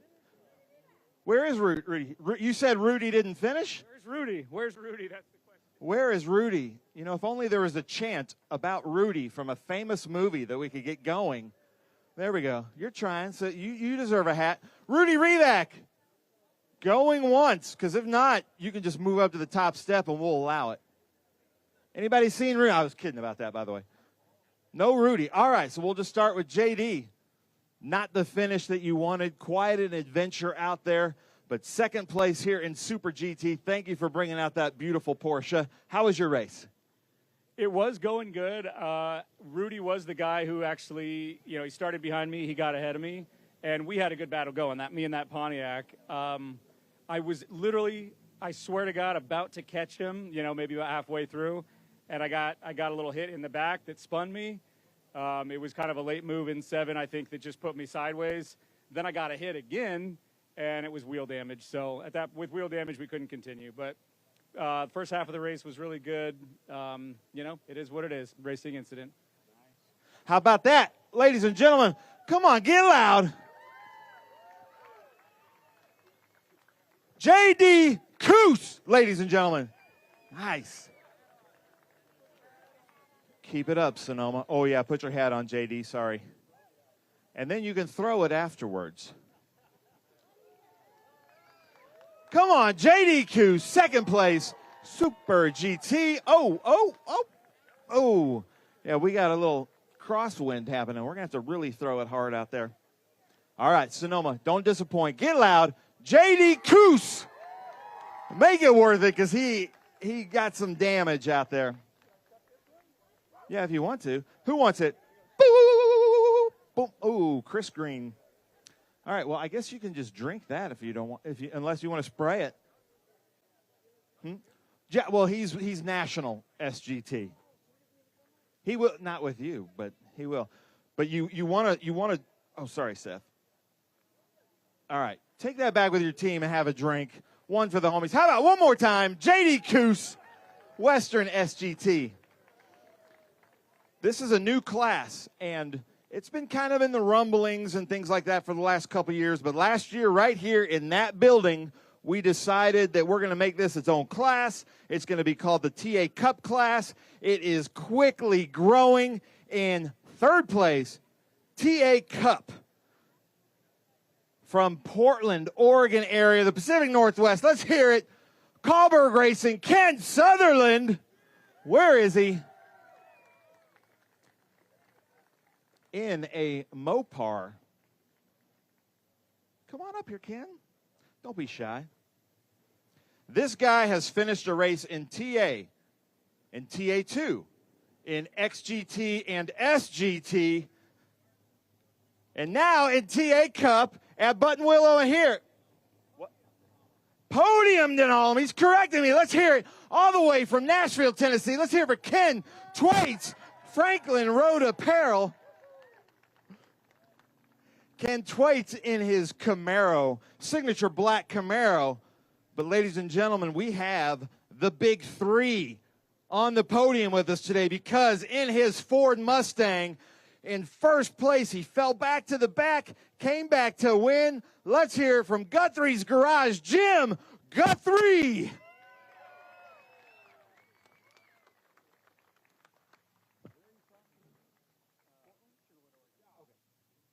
Sorry. Sherwood, Oregon. Ken Sutherland, he's been competing with us in SVRA and Trans Am from Pacific Northwest, Sherwood, Oregon. I want to be specific. Tell us about your race out there. Well, with about 2 laps to go, I thought I was winning the damn thing because timing and scoring had us up a full lap on. So I let these two guys go by me and lap themselves. Turns out that was for position. I hope that's a mistake, and I'll get that trophy. But anyway, it was a great race. We had a great car, but I will tell you, Michelle Nagai, she was the class of the field. Unfortunately, she had a little damage out there. I had nothing for her. So she's put notice on us, guys, that she can put it down. But anyway, congrats to my team, podium finish. Hopefully better. It turns out later. But, yeah, great race. Well, guys, I need a round of applause because he thought he was doing the right thing. It is good racing out there, sportsmanship. letting the lap cars go by. He thought he had us. So how about one more round of applause? Ken Sutherland. That stinks, man. I'm so sorry. Ken Thwaites. He says, I'm just doing what I'm told. Podiumed in all classes but GT. So Chris Coffey, he's going to be coming after you for a ride so that he can be the only person to do it. Ken, take the mic. Tell us about your race. Oh, man, it was pretty awesome, and it was pretty bad. It's pretty ugly, and then it was pretty good. So from last to second, I'll take it, baby. Anybody you want to thank out there? I'd like to thank Chris Evans Racing and Jeff Jefferson Racing. Those guys are a great team. They prepare a great car. Aren't these TA Cup cars pretty, baby? Woo! Now, Ken, you helped produce Road to Glory, all about this TA Cup with Chris Evans. Where can we find that? You can find it on the Racer Network, and look it up and TiVo it. Do they have TiVo anymore? I don't know. Yeah, check it out. How about that? Ken Thwaites, Franklin Road Apparel. Jim Guthrie, like I said, he was complaining. He's been having shoulder problems. He's like, I'm going to go out there and take it easy.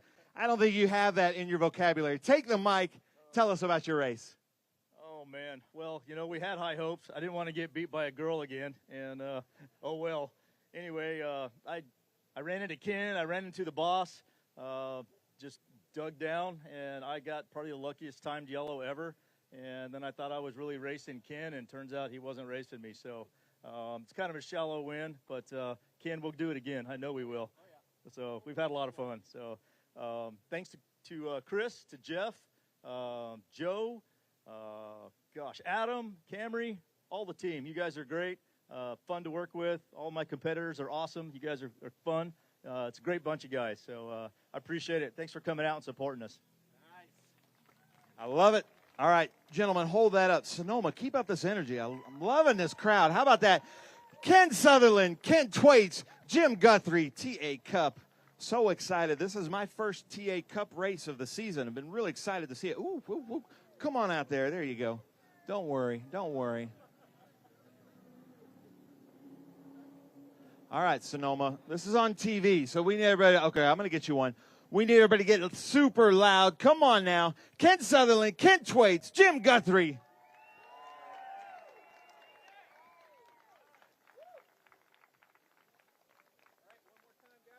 One more time. Man, Sonoma, keep this up. This is good. I like this crowd. And feel free to come on in, everybody. I see a dude out there in a Trans Am sweatshirt. Nice job. Did you get that right there from Sean? Nice, yeah. All this stuff is available. Let's hear it one more time. Ken Sutherland, Ken Thwaites. Sorry, Seth. Jim Guthrie. Man, you guys just went right for the eyes. Nice job. Sutherland, you move pretty quick over there. He doesn't want to wash his suit. Yeah, exactly. Yeah, you know, we are racing in like 6 days. Hey, do you have a hat or anything, good boy? Crazy. Yeah, like I said, anybody wants any of these Trans Am hats or hoodies or anything like that, right here in this white tent. And we've got some blowouts going on. All right, hold on. I got to give this to her because she's been, come here, EXP. There you go. Come on. Yeah, we love our fans here in Trans Am Series. All right, now we're going national.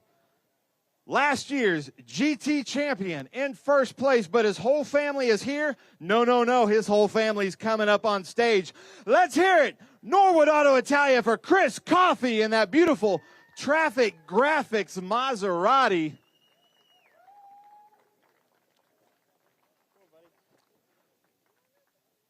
I'm not going to make you do your patented scream, but Chris Coffey, first of all, introduce who's on stage here right now. So this is my 5-year-old son, Sam, and this is my wonderful wife, Morgan. These are the ones that make all this possible for me. How about that, ladies and gentlemen? Round of applause. Team owners right here, basically. Chris, how was your race out there? It was a little bit of a struggle. Car broke pretty much right off the bat. We had some sort of rear suspension issue, and just got worse throughout the race. And then, thankfully, it broke on the last lap, and not so I was able to finish. But I just want to thank Colin Cohen. Without him, I couldn't be here. Xavier, Alex, my crew, they did the best they could.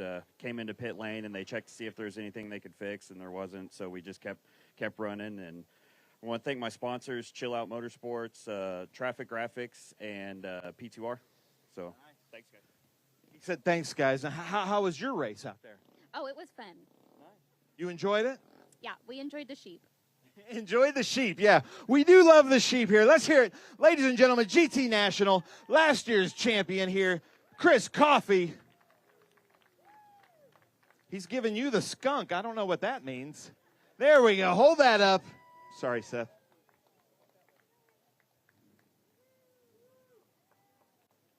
And then if you'll hold up that Pirelli hat.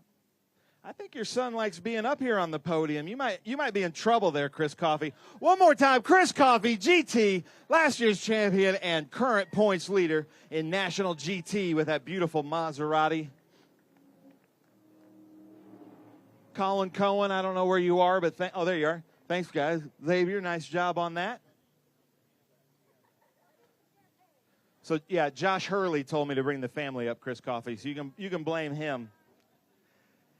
Super GT drove here all the way from Davenport, Iowa. Let's hear it for Josh Carlson in that beautiful blue Ford Mustang. Come on up here, Josh. Come on, let's give a round of applause, people. In Siva, Super GT car. Josh, how was your race out there? It was fun. Was running with the TA Cup cars most of the race. Spent the whole weekend just testing new things on the car and getting it dialed in. And just made some laps and got our fourth win in a row. So I'd like to thank Insiva, my dad, All Test Inc., Dirks LTD, TC Fab. Without them, I wouldn't be racing. So, and yeah, looking forward to Laguna. Nice. How about that? Ladies and gentlemen, Josh Carlson. I found out yesterday that when he's not racing, he's driving for DoorDash. I asked him, that must be the fastest deliveries in the world from DoorDash. All the way from Davenport, Iowa. One more time. Hold that up high. Josh Carlson, Super GT, and Trans Am 4 in a row, so our obvious points leader. Yeah, and go DoorDash, right. You need to get a sponsorship from DoorDash, Josh Carlson. You might be their only race car driver. In XGT, ladies and gentlemen, I have to say something real quick because this is amazing. This talks about the teamwork that happens. He broke here earlier in the week. His crew had to fly to Portland, break into their shop at midnight, rent a car, and drive parts all the way back down here so that they can fix and help him fix his beautiful Lamborghini in XGT first place. How about that hustle? Schwinn Shin, ladies and gentlemen, with Orlik. Very high-end, hi-fi equipment. If you're a audiophile, you got to give Orlik a look. Man, talk about hustle. Unbelievable. I would say Sonoma's bad luck for you after the last 2 years, but you've redeemed yourself, and that is no longer the case. How was your race? Yeah, Sonoma is really not a good place for me. Last year, we kind of like qualified pretty good, I remember, but, you know, just crashed at the turn one at the start. And this year, you know, we crashed at the testing because of the rain. A lot of electronics doesn't work. And I really appreciate the crew, the Speed Class from Texas. We have a wonderful crew. They flew back, got the parts, and put the car back together. We got something that doesn't work, but still, you know, finish the race. It's just a little bit shame that the guy in front of me just sprayed the oil on the windshield. So I tried to wipe it. It just all white, so I can't see anything. So I just come in, have to clean the windshield, then I know, okay, so this is just about finished. To get away from everyone. Yeah, this is a good way. Yeah, thank you. I love it. Yeah, I was wondering why you came in, but he said he got oil, so first you go out there with no traction control, then you can't see. So you were out there. That's amazing. How about that, ladies and gentlemen? Schwinn Shin out there with Orlik and that beautiful Lamborghini. And then we'll do the hat dance. Again, though, any audiophiles out there, give his company a look. Come on, Sonoma, hard-fought battle. They had to go through everything this weekend. Schwinn Shin in that beautiful Lamborghini. Thank you. He says, thank you, everybody. Man, that was quite some hustle there. Oh, there you go. Oh, he almost dove for it. There you go. I like it. All right, ladies and gentlemen, this is one of the best TA races I've seen in a while. That was a lot of fun between two of our last two champions. In third place with Trent Shoring, beautiful black Camaro from California. Let's hear it for Hollywood himself, Tommy Dreesy, third place. On the podium again. You got your phone on you, Tommy? All right, because this is going to be one that he's going to want to get. So get up on that step. We're going to do our famous Dreesy selfie. Anytime he gets on the podium, he takes a selfie with people on the podium. 3-time TA champion. We're at Jimweed Winner's Circle, and we've got some Jimweed to give away after this. Running right up against, trying to get by. Let's hear it for Chris Dyson with Jimweed. Second place, 3-time TA champion. The Jimweed Athletic Focus drink. So glad to have him back with us. And then, ladies and gentlemen, in the Pittsburgh Paints and Stains Premier 3GT Menards car. He raced here in the Cup Series. His car is actually here racing in SVRA Group 10. Let's hear for the legend, Paul Menard. All right, we got to pause for one of these famous selfies from Tommy Dreesy. Oh, and Tommy's going to just steal the top step, too. Check that out. Yeah. He says when you get the opportunity. There you go. Smile, cheese. Oh, Dyson is tongue out. I love it. So you got to follow Dreesy on social media because we're going to make a montage of these. Dreesy, back on the podium at Sonoma. How's that feel? It feels really good. You know, these first couple races, we were right there for a couple podiums and had some issues, but these guys fired off. They were the class of the field. I don't know what happened with Andretti, but I think he went off, and then he came back on, and I think, you know, he had the bit between and trying to want to catch up. And Cruz was fast, and I don't know whether he had an issue or he had to come in. They told me he was a lap down, but I didn't trust it. So he was nice to me. Anyway, great. Trent Shoring, Motul, Ken Twaits helps everybody out here. And Trans Am, all the fans out here. Lacey Jagger, Elin, I love you. Nice, I love it. How about that, Tommy Dreesy? And Tommy, you're right. There were about 20 times that Brent could have nudged you off, but he was racing you good and clean. I love that. Dyson, you're back. I love it. Back up on the podium. Tell us about your race. Well, I'll tell you what, guys, it's so great to be back here. I can't tell you how grateful I am to be back at Sonoma with the Trans Am Series. I love this event. Obviously, this is home for our friends at Jimweed, and we have some friends here today. What a battle out there. I mean, I was about 10 days ago, I wasn't sure I was going to be here, and then we sort of decided to push, and I had about 5-6 weeks to make up for with conditioning, and this was about as steep a mountain I could have possibly have chosen to climb back into, and it was a great battle out there with Paul the whole way. Man, I was bummed when we got that yellow because it was coming to us, but great fight all the way to the end. I'm excited to be racing next week at Laguna, and hopefully we can do one better then.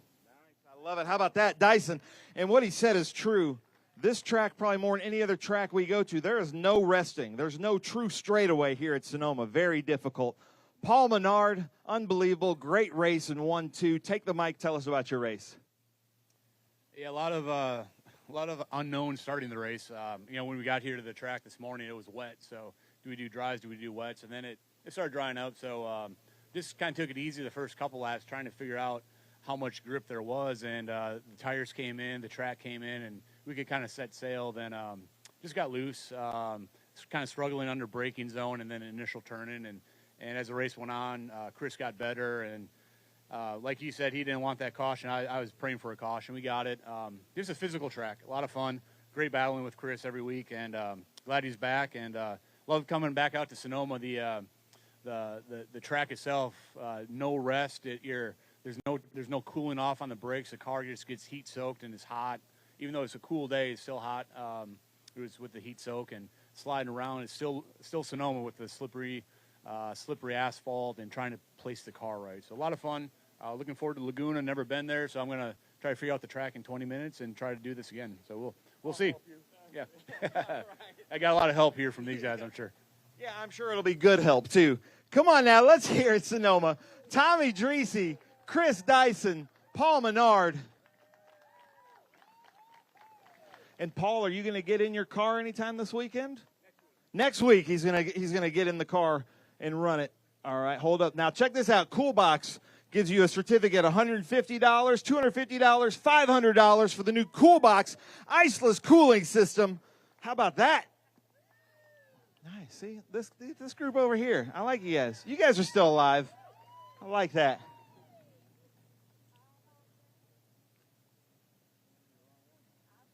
He said the wrong one. Oh, Dyson getting the gym weed, getting some energy in there. Uh-oh, where are you going? All right. Uh-oh, uh-oh. All right, now, come on, Sonoma. Let's get, like, he can't hit you all the way out there. Uh-oh. Here we go. Oh, there you go. Come on now. Dreesy, Tommy Dreesy, Chris Dyson, Paul Menard. Oh, shoot, Kevin, sorry. Paul Menard at Jim Weed Winner's Circle.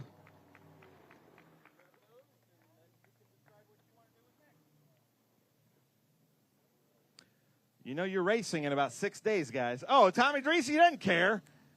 Well, Paul Menard and Chris Dyson, one for the homies right there, trying to keep their suits clean. Nice job. Hey, Bo and Remy, if you're watching, we need to add some energy to Paul Menard to act like he's won the race. We need Bo and Remy here to give us the good interviews next time. Come on now, Sonoma, one more time. Let's hear it. Tommy Dreesy, Chris Dyson, Paul Menard. And then we come over here, visit Eric. We've got some Jim Weed athletic focus drinks on both sides of the stage. Thank you guys so much for coming out. That does it for the Trans Am Series presented by Pirelli here at the Sonoma Speed Tour. We will be back here next year. Tell all of your friends. Bring them out. It's going to be a good time, but we still have SVRA groups to go. Cool. And we're going to be doing a fan walk out here for the Hoosier Tire 2-5 Challenge in just a few minutes. Xavier, you got a lot of work to do, man. You got to come and get yourself some Jim Weed. Thank you guys so much for coming out. We'll see you in a little bit. All right, Ben, thank you very much. As our Jim Weed Winner's Circle wraps up, some of the fans getting an opportunity to grab a can of Jim Weed. Better hustle up because Andy will be headed back down there to get whatever's left over. Absolutely. For the post-race drive to wherever you're going tonight. We are going to take a quick break, but we're going to come back and wrap things up for you here live on Speed Sport 1. Stay with us.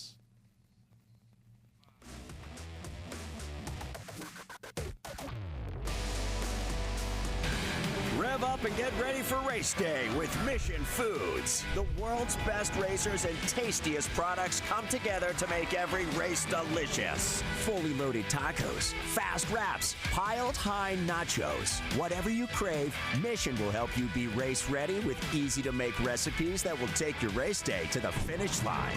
Keep your racing delicious and enjoy all the mouth-watering action. Brought to you by Mission Foods. Too fast, too tasty.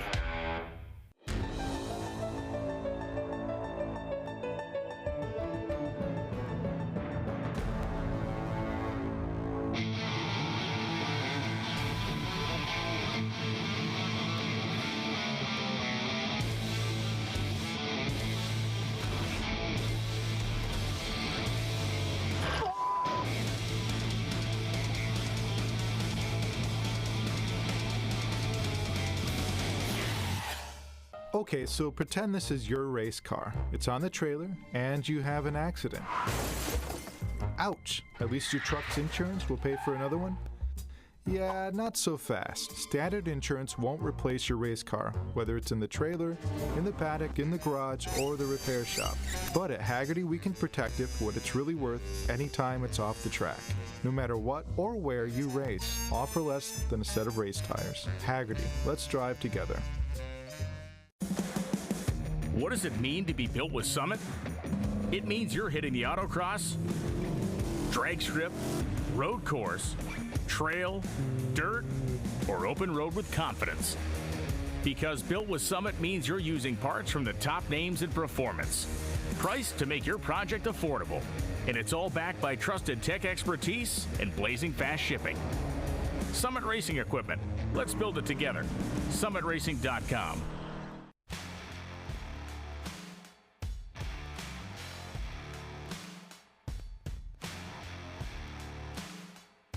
As we are closing up our third round of the 2025 championship season, the Trans Am Series presented by Pirelli.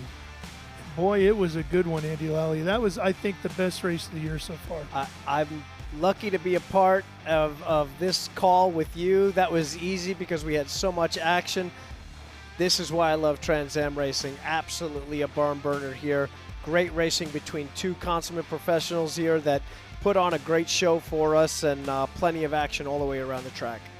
Paul Menard, of course, taking the win in his Pittsburgh Paints and Stains number 3. 3G Racing entry. Chris Dyson comes across the line in second. And it's points, just an outstanding day all the way around. Our points are going to be really close now. It's going to be tight. Andretti had a good chunk there. Obviously, with Paul and Chris having a really good day after some bad days. And Dreesy, who again had been Mr. Consistent, coming along there, hasn't won a race, but this has really tightened up the race between all 4 of them. Okay, as you look at this calendar here of where we're going with the National Championship, seeing where we are in the points now, we have Laguna next week. Then we get a little break till we get to Lime Rock. But then there's going to be a couple of spots in the middle of the season where things are going to get tight again, with not necessarily back-to-back, but awful close on the schedule of racing. Where do you see the championship taking a turn? I mean, we have so much championship left to go here.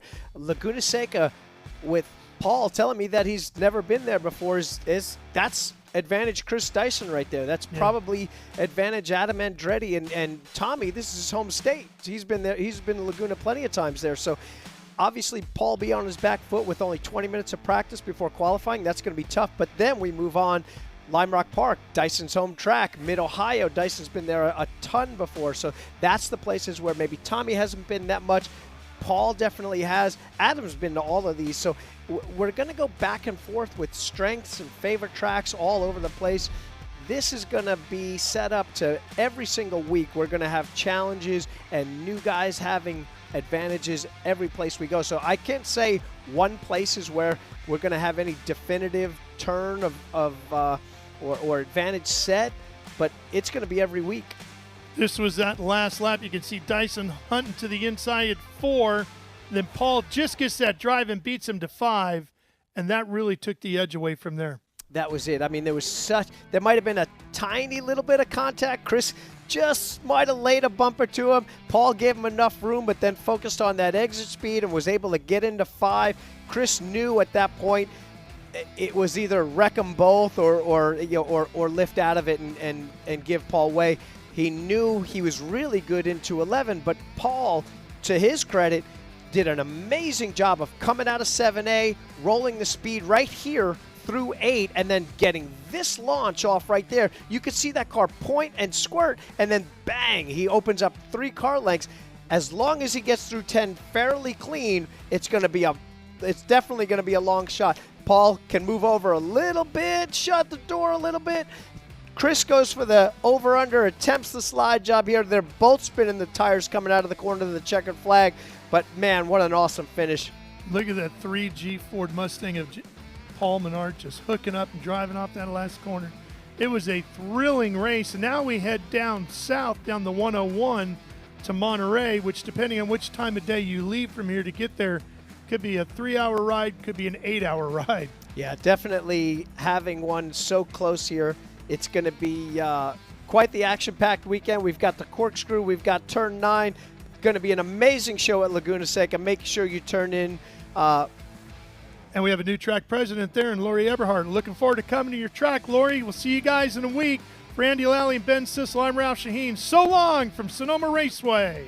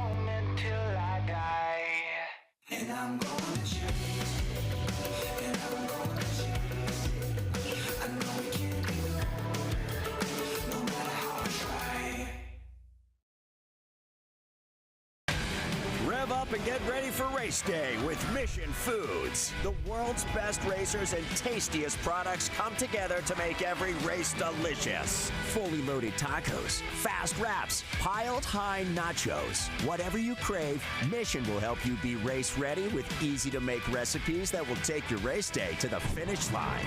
Keep your racing delicious and enjoy all the mouth-watering action. Brought to you by Mission Foods. Too fast, too tasty.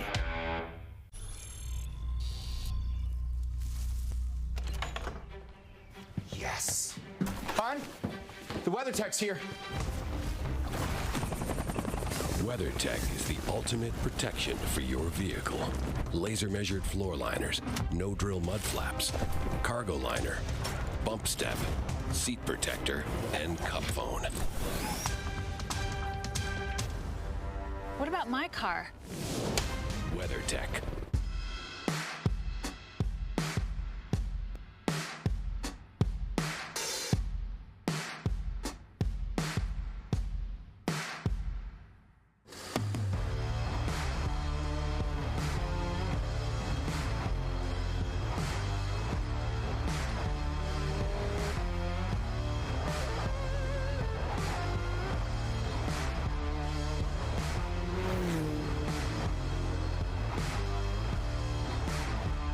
Hawk Performance packs 100 years of friction dynamics into every product. Backed by Carlisle Brake and Friction, the world's premier innovator of industrial brake and friction components, Hawk leverages R&D tools and motorsports experience to deliver uncompromising performance on the street. There's no reason to settle for less. Choose pads that are race-proven and street-legal. Find the Hawk Performance brake dealer near you at hawkperformance.com.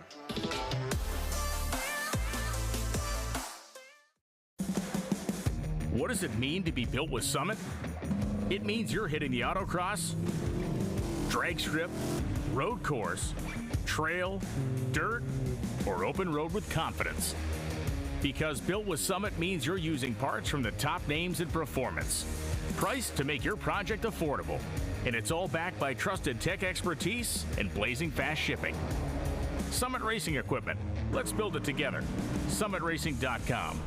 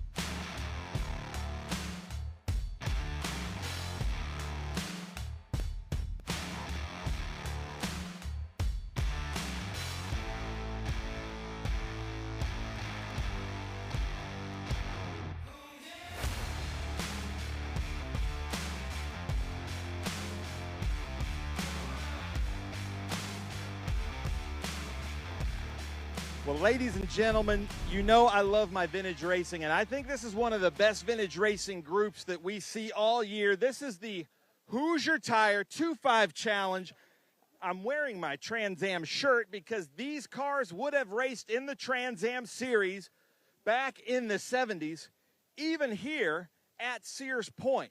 So we've got last year's champion here in this beautiful BMW 2002, Brian O'Shaughnessy, right here, sporting that beautiful beard. Let's talk to you, Brian. You won the championship last year, I believe, at the last round at Button Willow, and that was a hard-fought championship. Without a doubt. Armin and I took it all the way through the season. He's a really, really great competitor, and I just eked him out. God was on my side. Yeah. Congratulations. But he was the champion the year before that, too, so you know it's stiff competition. Yeah. This year, it's going to be really tough. Jeff, Ara, it's just if he keeps racing, we don't stand a chance.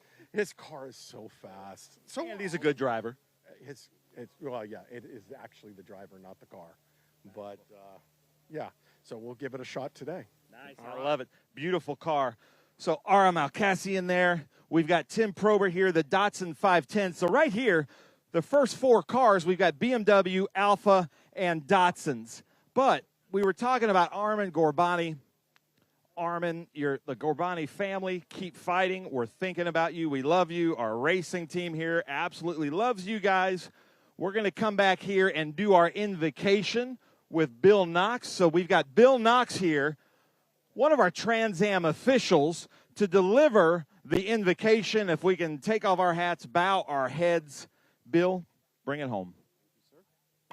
If you'll join me in prayer. Heavenly Father, as we come to you today in this most holy moment, Father, we give you all the thanks for us being able to be here at this storage facility. Father, we ask that you wrap your hands around this facility, that you keep everyone here smart, you keep them patient, Father, and most of all, that you keep everyone safe. Watch over the safety workers, our EMS, and bring our military home to their families. In your Son's most precious name we pray. Amen.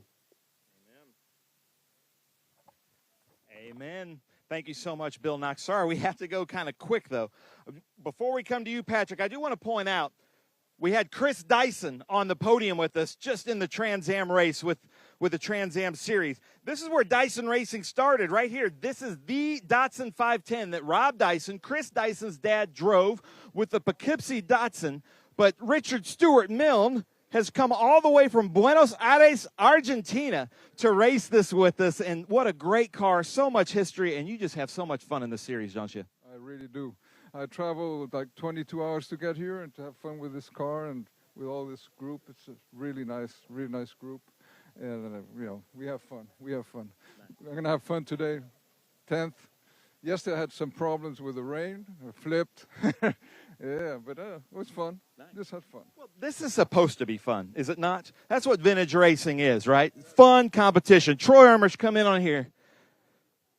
I met Troy and Patrick at COTA a few years ago when you won the national championship. Quickly explain, I'm having the producers, what is this series? Quickly explain your own series. So the series is all based upon the original 1972 through 1978 SCCA and Trans Am B sedan rules. So it's under 2.5 liters, sedan, so it has to have a back seat.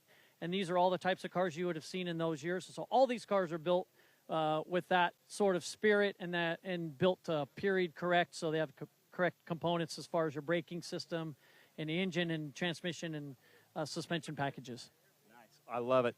And then ErmishRacing.com, the 510 parts outlet. He builds some of these awesome Datsun 510s, super competitive. You're right there in the front row, that beautiful penny of Tim Prober. But ladies and gentlemen, speaking of, this doesn't happen often in racing because Patrick MG right here is going to sing the national anthem. Then he's going to get in the car and go out there and race his beautiful Datsun 510. So Patrick MG, take the mic, deliver us the national anthem. Oh, say, can you see by the dawn's early light what so proudly we hailed at the twilight's last gleaming, whose broad stripes and bright stars through the perilous fight o'er the ramparts we watched were so gallantly streaming, and the rocket's red glare, the bombs bursting in air, gave proof through the night that our flag was still there. Oh, say does that star-spangled banner yet wave o'er the land of the free and the home of the brave. Nice. How about that? This talented racing family, Patrick, MG. Now put your helmet on, get in the car. Hey, Troy, where's Troy Armish? That should at least give him 2 or 3 grid places, right? What's the deal? That's a pick up a couple seconds a lap right there. Thank you very much, Patrick. Nice job. So, Troy, you're going to go up and watch the racing? Yeah. He's like one of the fastest 5'10" drivers ever, but he's going to be watching. Ashley, his wife, runs it. We're going to see them at the podium. But, you know, vintage racing is supposed to be all about the fans. And we're going to let the fans give the driver start command here. But I want to point out, look at this beautiful Kevin Shaha car here. I loved anytime you have a vintage livery like this and these Datsun 510s. I absolutely love it. All of these cars, the Alphas, the BMWs. Our Volvo actually broke, but hopefully he'll be at Laguna Seca. But we've had Cortinas and all of that stuff. So we've got a bunch of fans here to do the start command. I need you guys to be drivers. Start your engines as loud as you can. Come on in here, Gold State Warrior. All right, you guys ready to deliver? Come on in here to deliver the most famous words in motorsports. When I put the mic right here, I need to hear drivers start your engines. You ready? Here we go. 1, 2, 3. Drivers, start your engine! Nice. All right, Ralph, I'm going to run up to the booth because I cannot wait for this Hoosier Tire 2.5 challenge to get going. This is one of your highlights of the year, Ben, so come on up. We got a spectacular view from up here. High above the start-finish line is Sonoma Raceway, just about as high as that shot is right there. These 2.5 challenge cars are going to put on quite the show, and they're getting ready to go. Awesome job by our young fans to get those engines fired up, and we'll be rolling off from the grid here momentarily. All right, while they get ready to roll, we're going to take care of some business, and we'll be right back to Sonoma Raceway after this. How good is this? Look at this view from Losowski.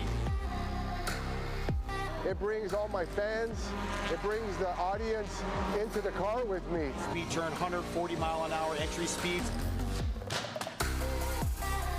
The quickest and most efficient way for me to get information to my drivers is from using the V-Box HT2 system.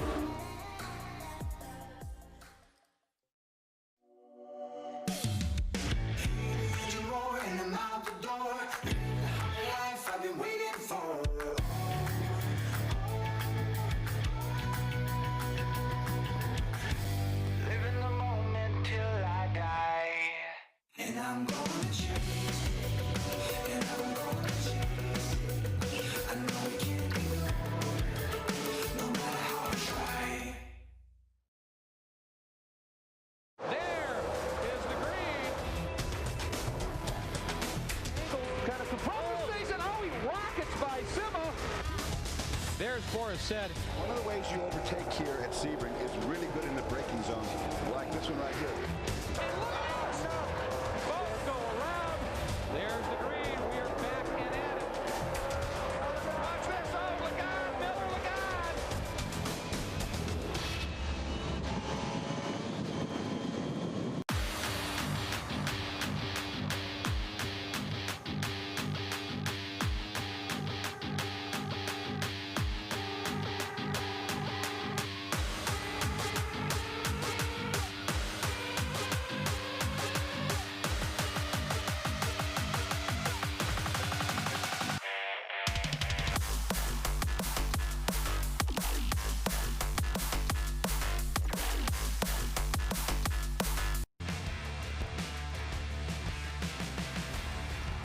So there's a high shot above turn 4, turn 5, turn 3A at the top of the screen here at Sonoma Raceway.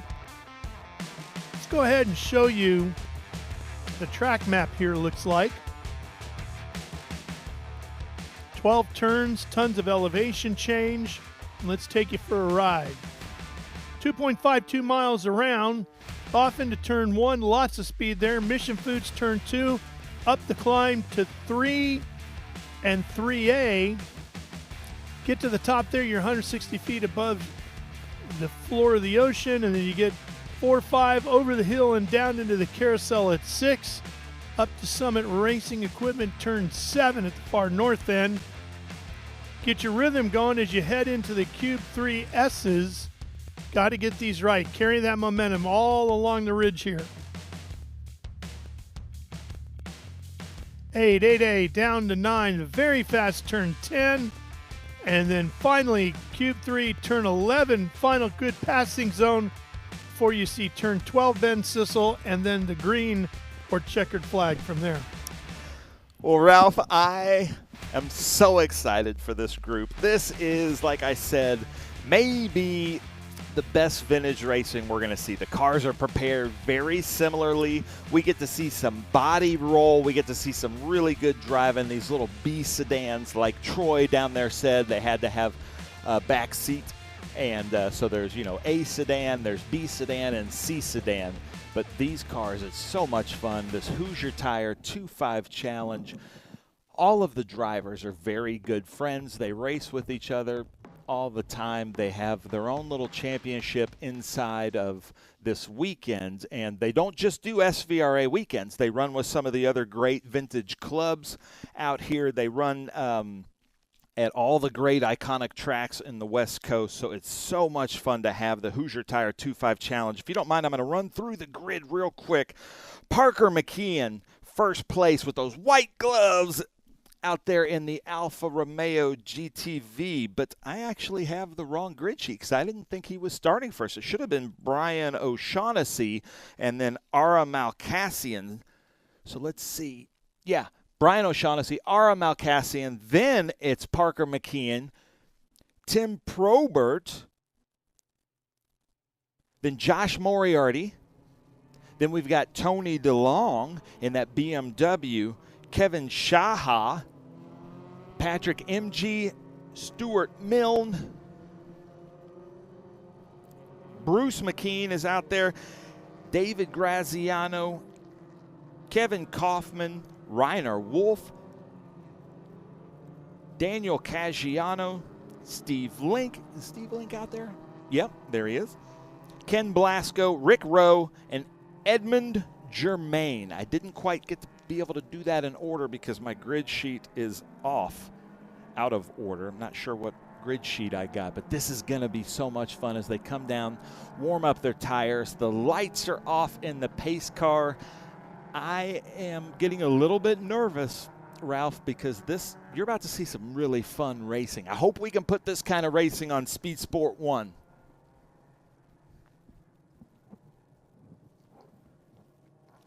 One of the highlights of the weekend here at Sonoma Raceway with our Speed Tour for 2025, our Hoosier Tire 2.5 Challenge getting ready to go. Coming out of 11. We'll start to crawl up through the revs, the gearbox, and deep into the throttle as this one goes green here once they get around turn 12 right here. You can hear it. Here we go. Green flag waves, and we're headed to 1.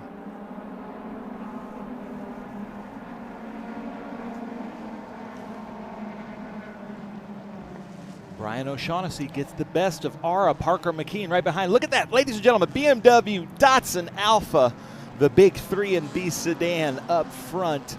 Brian O'Shaughnessy's last year's champion coming up through the Mission Food section, the highest part of the track right there. I learned from Ralph this weekend, 160 feet in elevation as they come down. And this is already these top 3 hard-fought competition and competitors. And right now, Brian O'Shaughnessy getting the better of Ara and Parker. Parker in that beautiful kind of dove gray Alpha as they come around the carousel, Ralph. First time into the carousel, the never-ending left-hander sweeping down through there. Whoa, look at the old BRE colored 510 getting a little loose on entry into the carousel.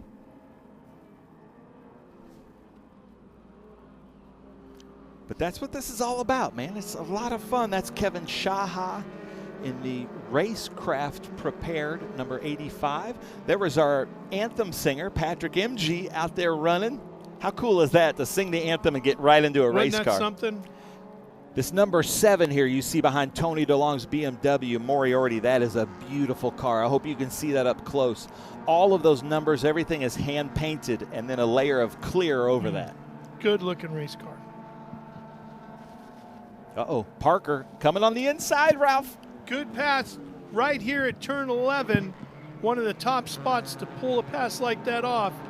And he gets the job done in that number 90 Alfa Romeo GTV.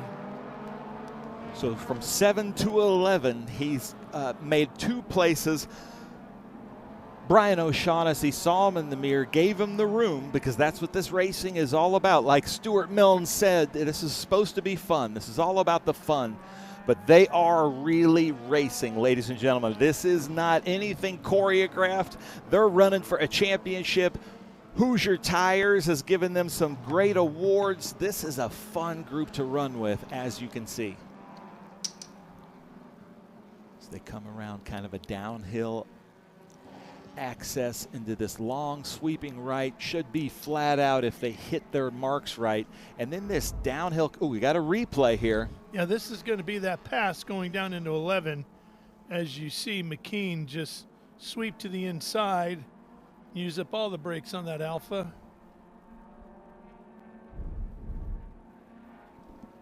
Now, Ben, I'm not as up to speed on my knowledge of Alpha GTVs the way I should be, or certainly that you are. What era are we looking at here? The 70s. Yeah, this is kind of like when the oil prices went skyrocketing in the 70s. They went to kind of the more economical cars, especially in Trans Am and with John Morton and BRE, Peter Brock, and these, you know, like he said, the under 2.5 liter engines, and all the manufacturers were making this. So it's basically, it has to have a back seat under 2.5, and there you go, you're out there racing. Ooh, look at that, hanging up his right front. Parker McKean just taking off, which is pretty expected. Parker, not only is not only are those Alphas just great cars, that's a very well prepared car, but Parker McKean is a very talented race car driver. Has been racing in vintage for a long time. I love watching his hands. He's always working. But let's see. Ara Malkassian right behind Brian O'Shaughnessy. Look at him sliding through that.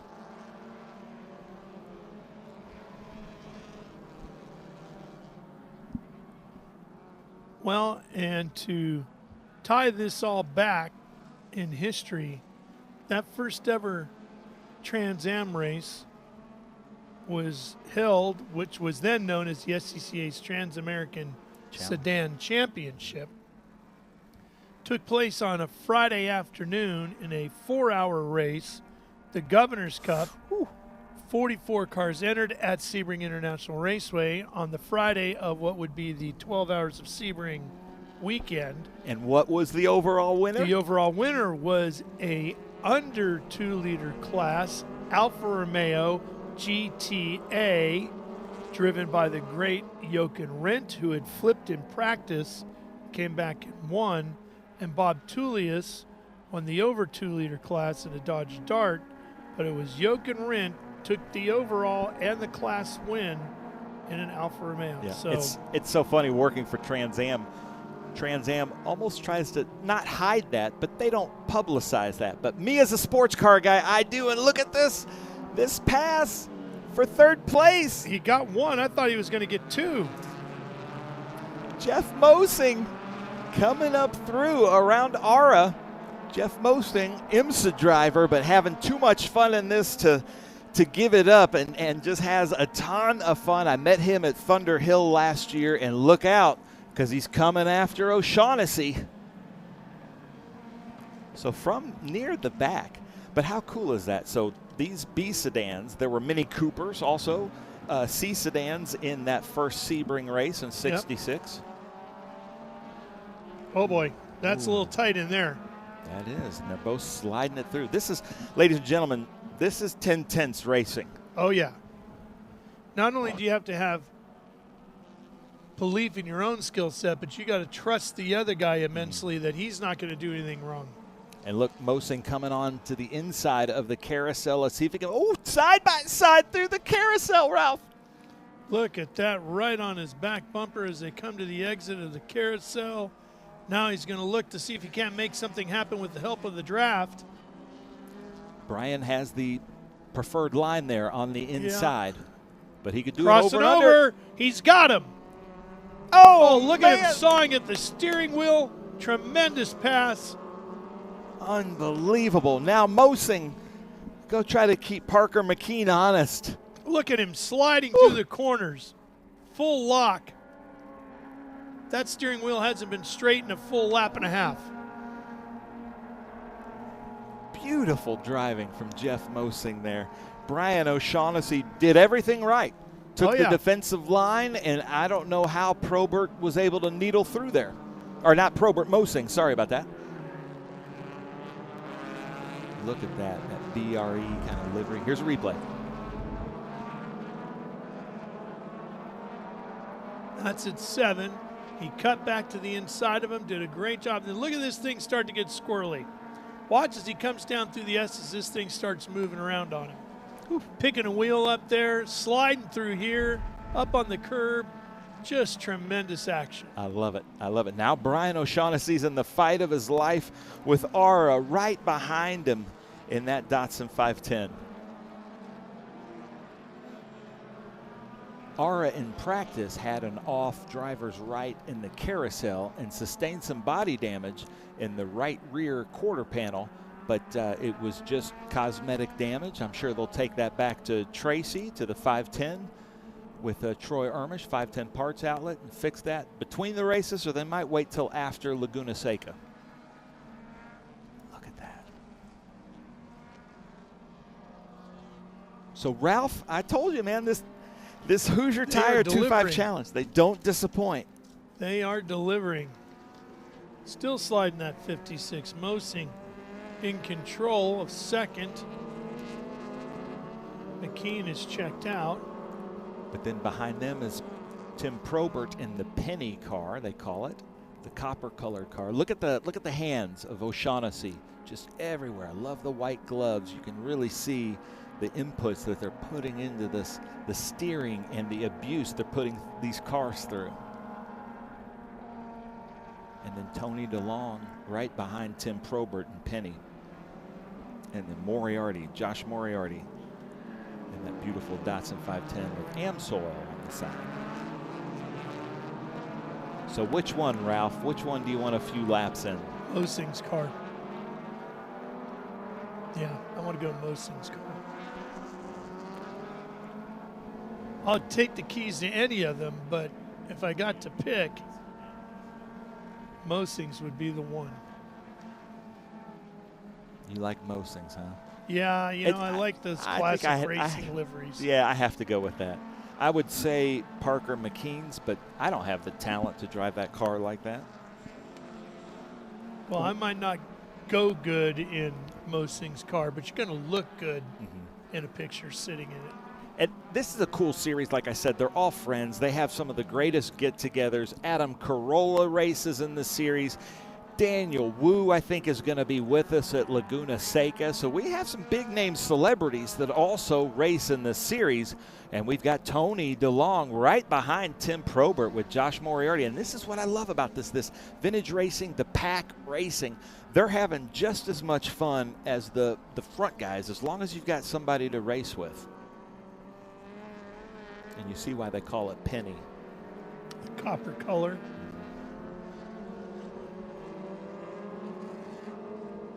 Tony DeLong is a very good, talented driver, probably in his early 20s. He's with Racecraft. Racecraft, another one of our great arrive and drive programs. So if you ever want to rent and have some fun with one of these, look up Troy Ermish, look up Racecraft, look up Blasco. There's some great places to go to for some arrive and drive programs to come out here and have some fun in the Hoosier Tire 2.5 Challenge. Side by side, Ralph. That could be a change for position because the Beamer's got the edge on the inside and will. Man, these cars can rotate, can't they? They really can. So Tony DeLong through. I have to give a shout out looking at that red, white, and blue BMW. Steve Walker, one of my great friends. He and Mary, I believe, are down in New Zealand on vacation because they would regularly be here. So if you guys are watching, we miss you, but have fun down there. I love New Zealand, but you're missing out on some good racing as Tim Probert follows Tony DeLong on through.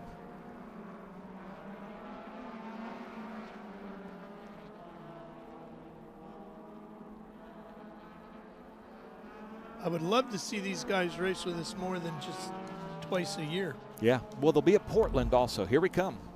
What's happening here? The replay, take us through it. This is a replay of that last pass. Beamer getting to the inside, getting right down on the apex and hugging that red and white curbing, taking the position away from Penny. Ooh, Moriarty now looking at Tim Probert to the inside. Tim takes the more defensive line, and Josh follows him around. And what happens with this, how packs kind of end up like this, because you can see now Tony's kind of leaving him. It's so hard to get by somebody, but once you do, you might have the faster car, and now he's going to try to really hustle, hit all of his marks, and try to catch up to the next pack of cars, which is Brian O'Shaughnessy and Ara Malkassian. And Ara, I'm sorry if I'm butchering your name. Look at this coming around turn 10. There's Stuart Milne back there in that Rob Dyson Poughkeepsie Datsun car.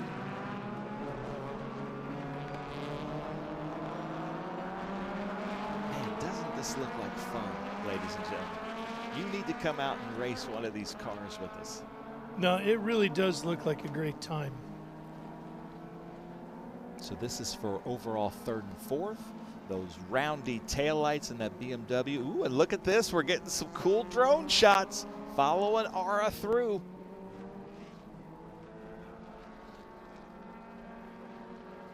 I mean, you don't get, I don't think you get a second and a half to rest as a driver at Sonoma Raceway, which is what I love. You don't. I think this would be a very satisfying race to be a part of, even if you're battling for 15th. I think the fun of driving one of these cars and be able to fight with somebody for a position, as these two are doing here, looks like it's just very rewarding. Just a really fun time. So much so. My goal in any race is to not finish last, which I do quite often. And I tell you, whoever's in last place is also having an absolute blast in this race. Oh, yeah. So Ara tried to get by O'Shaughnessy, but O'Shaughnessy closed the door. Didn't block, but didn't give him the room. It's his corner. In vintage racing, it is up to the passing car to make a safe pass. There's our leader, Parker McKean. Clicking him away. Look at that beautiful Alpha. The hood is up just a little bit. It's a front opening hood, and they do that just to let the air kind of flow through and out. Gap 14 seconds. It's growing between first and second. Look at the body roll on that thing.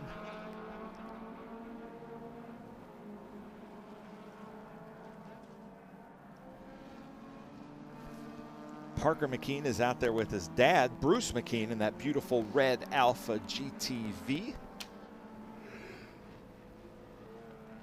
This looks like a video game, Ralph. It really does.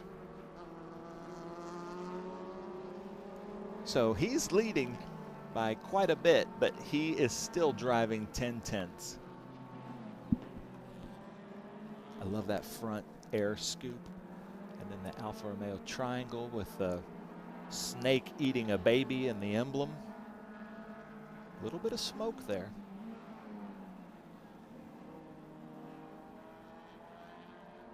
That is one of my favorite Italian cars right there.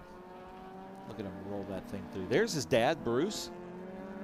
Look at the kind of the reddish orange at the front and then the red Italian. Love that.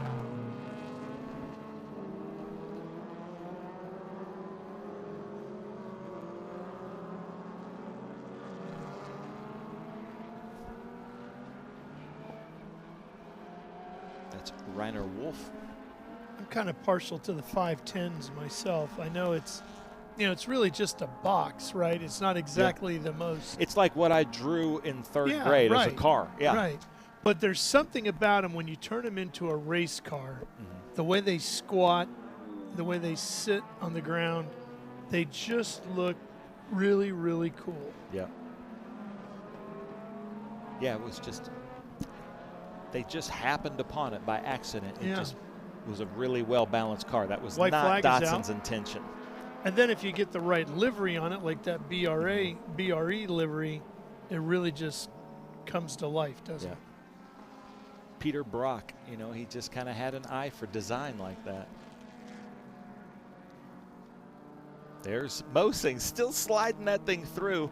And we were talking about Holly, Troy and Ashley's daughter, the PR director for this, that did the start command for the Trans Am race. Fantastic. Oh, she's awesome. She's a great PR director. You can see that the series is growing. She does a really good job. And she put those stickers on the back of Mosing's car, and he said it's a lap faster because of those Bucky stickers. But look at him just sliding through, coming downhill to take the checkered flag. Look at the hands moving. Yeah. The gray with the white front. Look at where his eyes are looking. He's looking at the next corner like a good driver should. He's not looking at where he is. He's looking at where he wants to go.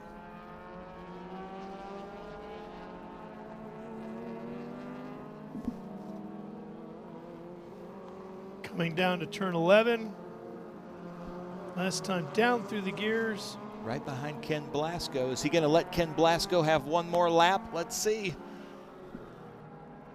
Parker McKean coming around turn 12. Checker flag is in the air, and he takes the win in our Hoosier Tire 2.5 Challenge in his Alfa Romeo GTV. We got a bit of a wait now for Mosing. Jeff should be coming around shortly. Ara doing everything he can to do 11. There's Mosing Mosing. across the line. Comes through like the Formula One drivers to take the flag. Yeah.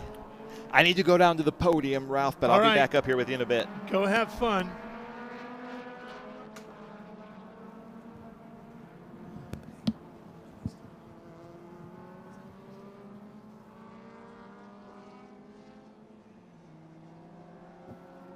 All right, looking at McKean on the cool down lap here, enjoying the victory lap, celebrating a win.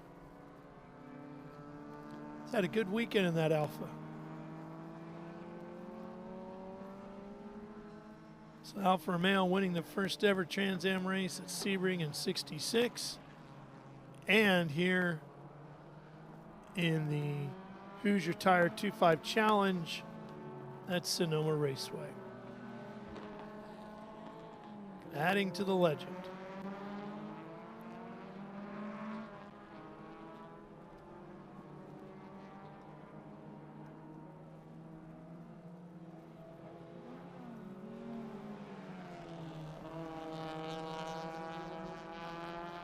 Here's your results. McKean, Mosing, O'Shaughnessy.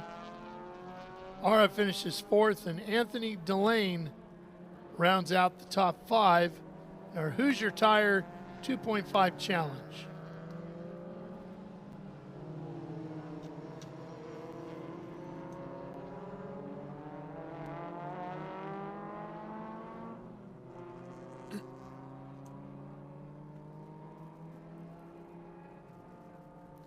Taking a look at the rest of our results, down to David Graziano, who finished 17th in car 32.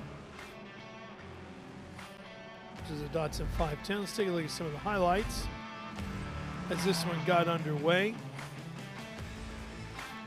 BMW jumped out to the early lead, but then here comes McKean with a nice pass at 11, right up the inside.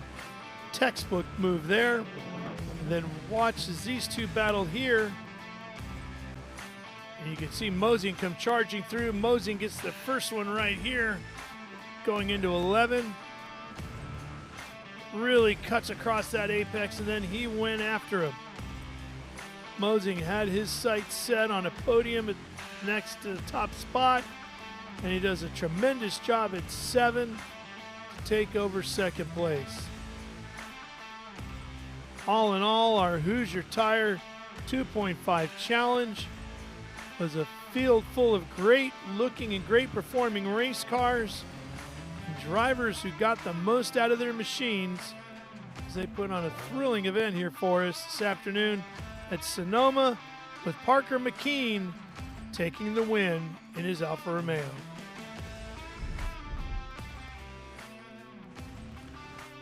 All right, we're going to take a quick break, and we'll come back and have the podium celebration after this. We are changing how people live in the environment today. So we basically put our fingerprint on the future of what the United States looks like. My overall business philosophy is that I'm engaged with my company from top to bottom, and I think the racing world and helping out the next generation and younger drivers is a passion of mine, and is getting stronger and stronger every year. With that, that's why I want to be involved.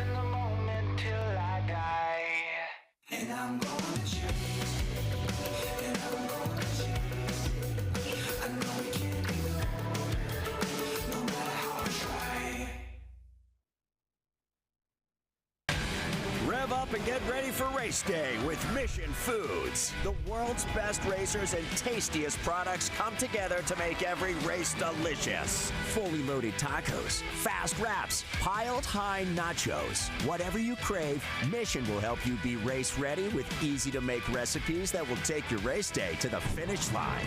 Keep your racing delicious and enjoy all the mouth-watering action. Brought to you by Mission Foods. Too fast, too tasty. Well, ladies and gentlemen, the Hoosier Tire 2.5 Challenge did not disappoint. Unbelievable. I'm here with the winner of the race. The four-leaf clover came in handy there. Parker McKean, unbelievable. Class of the field. Did you start third or fourth and then you just worked your way up to the front and just took off? Yeah, I started third. Had a pretty wet race yesterday and moved back a little bit, but got to race with some guys up front, and yeah, everything just worked really well. So it was fun out there.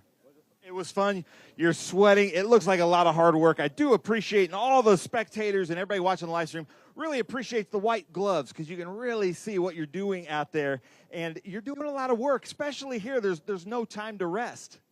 Yeah, I think with the rain, too, this morning, we lost a bit of grip. So as the session went on, kind of just kept getting greasier and greasier, less rubber down. So, yeah, the cars are moving around a lot, but that's more fun. I love it. Well, congratulations. Where's Mosing?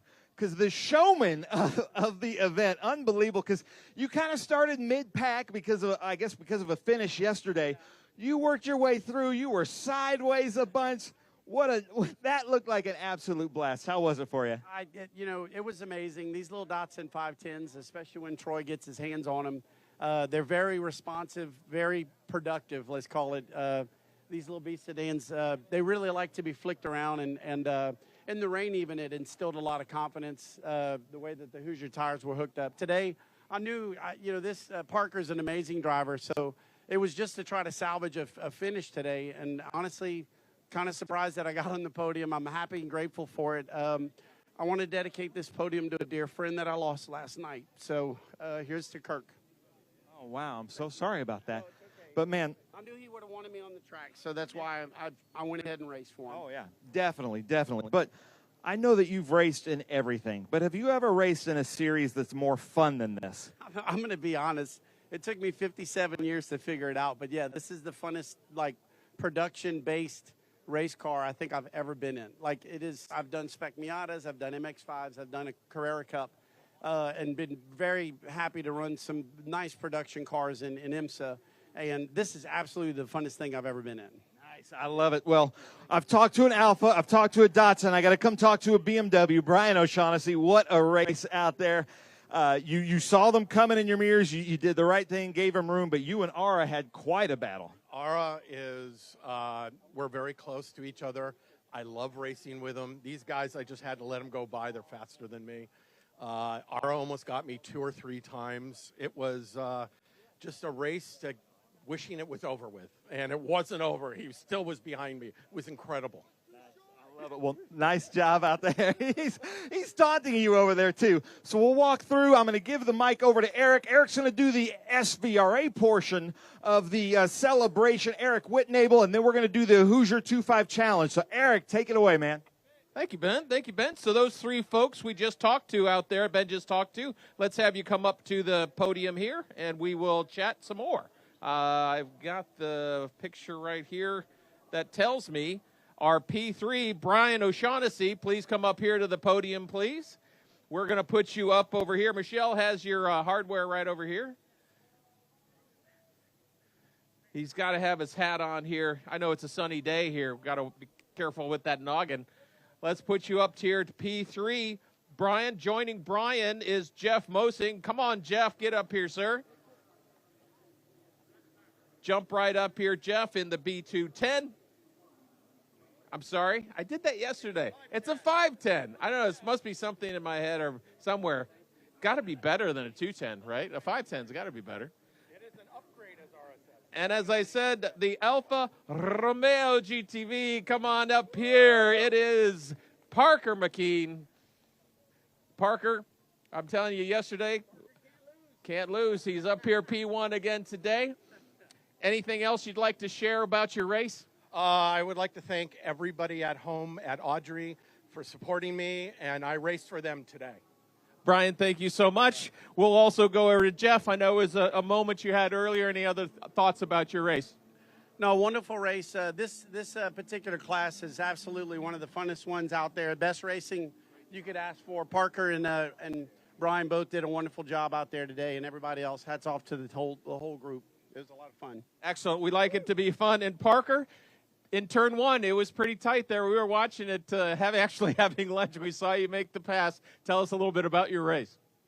Yeah, like I said before, it was got to fight a little bit up in the front first few laps, and yeah, just kind of locked in and got going. So I'm happy to be here. Thanks to Anthony and Santos, my dad, and then Troy for putting on this series. It's pretty cool. So awesome. All right, we'll get a photo here from Michelle. And Ben, I'm going to give it back to you, or we're going to go to Troy here real quick. I know Ben's around here, or Ben's ready to go. Ben's going to help you host, Troy. But, Troy, do you want to take a couple moments? Thank you, gentlemen, and we'll have you both tell us kind of about this special event that we have here, the Hoosier 2.5 Challenge. Thanks, guys. Hey, thanks, everybody, again. I want to just express our gratitude. I'm really happy that we have a strong field of competitors, especially the podium here today. They put on a great show. Looking forward to another good show next weekend. We'll have a few more cars in the grid. But I want to thank Hoosier Tires. They've come on board. It's a big upgrade from our tire package last year with much more grip. The times are much quicker. I just want to say thanks to all of our series sponsors and the competitors that join in that also help promote the series with Racecraft and Adari and everybody on board. I really appreciate it. And we're going to hand out our own awards here, and then we want all of our drivers to come up for a big photo shoot with all of our drivers. So in third today, Brian, great show, great race. Thank you. Appreciate.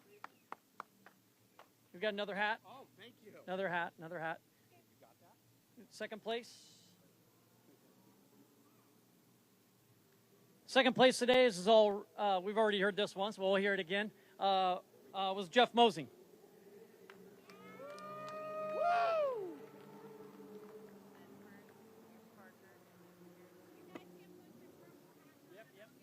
Yep. And then putting on a show like he usually does, Parker McKean in first place. Way to go, partner. There's a hat.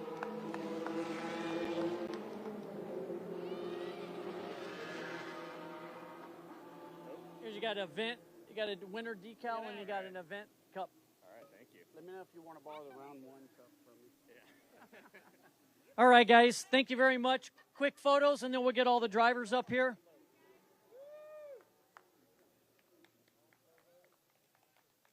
All right, we're good. All right. Ready? All right, get all the drivers up for a photo. You're in this too, Troy. All right, all the drivers up here for a family photo, and then John Carey, our social media director, is going to be up there. We want everybody by their cars. He's going to take a photo of everybody by their cars after this, if you don't mind. But come on up, squeeze in. Troy, you got to get in here. Ashley, you want me to take the picture so you can get in here? Okay, is your PR director in here? Yeah, Holly's in here. It's good, it's good.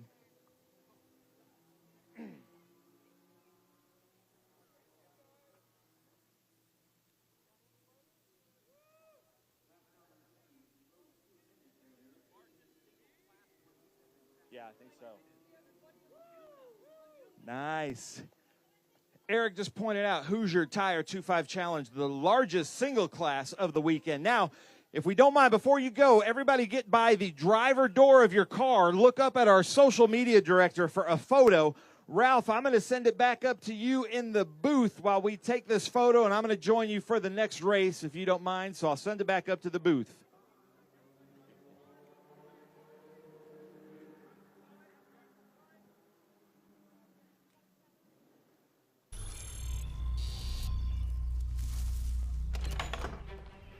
Yes. Hon, the WeatherTech's here. WeatherTech is the ultimate protection for your vehicle.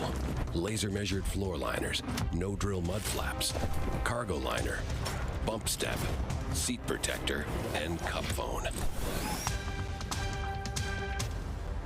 What about my car? WeatherTech.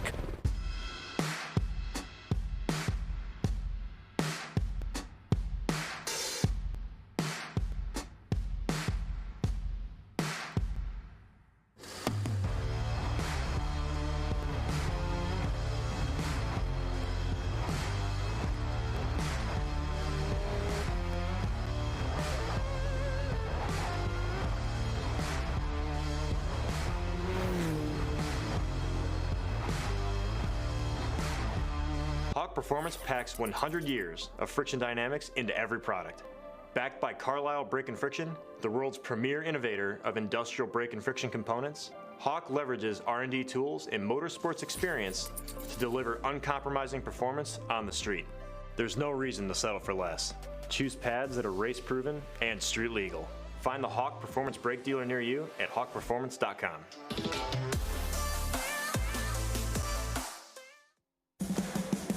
What does it mean to be built with Summit? It means you're hitting the autocross, drag strip, road course, trail, dirt, or open road with confidence. Because built with Summit means you're using parts from the top names in performance. Priced to make your project affordable. And it's all backed by trusted tech expertise and blazing fast shipping. Summit Racing Equipment. Let's build it together. SummitRacing.com. How good is this? Look at this view from Losowski. It brings all my fans, it brings the audience into the car with me. Speed turn 140-mile-an-hour entry speeds. The quickest and most efficient way for me to get information to my drivers is from using the V-Box HD2 system.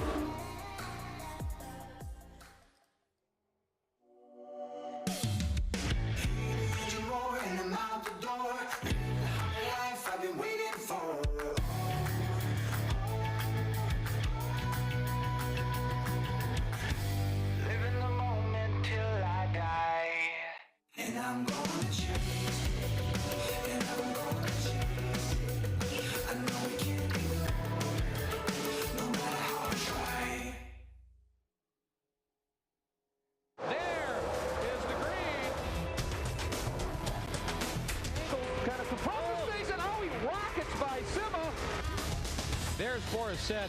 One of the ways you overtake here at Sebring is really good in the braking zone, like this one right here.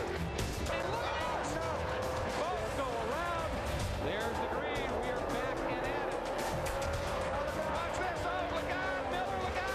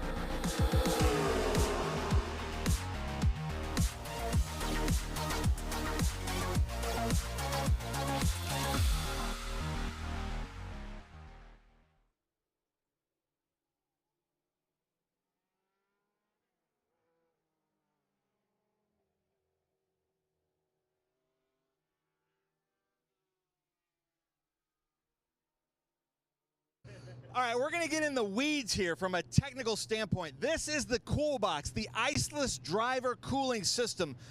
Very cool technology developed by two TA2 drivers. So we've got Victor Chopla here that competed in the Western Championship last year. So tell us about this box and why it was developed. You know, it was developed because you obviously cannot perform as well in a really hot race car, just like the TA2 car, when you're super hot. So, you know, you have to lower your body temperature in order to compete at a better level. But really, the emphasis that I love is it's iceless. You're not carrying around a bunch of weight in a cooler. It doesn't take up a lot of room, obviously, inside the car. Yep, we try to make it as lightweight as possible, but as efficient as possible, where it still works at super high temperatures. And we designed this box to just be bulletproof and work under, you know, all circumstances. If it's 110 outside, it's going to be 160 in the race car, and this box still needs to perform to a point where the driver of the car is not going to overheat, and it's going to feel like he has ice cold water going through his vest. So we basically designed it originally for us because we know, you know, what it takes to be in a hot race car like that. So, you know, that's basically the background of why we started the company in the first place. A few years ago, we were at Indy, and Amy Ruman got out of the car. It was about 100 degrees outside. They put a laser in there. It was 175 after her cool down lap inside the car, which is you could legally cook meat at 160. So driver comfort, you can concentrate a lot better when you're comfortable. If you're sweating, if you're irritated, you sort of get the red mist. So Matt Rivkin, talk about the driver comforts when you're in the car. Yeah, it's a really big deal to be comfortable inside the car, and it's not just the comfort aspect. It's also how you're functioning at such a high level when it comes to racing a car that you need to be on top of your game at the highest level. So if you're suffering from not necessarily heat exhaustion, but if you're overcooked in that sense, you're not going to be able to make the same types of decisions.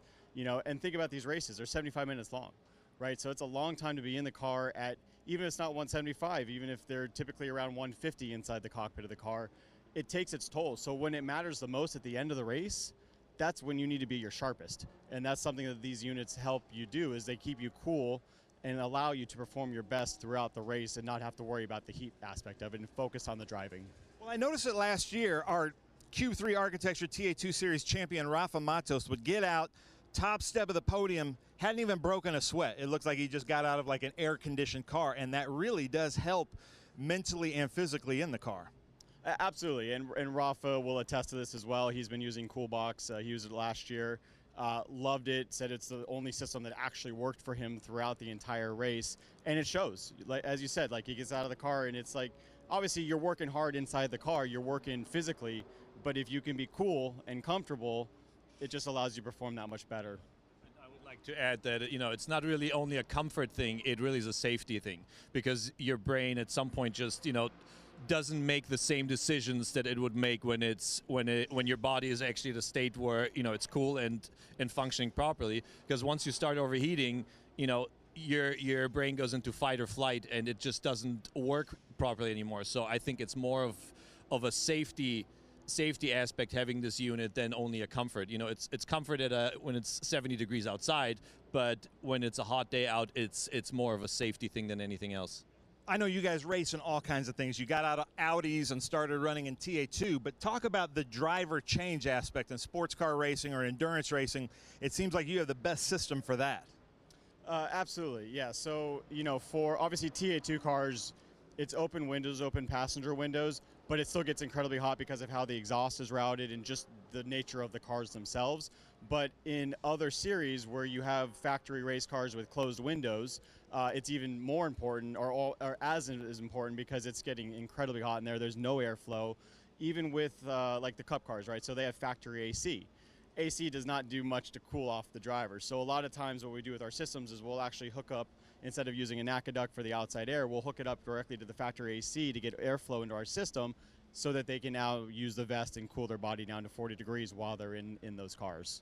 Now, one more thing I want to bring up here is this Coolbox system is on Jared Odrick's car. There probably isn't anybody in this paddock that knows more about body conditioning and how important it is to keep your mental and your physical in check. Actually, come on in here, Jared. We were talking after Mid-Ohio, and we were talking about how important that is. So Jared Odrick, former NFL player, first-round draft pick for the Miami Dolphins. I feel like you know more than anybody else in this paddock about body conditioning. So how important is this Coolbox for you?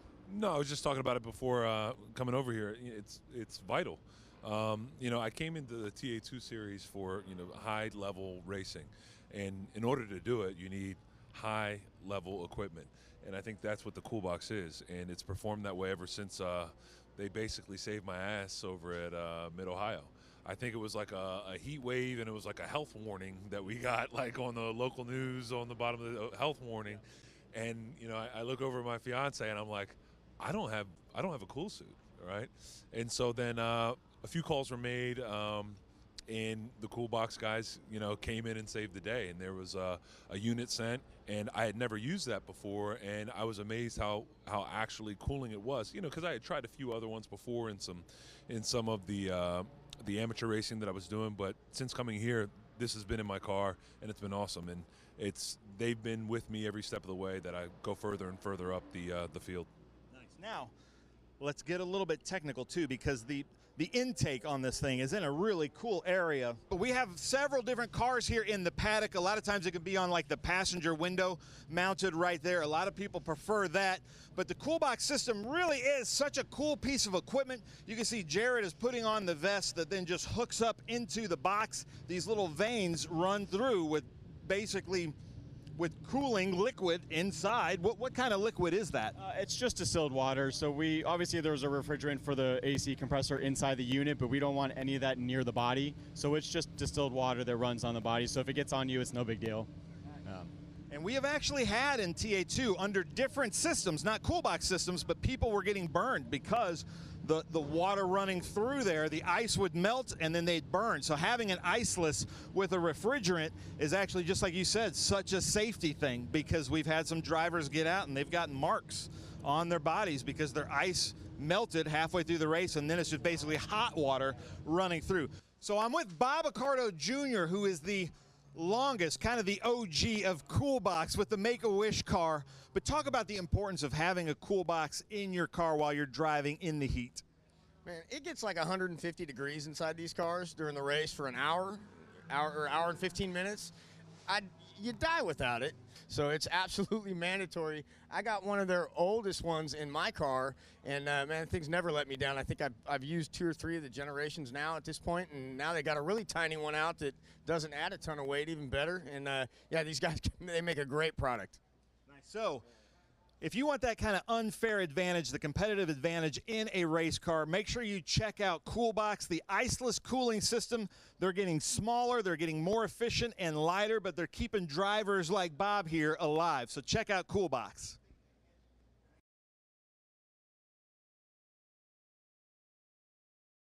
Adam Andretti, I drive the top liner Chevrolet Camaro in the Trans Am Series presented by Pirelli. It feels amazing, but at the same time, it doesn't mean anything 2 races into the season. It's obviously a cool accomplishment. You get the great pit spot, and you get some of the perks that come along with being a points leader, but none of it matters until we're in COTA and we're at the banquet, and they're sitting there, and then you're the points leader. That's when it matters. So there was a lot of racing left to go, and that's what we're working towards, is to get to that goal of COTA and celebrating the ultimate celebration. Leading the points at any point in your career feels amazing. I mean, no one doesn't want to be the points leader. That's what we're striving to be. We've been consistent. You know, it's again only 2 races in, but the change from our past to now would be consistency and having a good start. Honestly, in my entire Trans Am career, I've never left Sebring with a decent finish when going for a championship. I've had some great finishes at Sebring, but it was always like one-off races, and I was never going to go. I wasn't going for the championship that year. It seemed like every year I've gone for the championship, Sebring has put us behind the 8 ball right off the bat. And this year that wasn't the case. This year we were able to bring it home with a strong podium finish, and that has been really the game changer for us. When you start thinking about other teams and what they're going through, and you lose focus of what your own operation is doing. We're just heads down on what our own operation is. You have enough to deal with focusing on your own program than having to worry about anyone else's program, as nobody out there is worried about our program either. So it's the champions really put their heads down and focus on what they're doing and exit that outside noise. That outside noise doesn't mean anything.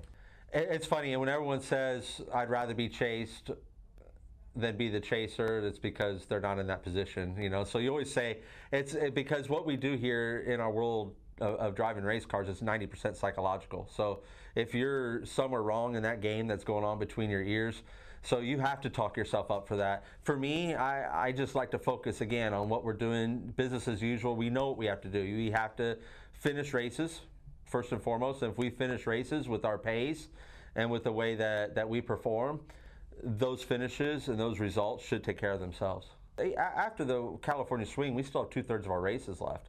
So you get into that last third of the races, then yes, maybe some of the mentality will change, but you got to be careful changing your mentality driving, because when you make those adjustments, it can create other errors because you're taking yourself out of your rhythm. You know, the rhythm of life and the rhythm of what you're doing, especially in our sport, is so important. So it's really a fine line, a fine balance that you have to be on at that point. Well, ladies and gentlemen, a lot of people ask us, what are the different classes in SVRA? Because we technically have 12 classes and then a few special classes. This is a great representation of a Group 1 car, a 1300cc small, nimble, light car. So it's got 1300 cc's. This one's in the rear, but MGs, midgets, Bridgets, all kinds of things like that. But also Group 1 cars had to be built in a factory. So that is a small bore production car is a Group 1 car. SVRA Group 3, one of my favorites because I always love the small bore British production cars.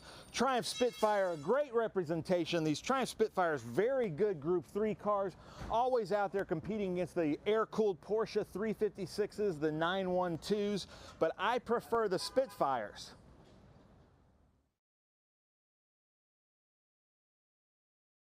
So Group 4, I can't think of a better representation than the beautiful Lotus 11.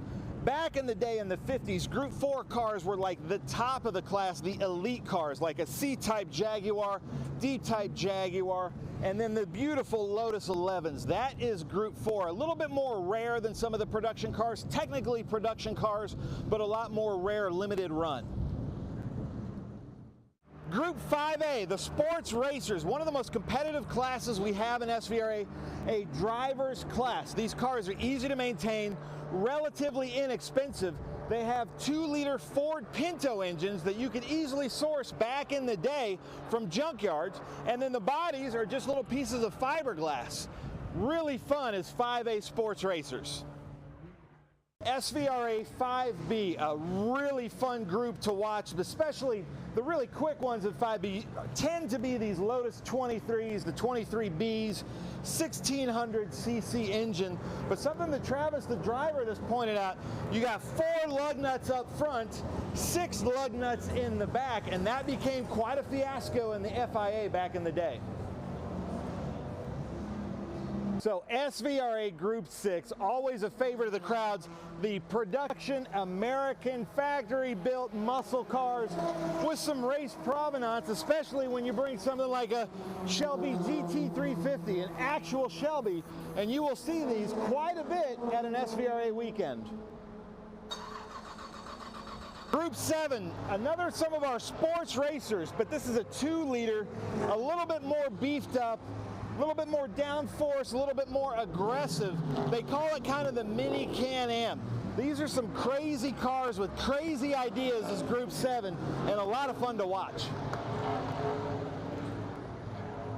So when I think of Group 8, I think of these air-cooled Porsche 911s, just always been absolutely dominant in Group 8, but also representing Group 8 would be like the Datsun 510s, the B sedans, or the Alpha, the BMW 2002s.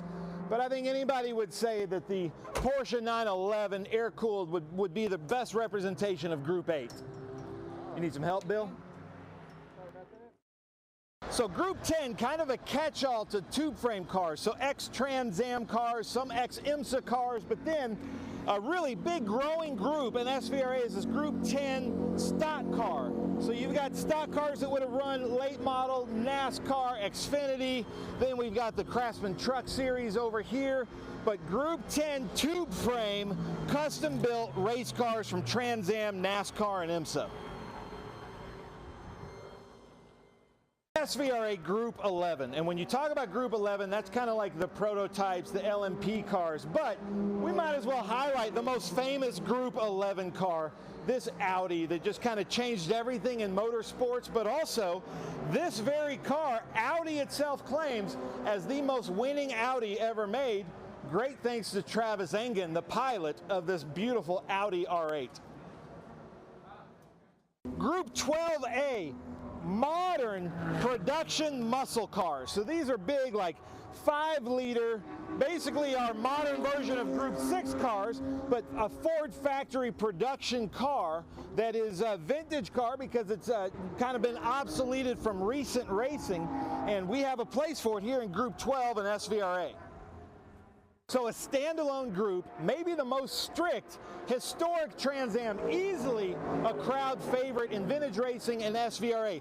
These cars here, it's just crazy being around them.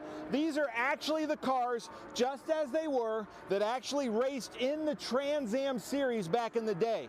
They have to be set up the way they were. And they are so strict, come with me here, that if they don't have pictures proving that this car had this Bell sticker on it, or Castrol, or any of these stickers, they can't run it. It has to look exactly like it did back when Parnelli Jones ran this car in Trans Am.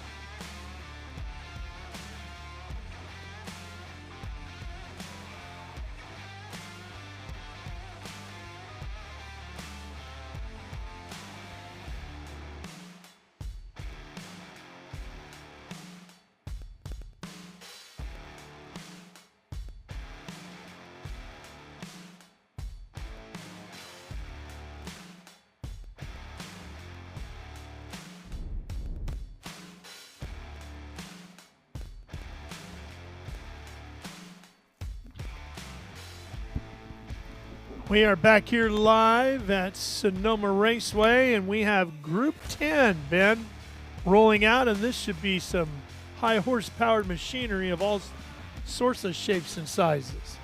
Yeah, this is kind of a catch-all between like tube frame, high horsepower, stock cars, Trans Am cars, GTO, GTU, and then we also have a lot of modern GT cars. So you'll see some Porsche Cup cars out there like that's there in second starting out, but also some great Trans Am, stock cars, GTO. So it is Group 10, but there's about 6 different classes inside Group 10. But the first car I need to talk about is this Tom Dyer Ford Thunderbird IMSA GTO car that my friend Frank Markham, who was with us at Sebring this year, he has put that thing together with Mike Seymour and his crew out here. And Tom Dyer, the legend Tom Dyer, is out here running it. So that is so cool. But let me quickly try to go through the grid of here's who's here. But right behind them is the Porsche of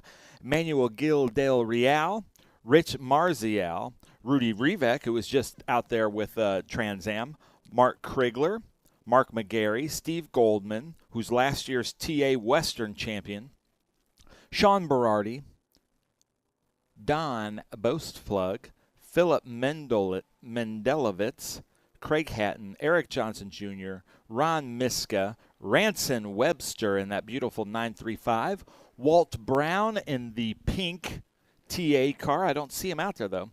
Sean Cody, Edward Hugo, R.J. Gottlieb, Steve Beck in the Mark Martin car, John Weirick, Esteban Beckman, and Mark Versini are going to be taking the green flag as they come around 11, Ralph.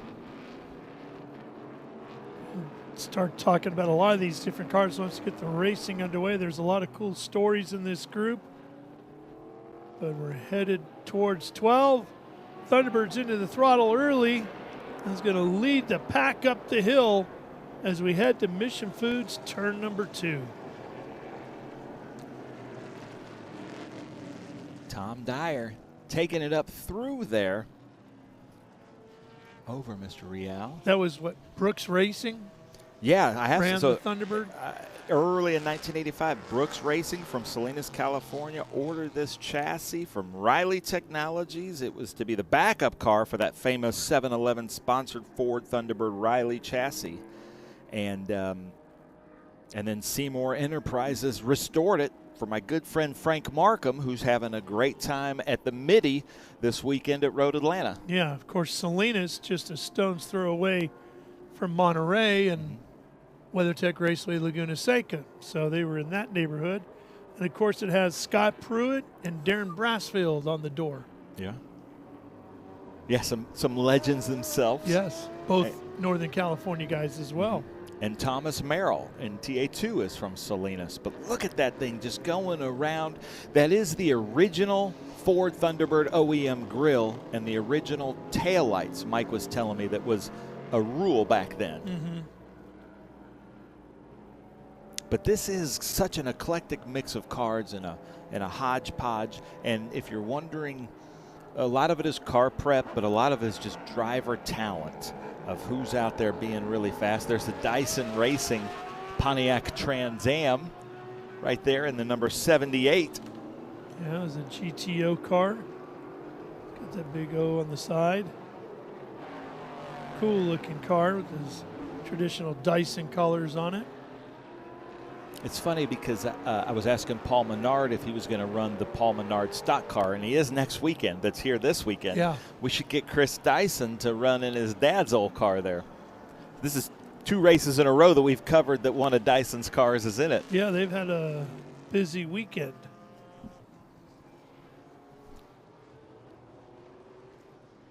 This one's running pretty good as well. Yeah, I believe that's Mark McGarry. Down third. Followed by Sean Berardi in a, looks like a modern TA2 car. He's going inside the carousel. Look at how much wider that Camaro is than the Pontiac. Yeah.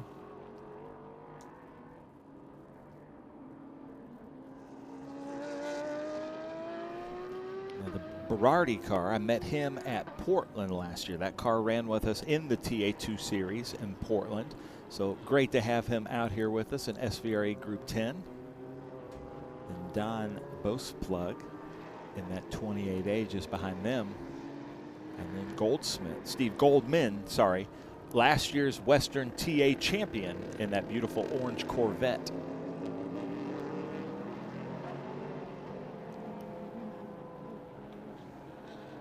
So an eclectic mix of cars, but some fantastic cars. Tom Dyer just passed in front of our window and just kind of shook the glass a little bit. Yeah, a lot of great sounds out there, that's for sure. Here's how the pass was made. New generation on the inside of the old generation. Going through the carousel. I am surprised by how much beefier the new car is than the Pontiac back there. It sure looks significantly so, doesn't it?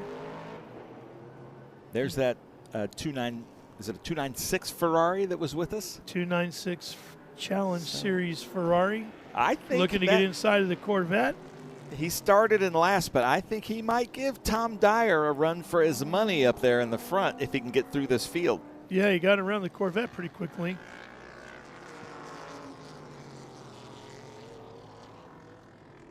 Now, would that be the same era as the Knight Rider kit car, that Pontiac there of the Dyson car? It's awful close. So if you're joining us on SpeedTour TV on YouTube, leave some comments. Where are you watching from? Who are you rooting for? But that 233 Esteban Beckman is moving up through the field. So Tom Dyer, you better put that loud pedal down.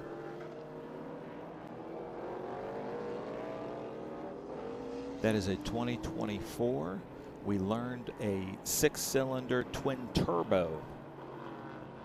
Ralph was doing his research during the International GT because I had so many questions about that car. So Kit was an 82 Firebird, so that is definitely in the right era.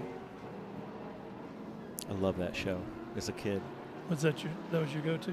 That was a good show. Come on. The Hoff, David Hasselhoff, and the talking car. What could go wrong? Right.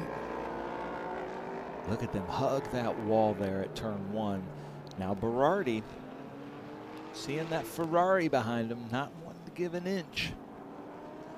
There's a Bob Leitzinger Datsun 300Z out there, and it's funny because Butch Leitzinger is here this weekend. His son, Butch Leitzinger, with Juan Gonzalez. So it's always cool to see there's a few Leitzinger Datsuns, kind of around. Yeah, no, the Butch was also tied, of course, to the Bentley Continental GT3 program. So Butch has had a handful of race cars around here that. One of the most famous cars in the world is out here right now, the big red Camaro, the red #1 Camaro that one year they set it up to run like the Panamericana, one year they set it up to run like a Speed Bonneville or something like that, and they just reconfigure the same car every year. Look at that Ferrari move through.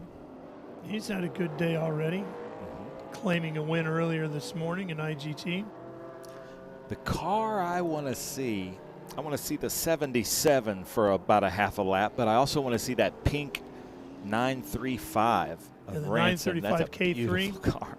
And he was the same guy that was in that Porsche Abarth that I was loving. Like, talk about good taste in cars. Well, look at that. This Dick is an Trickle. original Dick Trickle car here, but it only ran like 2 races, and it's never been crashed. Wow. Commentator's curse, maybe? Oh, yes. gosh. Now, the cool story.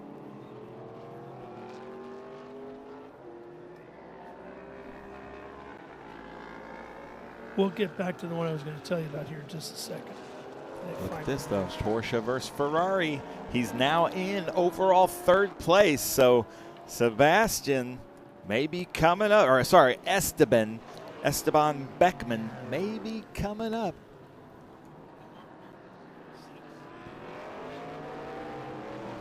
Here they come up. We were talking about Dick Trickle, and that, yes, ladies and gentlemen, that really was his name. And there's also a Cole Trickle tribute car here from Days of Thunder. There's the Dick Trickle car. And then right behind him is Steve Beck in that Valvoline. And here's the cool story about that car. So that's a real Mark Martin race car. And Valvoline put a program together. They took that car off the racetrack and awarded it to a fan through a drawing. Imagine that. The guy got it home, and the wife said, No way. Yep. So he had to put it up for sale because they only had a one-car garage, and he wanted the Cup car in the garage. She wanted to park her car in the garage. So the Cup car had to go, and he put it up on eBay. Steve got it. That is awesome. Isn't that amazing? Yeah. And Steve runs that with us quite a bit. And the thing that he loves about that is it's got the, you saw that glass, the window instead of the window net, and that gives him a little bit of an aero advantage on these road courses. Well, it's an intermediate chassis. You can tell by the grill work, which unfortunately is not the best setup for a road course car. You would prefer, if you had to go with an oval track car, you prefer a short track car than an intermediate or speedway car.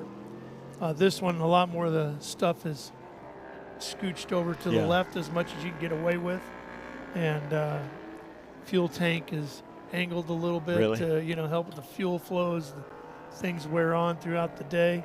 So yeah, there's been a little bit of stuff done to that one that would not be done in a road racing configuration. And the funny thing is here, Steve in the Valvoline car is racing against his old car, the Dick Trickle car. That used to be his car. Right. And the gentleman that owns the Trickle car now, I was talking with him earlier, and he is a big fan of Dick and all that. And so I said, well, Butch Miller is here working with Mike Cope in our TA2 category. I said, you need to wander over there because Butch put many a lap against Dick Trickle in ASA and in the NASCAR different divisions. So he did. He wandered over, met Butch, and of course Butch, great racer, great storyteller. Awesome guy. Had a ton of stories about Dick. Yeah, that was Ron Miska in the Dick Trickle car. But this is the car I want to talk about right here. Tom Dyer in that beautiful GTO that could have also competed in Trans Am with just a few little changes, but I think this was a GTO only. I don't think it got a lot of time on the track. Like they said, it was kind of the backup car to the 711. But I mean, I took some video of it and worked with Mike Seymour this weekend because the fit and finish of this car, the restoration, the interior is absolutely phenomenal of this car. And I've heard rumors that it might be for sale, ladies and gentlemen. So everybody in the vintage world knows the famous veterinarian Frank Markham. And it's his car, and he may be interested in selling this freshly restored, obviously very fast car as he comes to make the pass on the big red Camaro. Boy, and that Thunderbird would think would quickly get an invite to basically every major historic event. He could probably take that thing to Goodwood, and they would freak out because they I would love think so. the American. Oh, no, not now. No, hang on. I don't know if he scraped the wall or not on the right side because we pulled to the other shot here. Oh, man, that was sketchy. Yeah. I think Tom, just as you were saying, fully restored, I was like, oh, no. Yeah, I'd love to get a shot of Mike Seymour down there on pit lane after hearing about what just happened. So there is that big red Camaro we were talking about. Well, Mike is now laying on pit lane. Uh-oh, Viper's coming in. And I think our Thunderbird went to pit lane as well to make sure everything is okay. You know, as I drove into the track here on Friday, I think it was, I came in behind that Viper. The owner of that car drove it to the track. Nice. And then got it ready to go racing. Look at that, ladies and gentlemen. 935 K3, if right? that isn't sex on wheels. And watch, if we can get a shot after he passes this camera position, stay on it because you're going to see some flame shooting out of this thing. If the camera operators can stay on it when he kind of gets off the gas, you're going to see some spit and some fire here, hopefully. Although everything I've said, he's probably doing it right there. Yeah. Everything I've said hasn't come true. Commentators curse right now, Ralph. But that thing is a fire-breathing dragon. It really is. And I got to tell you, I think the 935s are my favorite Porsche racing car. Love a 962, but man, the 935 is just awesome. You like a little junk on the trunk? Well, big, you wide know me, hips. wings and vents and slats and splitters. And You know, you love all the wings and all the extra things, but you're not like a gold chain guy. No. But I just That's think the way you like your cars. I like the cars that way. I think it Okay. makes it look very. There you go. There she's belching out some flames. Nice. Makes them look very aggressive. I love the stance that you get with it. I just think they're super cool that way. Look at that More thing. flames. Yeah. That's not the most rock and roll thing you've seen today, just spitting out flames like that. Makes me want to go to a Kiss show. Yeah. Ranson Webster, he just has impeccable taste in automobiles. So Ranson, thank you for bringing out these two fine automobiles this weekend. Frank Markham, if you're watching, your car is safely in pit lane. They're inspecting it, and I think it's going to be okay. I can't tell if he brushed the wall, but nothing major. Look at the, I believe that's Chinese writing on the side. I haven't really gotten to talk to Ranson about that car. I talked to him a lot about there's that shot. Look at that.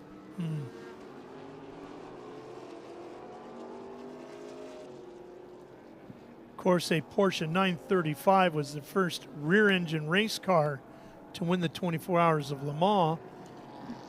Really? Yep. And that car is owned by Bruce Meyer. And I just saw it at the Heritage Invitational at 10/10, the new motor club, about a month ago. I've seen it numerous times. Bruce tends to bring that car out quite a bit, but it's a beautiful car. And he's the lucky guy that owns it, and very proud of it.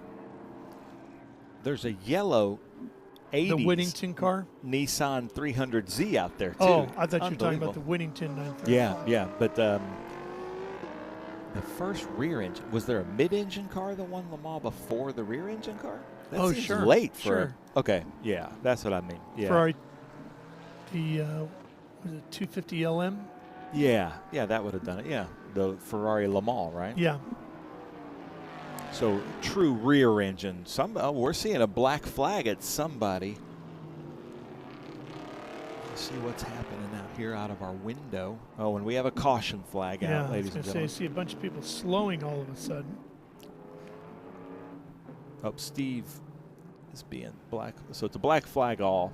And what's happening, the cool thing I love about Sonoma, see the drag strip right there behind the starter stand. Yep. The safety crews can access almost any part of this track so quick by going up the middle through the drag strip, and then there's all these little escape roads that gets the ambulances, the safety crews out to the cars or where they're needed as quickly as possible.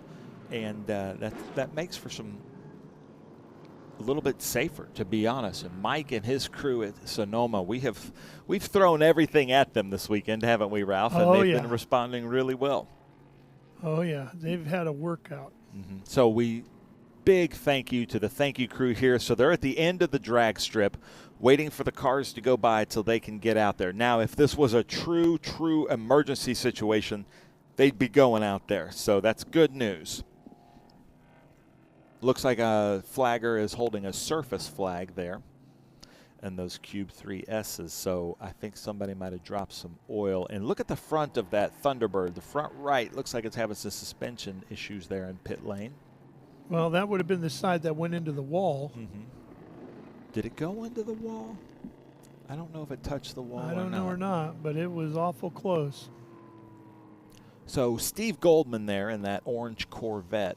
I met him a few years ago at Portland. He was running Group 10 with SVRA, just like he is today. And I said, Steve, that car would qualify to run in TA. And he looked at me and was like, it would? And I'm like, yeah, you should look into it. So he did, and he comes out last year and wins the TA championship.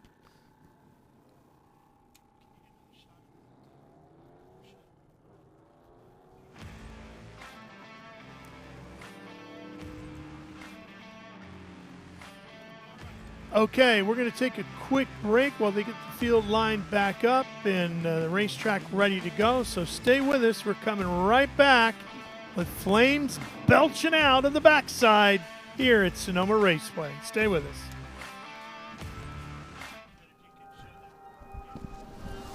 How good What is this? Look at this view from Losowski. It brings all my fans, it brings the audience into the car with me. Speed turn 140-mile-an-hour entry speeds. The quickest and most efficient way for me to get information to my drivers is from using the V-Box HT2 system.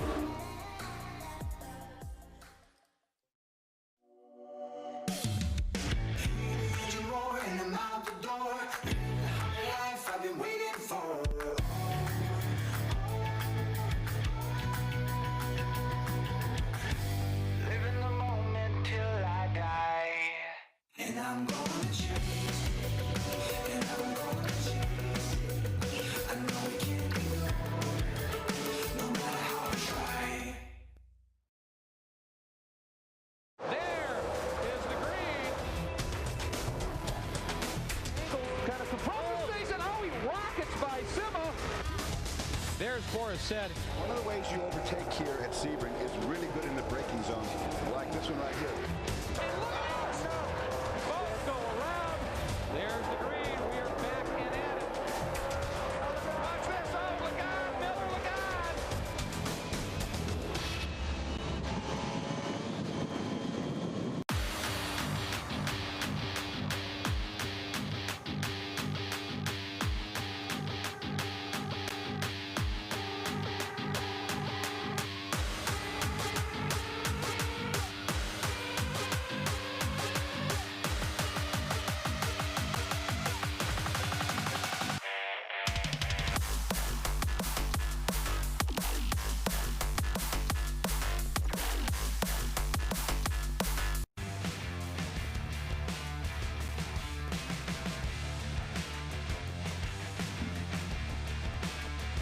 Well, looks like we've got some debris out there as we saw from the flags. Let's see what he's doing right there. He's dragging his feet to see if there's oil, because sometimes water and oil look the same, but they don't feel the same on the balls of your feet. So you see he's just trying to see what kind of grip he gets and keep the camera on him because he might slip out, and then that means oil.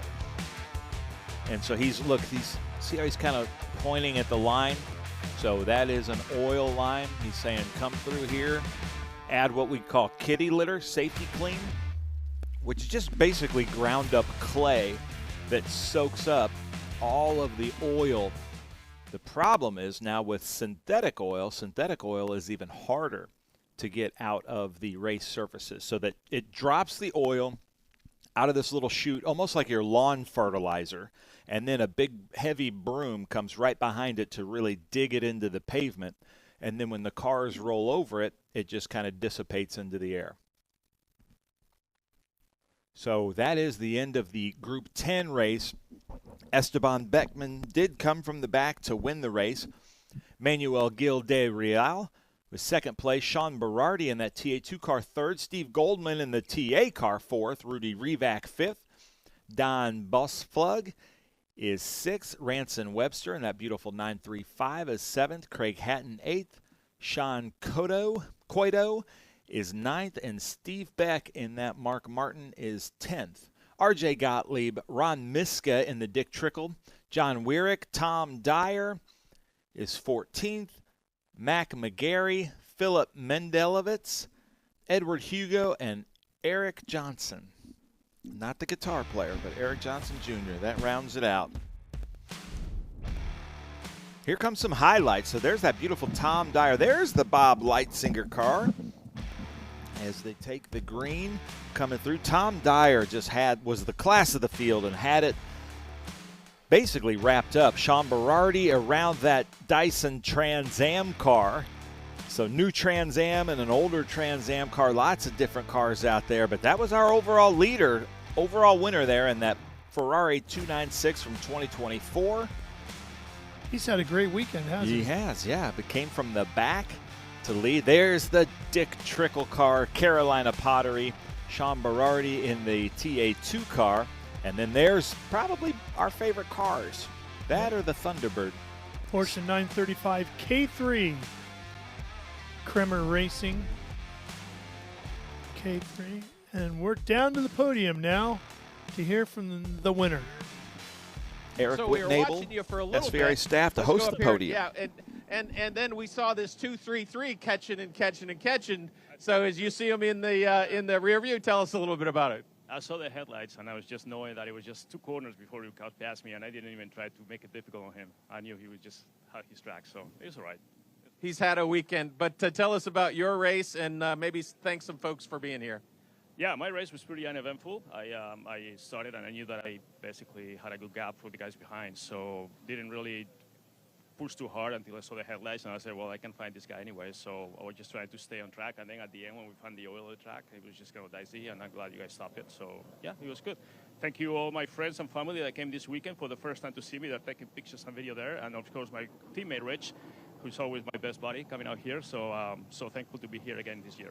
Manuel, we're going to put you up P2 here, and the family, let's make your way up here, because we'll probably get a photo of all of you up here in just a little bit. So have them come up here in just a second. But we do need to bring up Esteban Beckman. Esteban, what a weekend for him. I don't think there's been a time he's been in a race that he hadn't finished first. So it was a question mark here today, but we watched him. If you were watching the race, he did start a little bit behind, but ended up P1 at the end. So want to hear a little bit from you on your race, where I'm not sure what position you started in. Do you remember? I think I was last. Second to last or last, but it was really fun. How about that? A little bit of passing going on, and safely. Obviously, we had a good, safe race. How was it? It was really fun. There's some good drivers out there. There were some really good drivers, and it was fun. It was hard, and yeah, well, I'm just glad to finish the weekend like this. I'm really, really glad. I'm really happy with the team. Incredible job they've done the whole weekend. We had issues with the car, and now new car, and the car it really impressed me. I'm really happy with you guys. Thank you to my dad as well for coming and see me succeed in my first race. So thank you guys. First race weekend for this is Esteban Beckman. We would also had Sean Barati here as well in P3, but we didn't catch him in time to get him here to the podium. This is Group 10 GT. Thanks, guys, very much. And you do have your, we want to make sure we thank our friends at Hawk Performance for providing our certificates for them. And then we have something special here. Our stock cars, that's what 10SC stands for. Both of these cars are gold medallion cars. We'll talk a little bit more about what that means. But let's bring up Steve Beck and Ryan Mishka up here. And looks like I have it. A couple X's out here. It was a little bit of a dicey race for you guys. We'll talk about it here in a little bit. It looks like I have to put Ron second. Let's go put Ron second. Oh, well, you know, that'll be some couch racing we'll talk about later. And these guys, you'll notice we're putting some black hats on them. Those are special. If you see them in the paddock, know that these teams put together gold medallion spec cars. And that means these cars, we'll talk about it. Steve, when was your car originally built, Steve? It's originally built in 92. It ran all the way through 96. It was one of Mark's favorite cars. There's only a couple of them actually in existence. Roush destroyed most of their cars. And when you said Mark Martin? Yeah, Mark Martin. Good guy. Yeah. And originally that Carolina Pottery car was mine, and I sold it to my buddy Ron. He was actually leading because it is a set up for road race. Mine's set up more for oval track. But he spun on the oil, so I knew something was there, so I tried to go way offline, and I spun too. So if you would have caught back up, you would have actually passed me. Well, is that how you saw it as well out there? Well, quite frankly, I was hoping for the black to go down and get a green again, and then I was just going to lay back and get behind him and then pass him, but I didn't get to do that. All right, well, this 75 he talked about a little bit, set up for road racing. Does that just mean that the suspension's a little different, or what do you understand with it? It's just the nut behind the wheel, I think. That's all it takes with a little craziness. But you gotta work the car to make it a little neutral, make sure your steering is equal, and your brakes are equal so that it knows that it's supposed to turn right. And if you get that done right, then it'll behave, and the car behaved fantastically. And like the gentleman said, there's a lot of great racers out there. I think he said good. I'll say great. But there's a lot of good racers out there. This was a good class, a good group to run with, because there were fast cars and slower cars, and it gave Steve and I something to chase after and put on a show. So it was a lot of fun. Excellent. Well, what do we say this? Why don't we put them both on top of the step? You guys can fight it out later on what it means, but both gold medallion cars, we think these guys are definitely special. So thanks so much for Ron Mishka and Steve Beck for bringing these cars back to their original spec and racing really hard out there as well. Guys, had a great weekend with you. Hopefully we'll see you down the straight in Monterey. All right, guys. All right, thanks very much. That's our Group 10 podium, and we'll hopefully have some more racing for you.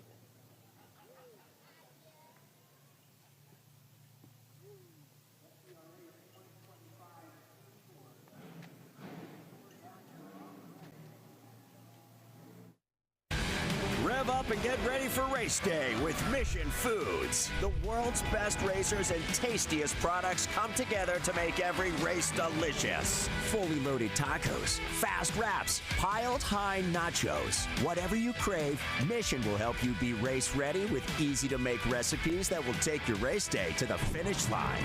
Keep your racing delicious and enjoy all the mouth-watering action. Brought to you by Mission Foods. Too fast, too tasty.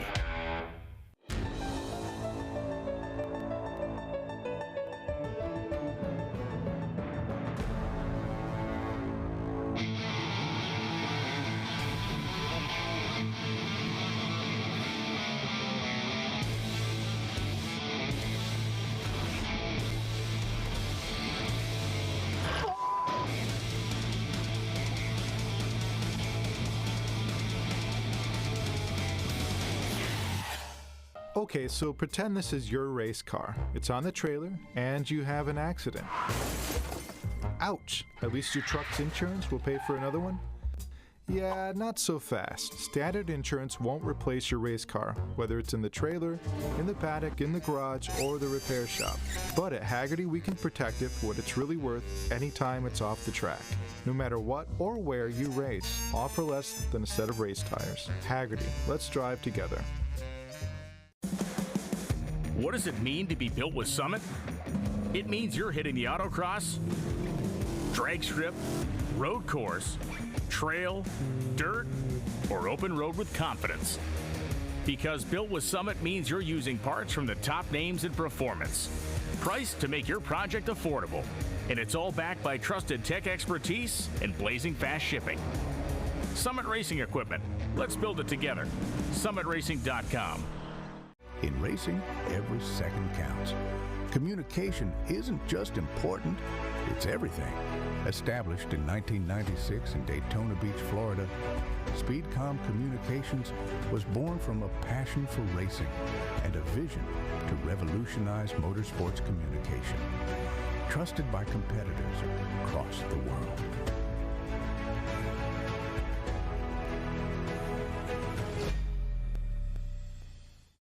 Okay, so pretend this is your race car. It's on the trailer, and you have an accident. Ouch! At least your truck's insurance will pay for another one? Yeah, not so fast. Standard insurance won't replace your race car, whether it's in the trailer, in the paddock, in the garage, or the repair shop. But at Hagerty, we can protect it for what it's really worth anytime it's off the track. No matter what or where you race, offer less than a set of race tires. Hagerty, let's drive together.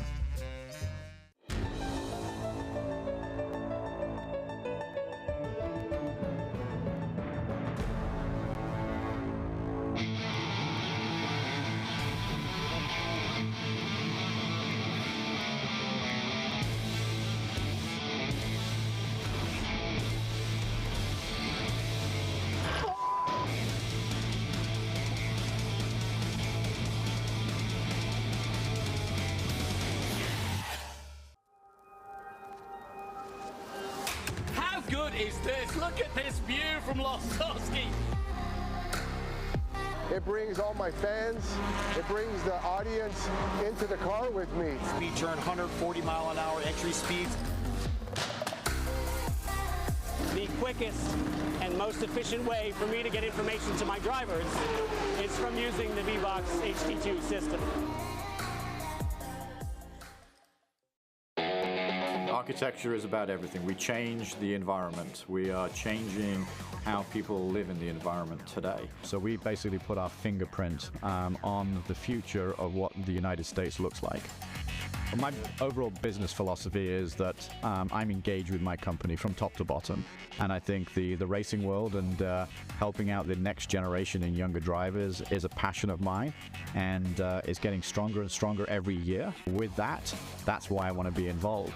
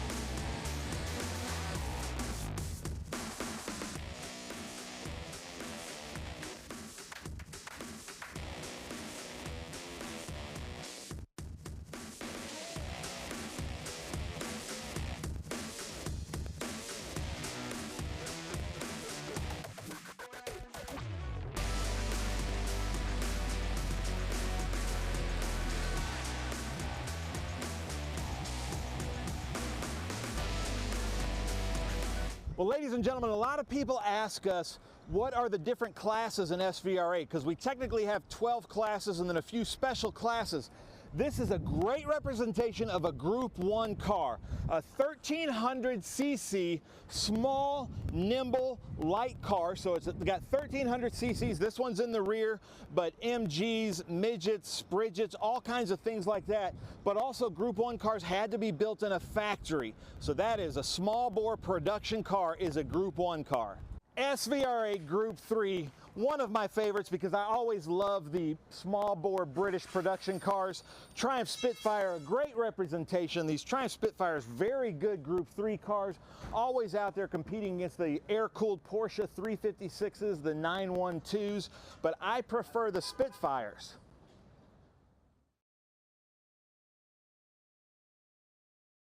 So Group 4, I can't think of a better representation than the beautiful Lotus 11. Back in the day in the 50s, Group 4 cars were like the top of the class, the elite cars, like a C-type Jaguar, D-type Jaguar, and then the beautiful Lotus 11s. That is Group 4, a little bit more rare than some of the production cars, technically production cars, but a lot more rare limited run. Group 5A, the sports racers, one of the most competitive classes we have in SVRA, a driver's class. These cars are easy to maintain, relatively inexpensive.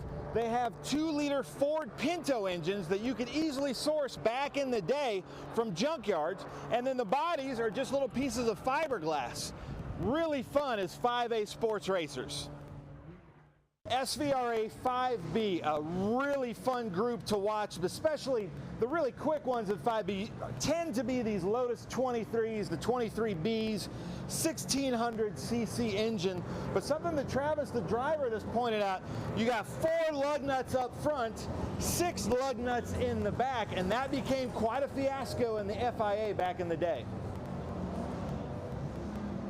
So SVRA Group 6, always a favorite of the crowds, the production American factory-built muscle cars with some race provenance, especially when you bring something like a Shelby GT350, an actual Shelby, and you will see these quite a bit at an SVRA weekend. Group 7, some of our sports racers, but this is a 2-liter, a little bit more beefed up, a little bit more downforce, a little bit more aggressive. They call it kind of the mini Can-Am. These are some crazy cars with crazy ideas as Group 7 and a lot of fun to watch.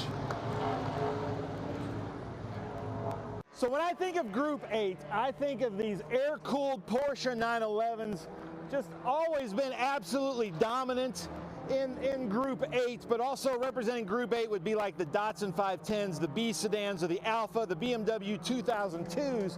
but I think anybody would say that the Porsche 911 air-cooled would be the best representation of Group 8. You need some help, Bill? So Group 10, kind of a catch-all to tube frame cars. So ex-Trans Am cars, some ex-IMSA cars, but then a really big growing group in SVRA is this Group 10 stock car. So you've got stock cars that would have run late model, NASCAR, Xfinity. Then we've got the Craftsman Truck Series over here. But Group 10 tube frame, custom built race cars from Trans Am, NASCAR, and IMSA. SVRA Group 11, and when you talk about Group 11, that's kind of like the prototypes, the LMP cars, but we might as well highlight the most famous Group 11 car, this Audi that just kind of changed everything in motorsports, but also this very car, Audi itself claims as the most winning Audi ever made, great thanks to Travis Engen, the pilot of this beautiful Audi R8. Group 12A, modern production muscle cars. So these are big, like 5-liter, basically our modern version of Group 6 cars, but a Ford factory production car that is a vintage car because it's kind of been obsoleted from recent racing, and we have a place for it here in Group 12 in SVRA. So a standalone group, maybe the most strict, historic Trans Am, easily a crowd favorite in vintage racing and SVRA. These cars here, it's just crazy being around them. These are actually the cars, just as they were, that actually raced in the Trans Am series back in the day. They have to be set up the way they were. And they are so strict, come with me here, that if they don't have pictures proving that this car had this Bell sticker on it or Castrol or any of these stickers, they can't run it. It has to look exactly like it did back when Parnelli Jones ran this car in Trans Am.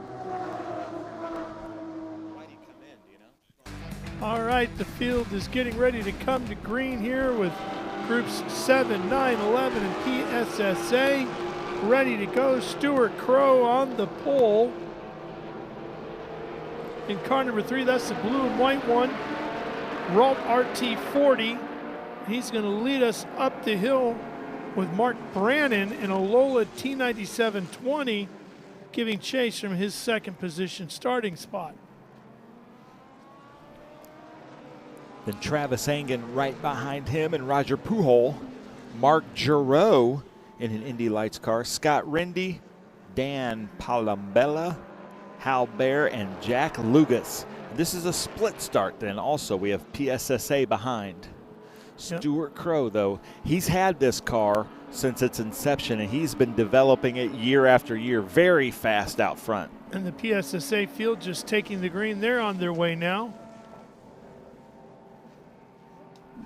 And it looks like it's the 95 Zach Mosley at Revolution 500 Evo. Yeah, followed by Chris Hinojosa, Andrew Lang, Chris Vian, and Mark Hannafin in that Can-Am, modern Can-Am car. Yeah, Newark Can-Am car, right? Looks like the Can-Am McLarens of the 60s and 70s, yet it's all modern design and technology and safety. So we had a big long break, and I'm watching the drivers come through that oil drive, pushing up some smoke. Oh, we got contact coming off of the carousel, too. Oh, no. In the fight for second there. Second or third.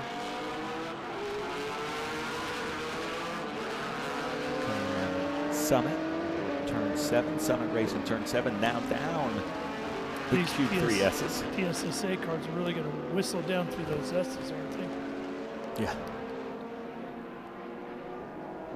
They're going to fly through there. Now it's saying that Zach Mosley in my timing and scoring is the 95, but he's not usually our Batman driver. I was looking at the Batman car. That's usually Ron Fletcher, but I don't have a score for him, I don't think. Maybe his, what do you call the scoring thing under the car? Transponder? Transponder isn't working.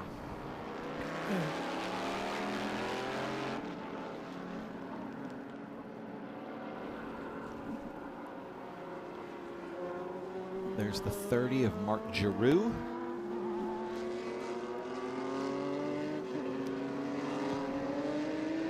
I don't have a sheet, so what is that number 2 there, the orange car? Is that a Chevron? Looks like a Chevron. The number 2 is Roger Pujol in a Chevron B39.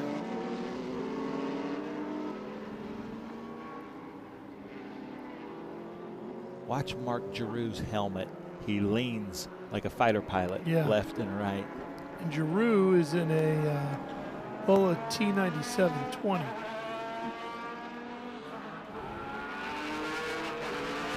We'll see him again.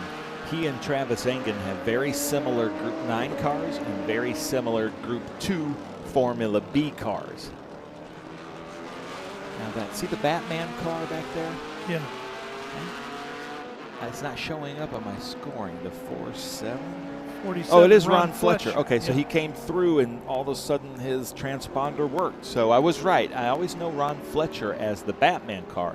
Well, Zach Mosley out front, but look for Ron because that's the Evo Revolution with the flat wing, not the reverse dihedral. So I think it has a little something extra.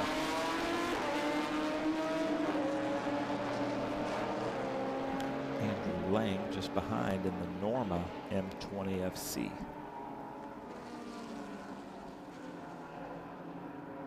These are our PSSA cars.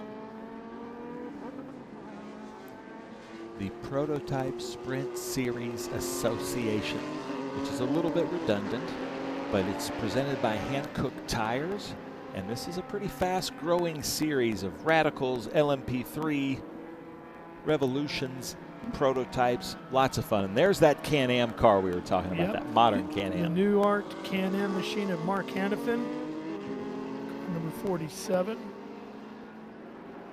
So you can see those big, tall stacks behind, just like the Can-Am cars in the heyday. Big old velocity stacks. And it looks just like a McLaren M8, doesn't it? But talking to Hannafin and Edward Savajian, it has the safety features that those Can-Am cars back then didn't have. Because back then it was basically, here's your wheelbase, here's how wide the car can be, here's how much it can weigh, go nuts. That was basically the rule book. Yeah. And they went nuts. They made like bird cage frames and put, 900 horsepower engines in them. And fuel tanks on both sides of the drivers. Yeah. And not the safest series. So this is a safer, more modern version of a Can-Am, which I like that much better.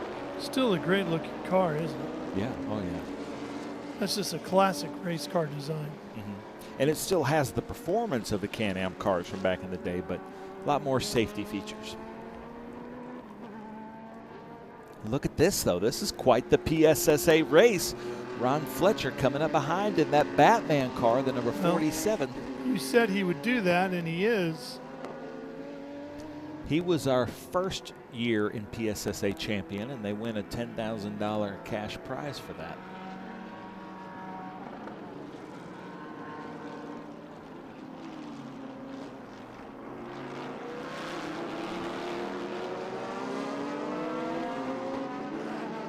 Side by Norma, side.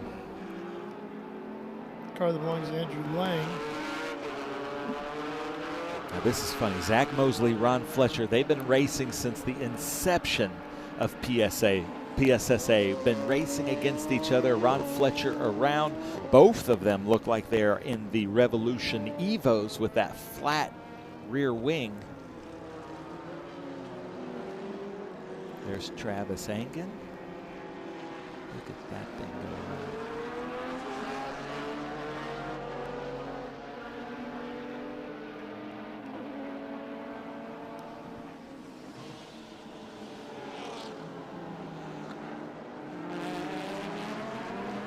Well, the track conditions about as good as we've had it all weekend right now.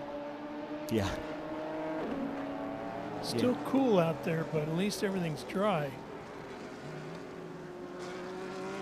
Here comes Travis Engen, the number 31 Lola T9720 with his Red Bull helmet. I like this era of Indy Light IndyCar. It's kind of a less is more approach. Yeah, can see that. What's your favorite IndyCar era? 70s, I would say. Back when they were still trying things. Yeah, there was still a lot of creativity, right? You went to the Speedway in May and you didn't know Could be 100 of them. And it could be 100 cars and 100 different designs. And you didn't know which one was going to come out first. Look at this, though. This is quite a battle in PSSA. The Norma goes around. The Norma had to take the wide line, didn't it? I certainly love the 80s as far as the level of competition and the drivers that were in the series, from Mario and Nigel Mansell and 80s and into the 90s. Al Jr., Lyondike, Fittipaldi. Michael. I'm a Rick Mears fan. Yeah. How could you not be? Danny Sullivan, certainly an excellent era of competition for the series. I just, as a fan, love the cars of the 70s. My favorite one is the Bronner Hawk. The what? Bronner Hawk. I don't know that Mario's car that won in 69. Oh, okay, nice, yeah. Because it's Mario's car that won in 69. But if you want to talk about pure cool, the Johnny Lightning specials of Al Unser Sr. Yeah. Stunning.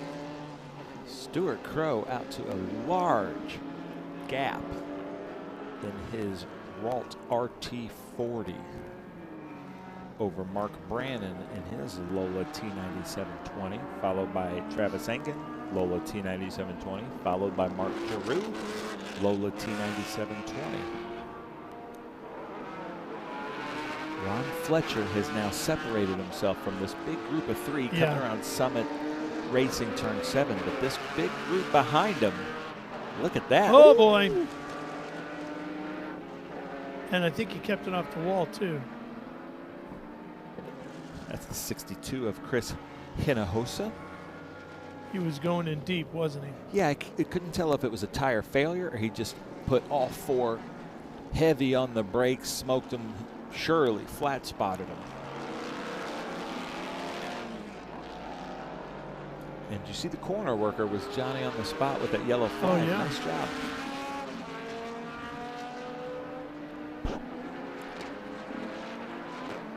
So Crow, Brannon, Engen, Giroux, Pujol, Rendy, Fletcher, Mosley, Hinojosa, Lang, Vian, Palambella, Bear, Hannafin, and Lugas as the safety car is standing up.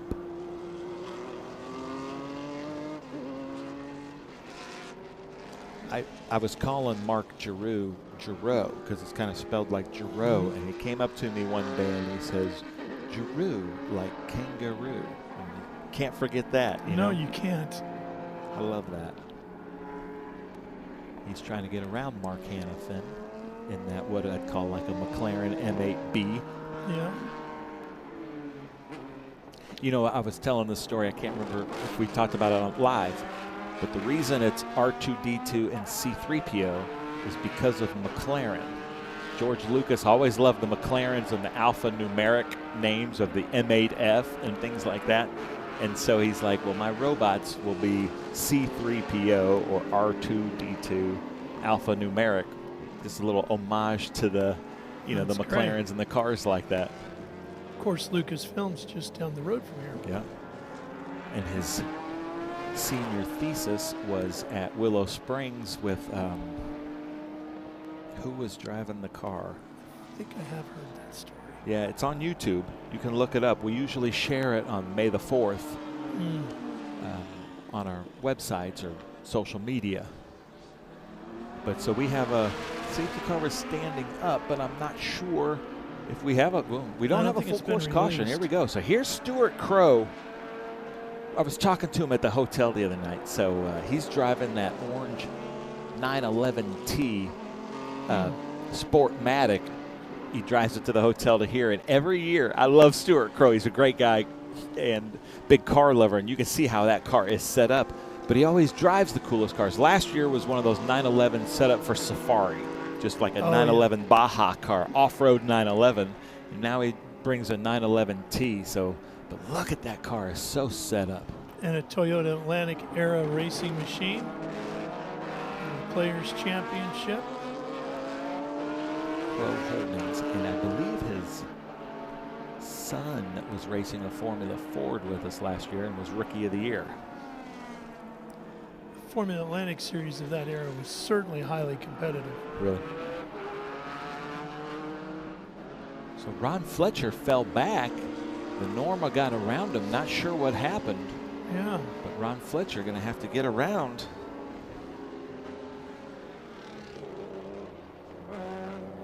Andrew Lang. This gap is closed. This is the gap for first and second, and Brannon, who was 7 seconds back just 2 laps ago, has now put it to 2 seconds.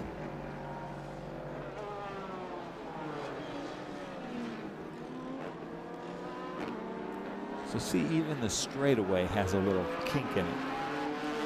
Yep, sure does. And that's uphill, by the way, too. As you come out of the bottom of the carousel, you start to climb again.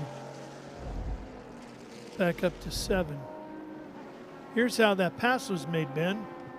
Got a better run off the carousel. Little pick and roll from the traffic.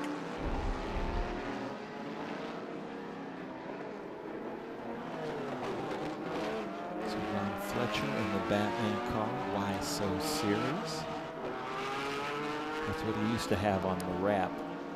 He's run a Batman livery for about 2 to 3 years with us.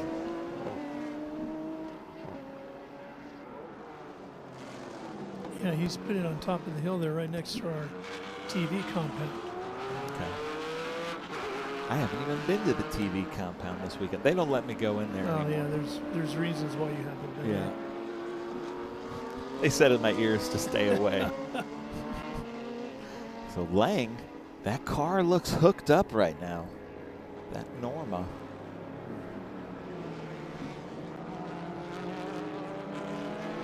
And Stuart Crow with Crow Holdings holding his own out there.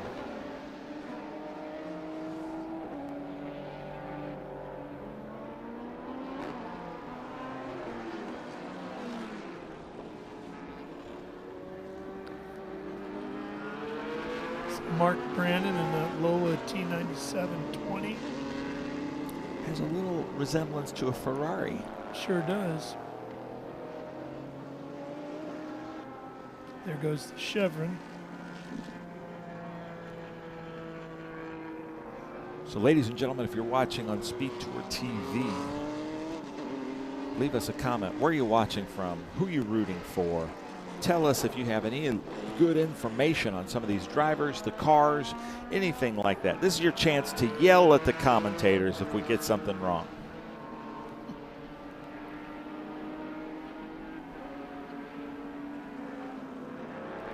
And the Atlanta car making the big pass up the inside, going through 1 and up to 2.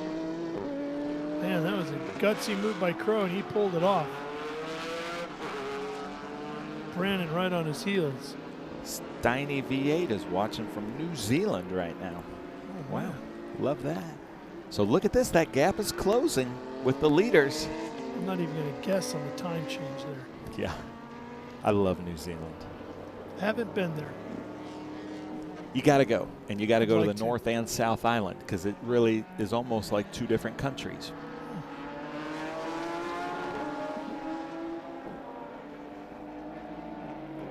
But Brannon 2.2 behind, but right behind Stuart Crow.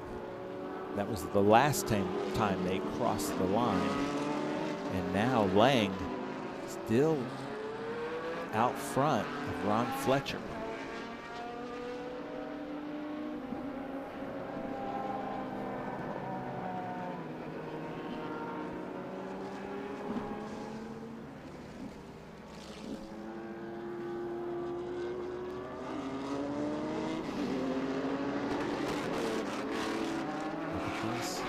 So this is 1-2 in PSSA. And then 1-2 in Group 9 is Crow and Brannon.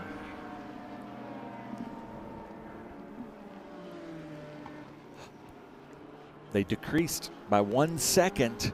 Crow and Brannon making the move, looking outside. Can he cross back over? No, he lost a lot of speed mid-corner there. Yeah, you scrub it off a lot. Lang was able to hang on, but Ron Fletcher might be setting him up for next time. He might try to show him he's going to go out there. Chevron slowing down. Looks like he might have went off and then recollected it. But we're down to 1.2 seconds now in the lead. And white flag, I believe, is out. No, it's not out. I think it's next time by the white flag comes out on Stuart Crow, the leader. And that gap is decreasing, Stuart Crow.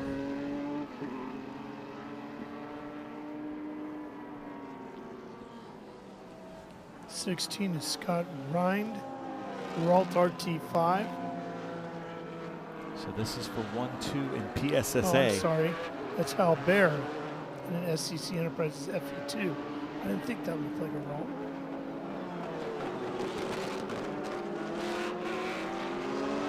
Here we go, Ron Fletcher. Where are you going to take him? I'm going to say, let's see if he tries to do something different at Summit Racing 7 or outside of the carousel. Here's our leader, Stuart Crow in Crow Holdings. White flag is out as he went by and up into 1.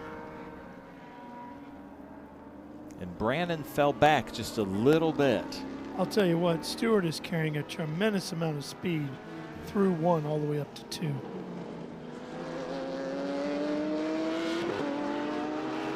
Looks like he might have had a little bit of play with the lap traffic as Brandon's now around, so I don't know. That's a big lead for Stuart Crow for Brandon to try to come back at. You can see a little bit of tire dag in the middle of the right rear tire. You don't see that often. As he comes around, tire dag, kind of slang for tire degradation, meaning the tires are starting to wear away late in the race, late into the weekend. Do you see that, how the patch is in the middle of the rear tire? You don't see that very often. He is flying.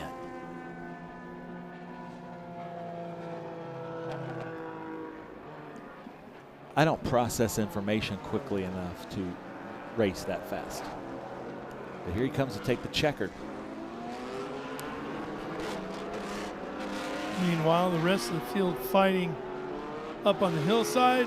There's the checkered flag waving. There's your race winner, Stuart Crow. Put a clinic on from this one getting the green.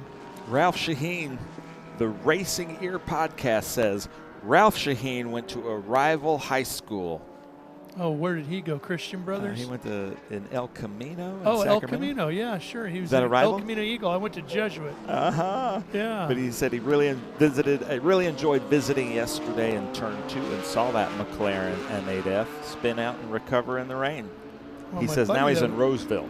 My buddy that was here yesterday went to Rio Americano down the street from Jesuit, another one of his rivals.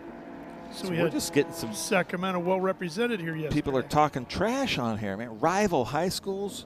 Oh, yeah, there you go. Nobody says nice things about you. Here we go. This is for PSSA. Oh, boy, that's locking him up deep into the corner there. Hard on the brakes. Who's going to make it stick? Coming into 12. It's still dead even. Oh, I think he got to give it to the Batmobile. Yeah. That was almost a transponder race. It really was. He had him by no more than from the tip of the splitter back to the axle on the front, which is not a lot of room on that car. That was a ballsy move going into Q3 11. Well, he pulled it off perfectly. But Lang gave him the room. He did. Good for Lang to see him coming because Lang, I know it's disappointing to finish second, but you're going to finish under your own power. So to me, that's a win. Yeah, that was good hard racing is what that was. Here it is again.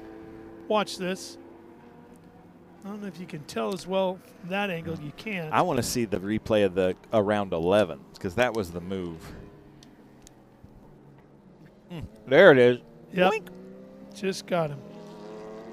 Lucas. Good capture there, buddy. Since all of our camera operators are named Lucas, You got to can go just with say it. that. You're pretty safe.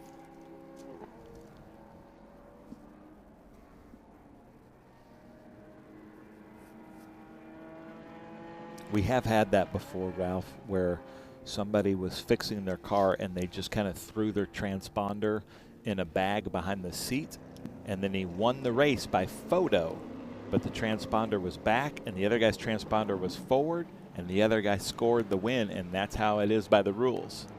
Yeah, of course. Normally transponders are always in the same spot. Not with us. With SVRA, they don't have to be unless it's a spec series in SVRA. Yeah. I know, like in motorcycle racing, transponders are always in the same spot. Yeah, that makes sense. On the bike. So that you can evenly decide who won. Well, there's Group 8 coming up next. That's going to be another banger. Here's some highlights, Ralph. Well, this was all Stuart Crow from the beginning. He got out front in wave number 1 and just checked out. There's some good action back behind him, especially in the PSSA category. The new Art Can-Am car made a lot of thunder for everybody to enjoy. And the Batman ride came through in the end for a class win. And Stuart Crow took the overall.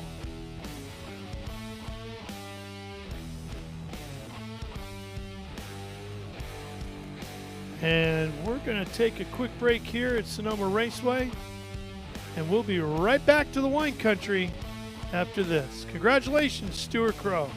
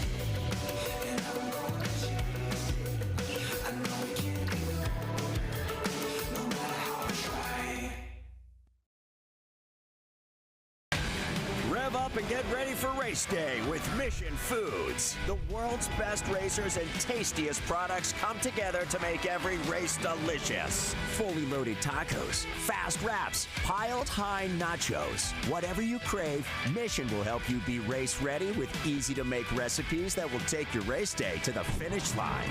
Keep your racing delicious and enjoy all the mouth-watering action. Brought to you by Mission Foods. Too fast, too tasty.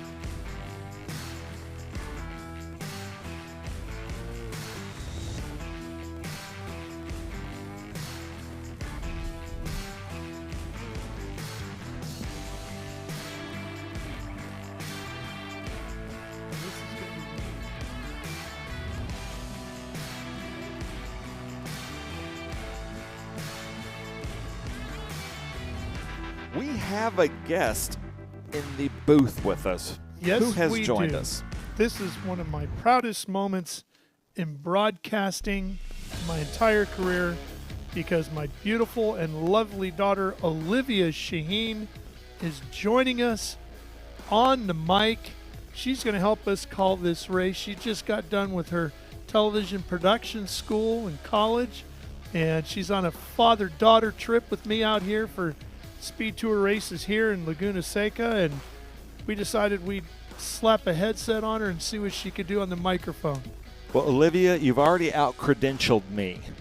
I do not know what in the world I'm doing here. I definitely did not study anything in broadcast or anything like that. So welcome to Sonoma. Have you been to Sonoma before?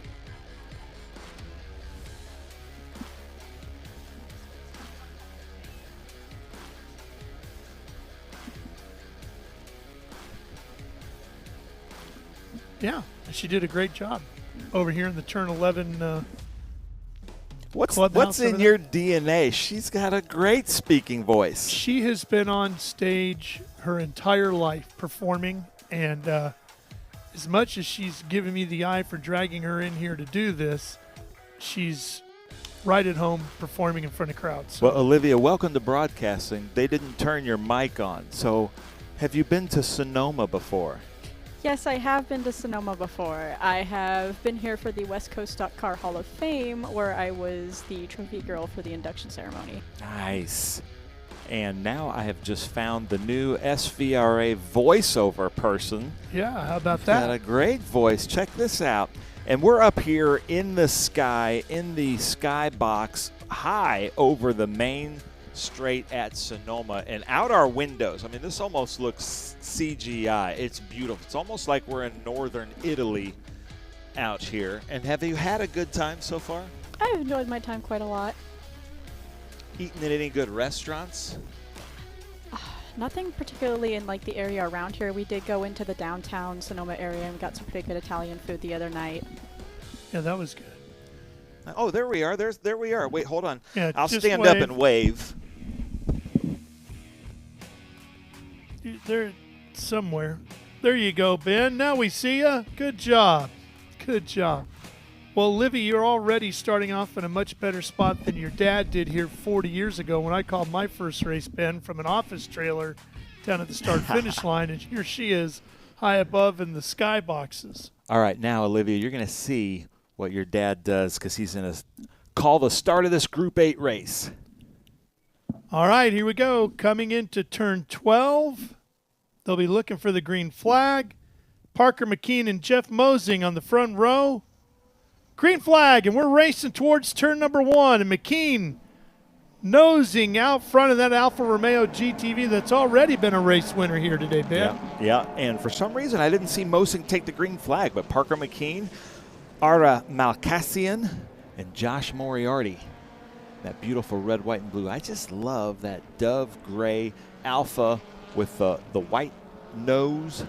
And Parker McKean is quite a quick driver. There's the first really Group 8 car that isn't a B sedan, which is Rob Bellevue in that Datsun 240. Now, Olivia, I'm not going to put you on the spot yet, but look around. I'm going to ask you which one of these cars is your favorite out there. And I always do that with anybody in the booth. And I don't like to be political. I'm fine with offending whoever because, there's some cars that I just absolutely like and then some cars that I don't care for. Well, Livy would fit perfectly in this class because her personal car, known as Cargy, is a Audi A3, so it would fit right into this grouping. And she's got some good car taste then. Yeah. So McKean out front as they come downhill into the Cube 3S's. Ara Malkassian, Josh Moriarty, and then Richard Stewart Milne. Tony Delane behind him. Surprised Mosing didn't make the call because his car's been running strong all weekend. Yeah. He did tell me at Winter Circle that one of his good friends passed away last night, so I wonder if he had to go around for that. So sorry about that, Jeff Mosing, but glad that you were able to make it out to the races today. So all around there, these cars just really impress me by how well they rotate.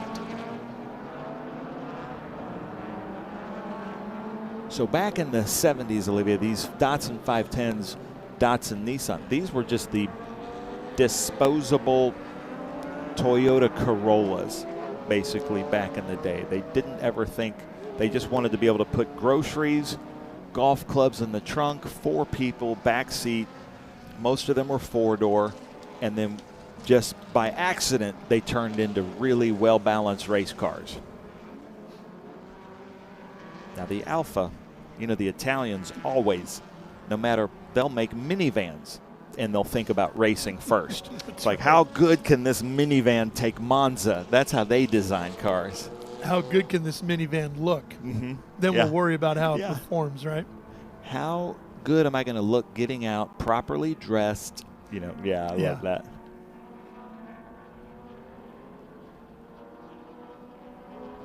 I'm sure you've been to many race tracks. Do you have a favorite? I don't know if I have a favorite racetrack. I have grown up going to so many different races. I do really enjoy the Sonoma track out here, though. It's really pretty compared to a lot of the other ones. We'll see what she says about Laguna Seca next week, right? Yeah, you need to make sure your dad takes you out on the track. You need to take your rental car, slowly go down the corkscrew, then get out and walk up the corkscrew, because it is just absolutely unbelievable. But here we are, Moriarty looking to go around Ara. Making the move, maybe under braking here at 11. Not quite close enough. But I think just trying to set him up, like, this is where I'm going to take you. And then they play chess a little bit, right? Yeah. Here he comes again as they head towards 1. Looking to the outside. Is he going to cross back under? Tucks back in behind. So, Livy, what do you think? Would you want to be a race car driver someday? Make your mother nervous. No, I don't think it's for me. I like my adrenaline in other forms of sports, and as much as I do enjoy taking long, leisurely road trips, I'm not quite sure I'd be able to handle the pressure of being behind a wheel like this. That's a good answer. It's a great answer, and I'm escaping Yeah. that one. Yeah. Paul Claudio there in that beautiful 911, followed by Olivier Sermet. I like that car. Like I said, It's I just like classic, the tails, right? but I don't like any kind of tail on the back of a 911 or a 912. It's just classic. Just a classic look. Uh-oh, here we go, Ralph. Yeah, he's going to make a shot at him here at Summit Racing turn 7. He's got the inside line preferred if he can get the speed going through the center, and he did, but I don't know if it's going to be enough at the next corner. No. I will say, though, that Ara saw him coming and gave him probably too much room, Ara. When you watch this back, you're going to probably agree with me, because I'm going to see in a couple days. Yeah, he did get away with it. But, Josh, that is a gold medallion car. Ooh, here we go. Now, here you can see the 2 different rear ends of the same car, and that's a ducktail that I learned actually from your dad in that orange number 3. He taught me that a couple events ago. Yep, that's a ducktail. The one we had on our 911, Livy, just so you remember, silver car, had a whale tail. Remember how much bigger it was? Yeah, it was like you can have snacks and eat dinner on that thing. Yeah. Of course, she was just a little thing back then, and Porsche makes baby seats. You could put it in the back of the 911, and it was a convertible cabriolet. So, man, the kids, her and her brother, loved riding in that thing. But this is the B sedans in Group 8. They had the Hoosier Tire 2.5 Challenge, so it's kind of like a twofer. They also qualify for Group 8, so they get a lot of track time and their own feature race. And the BS on the side of the cars doesn't stand for what you think. It's B sedan. Shucks. Shucks is right. Bull shucks. There's the BS. So, Livy, you've seen all sorts of different races, from sprint cars at Knoxville, Supercross all around the country. This was really your first introduction to sports car racing live and in person this weekend. How does it compare to some of the other events you've been to? I think it's definitely more of a long-term investment to watch for me personally, because when I came to watching Supercross and like American flat track, it felt like it was going by faster, and I felt like I was like, oh, the race is over, okay, we're moving on to the next one. With this, I feel like I can sit down, watch a little bit, clock out mentally, and then come back and look at it and like, oh, okay, we're still going. I can see where everyone's moved back in, so it's great for my very short attention span. How about the experience of the paddock and walking around and being able to see the cars? Ooh, wait, hold on. We might have a pass here, Ralph. Oh, yeah, we might. Look at that. Trying to get that outside line going into one. That is a gutsy move. He's trying it, but Ara's just kind of not letting it happen. Well, Ara's not taking any chances this time, is he? Sorry, Liddy. No, so tell me about the paddock experience from a new fan perspective to somebody who's maybe thinking about coming to one of our Speed Tour events. How does it shape up for a family experience? I think it's a great experience, especially if you're a fan of like racing and stuff. You get to see the cars up close and in person, and if you're not necessarily touching, like it's a petting zoo, you still get to get that kind of close-up experience, and it makes it feel more real, because you know it's very different watching it from the grandstands or on your TV. That was such a great illustrative description. Yeah, I'm just going to put my headset down. You two are on your own. No, that's awesome. We did get to see the drone pilot there when he was flying around. We saw him with the remote control in his hands in the tent. But, man, Moriarty, can he get around that Datsun? And, Ben, did I, honest to God, see some sunlight glistening off the paint down there in turn 7? Maybe. On that last lap? Not the rest of the track, but turn 7. There's actually a little bit of sunlight poking through the clouds down there at the far north end of the racetrack. Maybe. Okay, so he's coming into 11, Ralph. What is he going to do He's got to get a good run through 10 here. He's on him. Now he can set him up, but Ari blocks to the inside. Can he cross back over? Man, this makes me want to have a Slurpee. I'm looking at 7 and 11. Now I need to go to 7, 11 and get a Slurpee. Oh, he's trying it again at 1. He's quicker in sections like that, but when it comes to getting better on the brakes, I think you have to give that to Ara. And Ara can make that car look really wide. So, do you have a favorite in this group? Now, personally, I don't know anything about the drivers or like the cars as an individual, but I am a fan of the number 11 lime green. It stands out really well against the gray track, and it mixes in with the green scenery of the Sonoma Raceway. And I keep trying to look at the other cars, and it just, my eyes keep going back to that one. See, you got good taste. It's working. And Ara will like that too. It's doing everything he wanted it to do. The 240Z around the Porsche 911. 240, such a great car. Yeah, I do like that. Now Does that mean your silver Audi's about to get a paint job there, Livy? Cartier already has a lot of very colorful stickers on it. Yes, it does.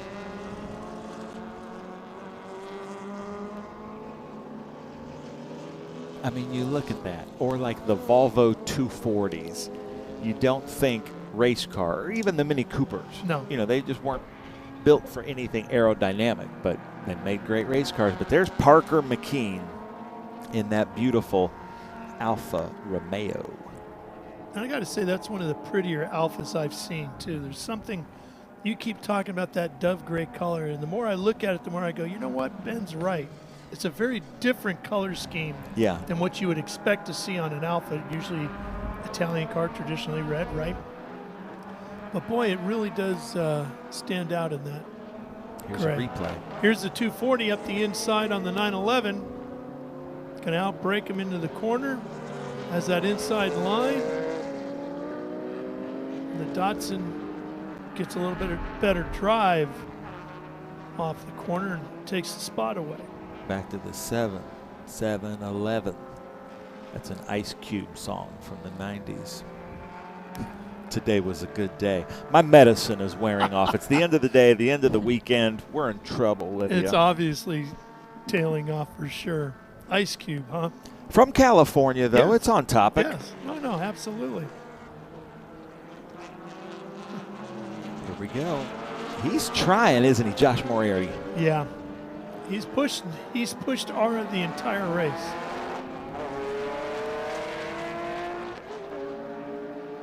Back to Lucas.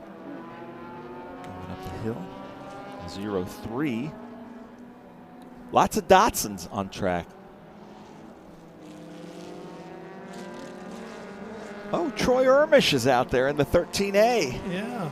Making an aggressive move at turn 7. Oh, I wish I would have known that. I just now seen that. Where did Troy Ermish start? Because he's up to 5th. Troy Ermish is in our probably top.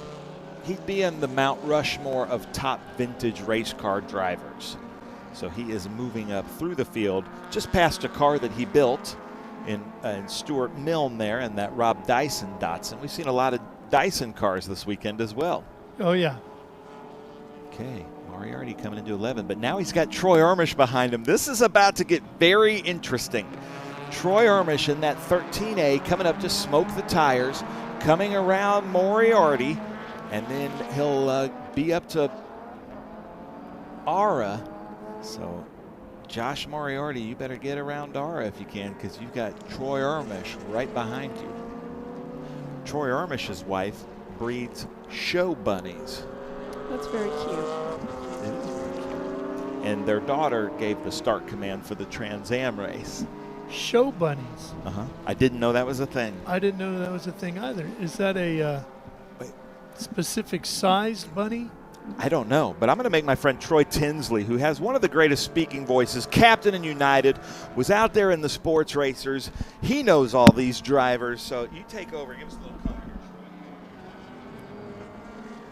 Good afternoon, folks. How you doing, Troy? Excellent. Troy Tinsley added to the commentary. Who do we have out on the track with us? We got McLean in first, Malcasian in second, Moriarty third, and Earth working his way up through the pack. Troy, you're an airline pilot, correct? I am. I fly for United Airlines, based out of the San Francisco airport. I was going to say, so SFO is a home base for you? SFO's home, and Sonoma Raceway is my home track. I live down in Half Moon Bay, about an hour south of here. There you go. Nice. Not far from Mavericks. Very close, indeed. You're familiar. Big surf spot. Yep. Sacramento kid myself. How's the track been going today, Troy? I mean, we went through some pretty heavy rain earlier in the weekend. It kind of rained all night. It's been cold and damp. The track certainly evolved throughout the day today. All the oil dry mixed with the rain made conditions pretty tricky yesterday. But light rain this morning and consistent sunny skies have opened up the racing line all around the track. So people were able to use passing lanes and that we were unable to use yesterday. Well, we now have a 3-car battle here with our Datsun 510s. This group here has really been putting on a good show. Malcasian, Moriarty, and now Ermish joining it, getting inside and taking a spot away from Moriarty. That was for 3rd, and now he's going right after Aura here. So we got to fight for 2nd. No doubt. Anytime you have Troy in the battle, you know he'll be pushing his way to the front. And Ben can't control himself over here with the battle going on with these Datsun 510s. It's exciting for me to watch. I used to be a member of the B Sedan posse and raced Datsuns for years, 510 and a 710, 240Z as well. As a matter of fact, my old 240Z is out on the group right now with Rob Bellevue wheeling it around number 79. The car was in my ownership about 20 years ago. Rob's had it for about the last 5 or 6 years, and he's done a terrific job with it. He's back in 6th place at the moment. Leading in class, too. Leading in class. Boy, Troy's really putting the pressure on the Moriarty. This will be a great battle with a few laps to go. Troy's not one to finish behind somebody if he's got the opportunity to go for the lead. Troy, at some point I'm going to need you to tell me to put my tray table up and. Well, our good friend Ben Sissel is always imitating me, so I have to sound my most professional. Captain Tinsley welcoming everybody aboard our flight to New York City this afternoon. We'll be cruising at 35,000 feet, expecting a smooth ride. We'll be expecting a little bit of turbulence over Kansas City, but about then the flight attendants will be middle of their service. And Ben just loves to fly on my flights. There you go. There's Right Troy, boy, really putting the pressure on. Look at him. Yeah. Ara, Ermish, and Moriarty really having a good tussle here.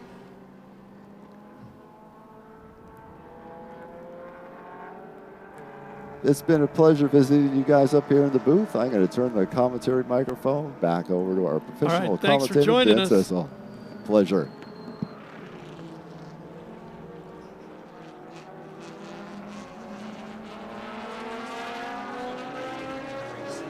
Seven. Well, we'll see him back in the friendly skies, right?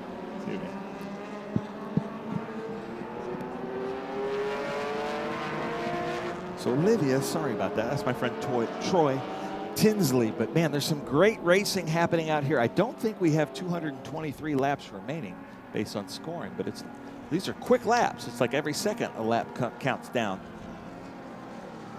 So the leader is now working last lap, Ralph and Olivia. Of these three cars that we've been following here on screen, Olivia, is the red car going to finally get around your favorite car? I have no idea. I honestly couldn't tell you, I don't think.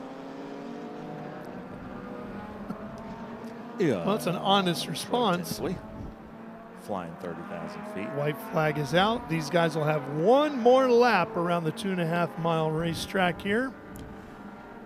Ooh, Ara looking in his mirror, missed the apex there. Troy Ermish, that's his kill zone. Yeah, Ermish has been tremendous coming up the hill there, hasn't he? But Look, and he's right on him, headed over to 3. Ermish won't hit him because Ermish has to fix both cars. He's got about 12 cars in his Look team. how much speed he carried into 3A, Ermish did, and slid it all the way up and over the crest. Here There's comes our your leader. race leader, working his way out of Summit Racing Turn 7. Looked like a little puff of smoke out of the back of that Alfa. Yeah. It's had a long day. It has. Put in a lot of laps. That's a lot of work for It's a these tired, cars. tired doggy right there. Troy Ermish around, but Moriarty right behind Troy Ermish. There's our leader coming to take the checkered flag, Ralph. Coming down through the Cube 3 Architecture S's one final time. All right, Olivia, call this checkered flag. Yeah, you get to call the winner. Here we go. Just Coming say, around here 11. comes our winner. Whatever you want to say. And here comes our winner, number 90. Well done. That's exactly right. And the checkered flag waves, and I'm in big trouble with my daughter. McKean takes another win on the weekend. He has had an absolutely great weekend. Troy But look got at this. around him. Ermish has gotten around and taken over the class. There's a he's going to finish skirmish. second in this class, but he's got to fight off Ara here at this final corners. Down into 11. Ermish protecting the bottom. That's the proper way to do it there, Ben. On the last lap for sure. He's going to pull it off. Ermish is going to come home for second. Ara's going to take third. And Moriarty will just tag the back of that group for fourth. Man, I wish I would have had like something to read my pulse or blood pressure there, because that was quite a skirmish from Ermish there going into 11. But what a race. I see what you did there. That was fun, though. That wasn't was it? a See, lot of this fun. group- Here we go. Here's a look at the replay. Through 10, they had a little bit of traffic in front of him, but Ermish, even though that could have been a problem, because you can see Ara setting him up here, heading into 11. Ermish did the right thing, gets right to the bottom and holds that line all the way around from the apex off. And has a great run to the checkers through 12. Yeah, unbelievable. Well, Olivia, it's been great to have you here. You have such a tremendous speaking voice. You have a future in this if you want it, but let me give you some advice that I'd like to say. I would much rather be behind the camera than in front of the camera. I agree with that. I just like that's just where I'm more comfortable. It's a little more fun. So I guess we'll put her in the booth in the production truck at Laguna Seca. Well, I'm just proud of you for being willing to step up and sit in here with us, even though I know it's not what you wanted to do.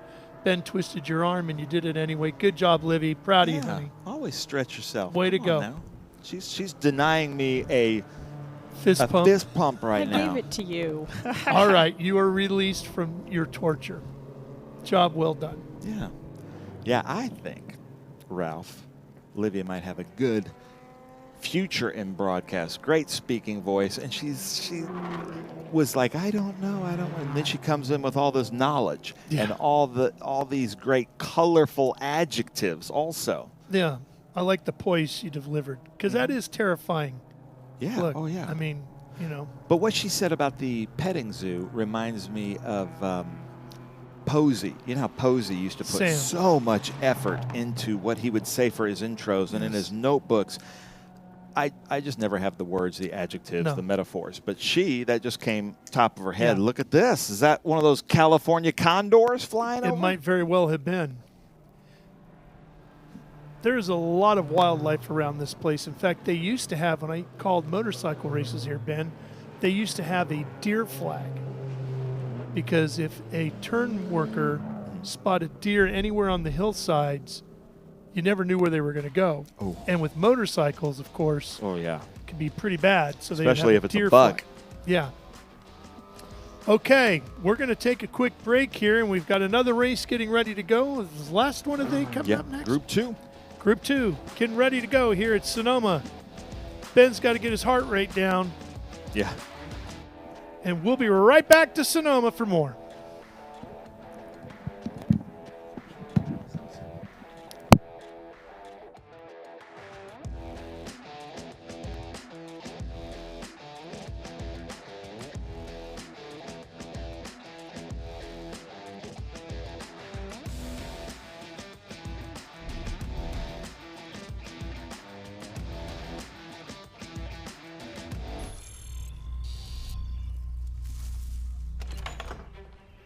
Yes. Hon, the WeatherTech's here. WeatherTech is the ultimate protection for your vehicle. Laser measured floor liners, no drill mud flaps, cargo liner, bump step, seat protector, and cup phone. What about my car? WeatherTech.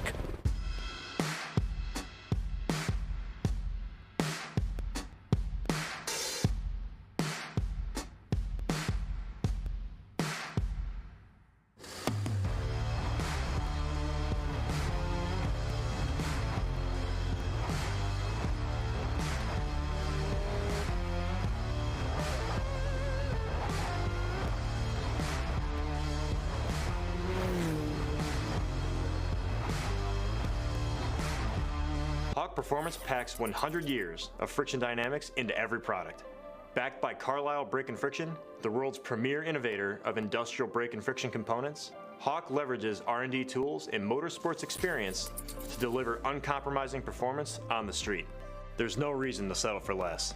Choose pads that are race-proven and street legal. Find the Hawk Performance Brake dealer near you at hawkperformance.com.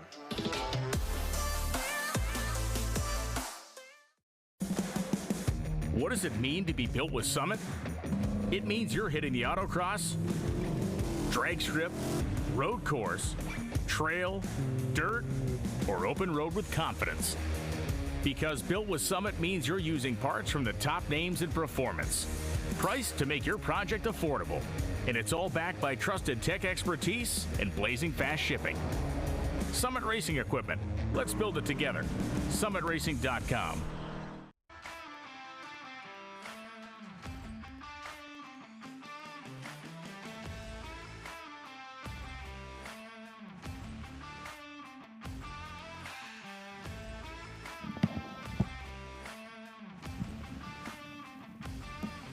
What did we say this was going to be? Yeah, so ladies and gentlemen, this is SVRA Group 2. I don't have a grid sheet with me, I'm but this is searching for Formula one. Bs and Formula Fords. But some of my favorite people in the world are in this group. Good friends, some Californians, but we were talking about, we've got Travis Engen and Mark Giroux out there, but then Kim Madrid and her whole clan of the Formula Ford Challenge group. And looks like they're going to do a split start because they're delaying the release of the Ford. So the best way to look at the difference between a Formula Ford and a Formula B, the Formula Bs have wider wheels and tires than the Formula Fords, and look like the old Formula 2s or the old Formula 1 cars from the 60s. So lots of like Brabhams and things like that are going to be out there. Hopefully Kim Madrid's family are joining us in the comments section. If you joined us in the comments section, tell us where you're watching from, who you're rooting for. If we get anything wrong, feel free to yell at us in all caps in the chat. But Erica Strong-Christ is saying, let's go Formula Fords. Well, we do not have grid or an entry list for Well, this. once they pass the start-finish line, We'll figure it out we'll be from able to get it. Yeah. But this group, I know this group pretty well. My favorite open-wheel cars are those cars right there behind that pace car. Just those Formula Bs, they're just so cool looking. The Brabhams, the Chevrons, the Lotus. And you can see them moving back and forth, trying to get a little bit of heat in the tires. Although it's a very pretty day here, it is chilly. And you can see there, Giroux right behind Engen. Engen has the orange nose, then the yellow nose right behind, but Giroux's going out in some sticker tires. Now here's the Fords. You can see the difference in the wheel widths. The tires are about half the size or half the width of a Formula B, and they're going to do a split start, but man, that's a long way to a split start. So with that big of a gap, that means the Fords are going to be caught maybe pretty quickly. I wish the Fords would close up just a little bit. Oh, Farmer Boy says that his brother is waving the checkered flag today. Oh, very cool. Eric Jenkins is saying go 16. Sydney Strong is saying let's go Dad. Todd Strong. Tuning in from Boston, Todd Strong, like we've talked about in broadcast previously, is the inventor of the shake weight. Really? But yeah, he's an aeronautical engineer, and we used to do 2 truths and a lie on here, and I convinced everybody that he invented the shake weight, and we had the same reaction. People in the paddock still come up to him today. So I guess I'm revealing this after 3-4 years, but here they come to the green for Formula B, Ralph. Well, and I was all excited about that. Not that I have a set of shake weights at home, but you know, hey, somebody had to do it. You always wonder where they come from. Temple leading in the 5A up the hill. Krapinski, Engen, Giroux, LeBlanc, and Perryman all in this one. And that's Temple right there. Nice job. And Todd Strong's actually granddaughter is watching also from Southern California. He had an off in one of the last races about 2 weeks ago here and was able to fix the car, come back, and he's going strong as Todd Strong. But look at these Formula Bs blast up this hill. Here comes the Fords to the start. Yeah. That is Todd Strong in the blue car up front.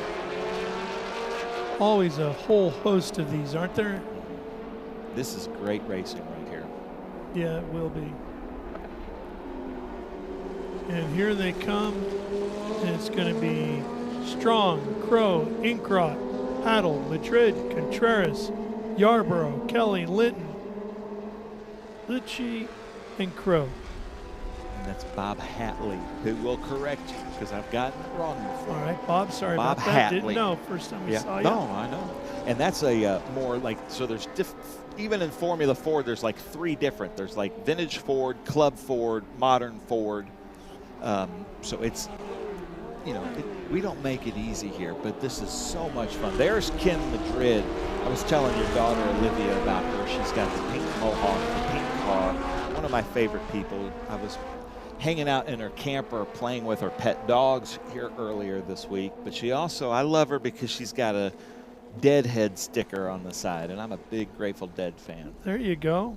Well, you're in the right part of the country for that. Man, this is Grateful Dead country. So there's, I believe that's Stephen Temple. Yep. Group 2, followed by Rod Grabinski, and then Travis Engen, Mark Giroux, Darrell LeBlanc, and then Perryman. But this is going to be the battle here, these Formula Fords. Yeah, Madrid in a pretty good fight here with Hatley, you said? Yeah. Probably Hatley and Inkrot.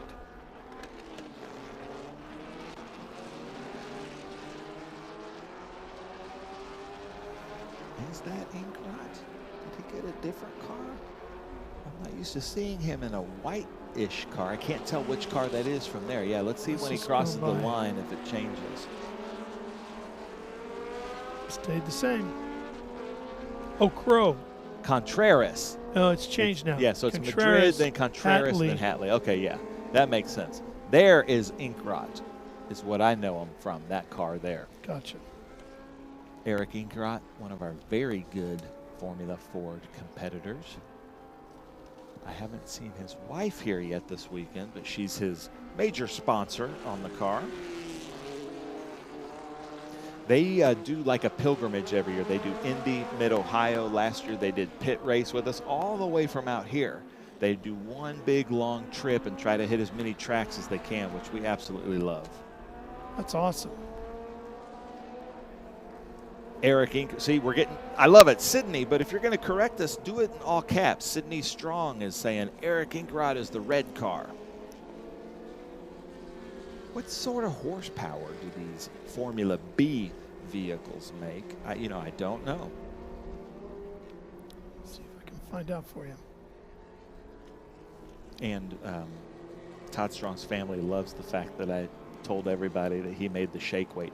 We played like dominoes the night before at COTA, and he beat me, of course. And so I was like, well, I'll get you back tomorrow. And that's when the rumors started. That's a pretty good one if you're going to lay out on somebody. Well, and if you know Todd Strong, you know that he's very smart, that he's an aeronautical engineer. So it's not like beyond the realm, that he wouldn't do that. Yeah. So here's our leader in Formula B. I'm sure we've got some experts on here that can answer the question, what kind of horsepower these things have. Well, here we go. There's a Brabham BT29 Formula B car. Let's see what it says. That's Crow right behind Inkrot. Well, this particular Brabham that I found here on Google claims to have a 180 horsepower twin cam engine and a Hewland gearbox. Yeah. Well, look at this, though. This is for 1-2, and Grabinski just right behind Temple, really trying to make the pass. And this is momentum racing at its finest. There's no downforce, no aero whatsoever. This is all mechanical grip. And any time that you have to tap the brakes or just feather the throttle, that's just going to wear off. You're scrubbing speed anytime you turn.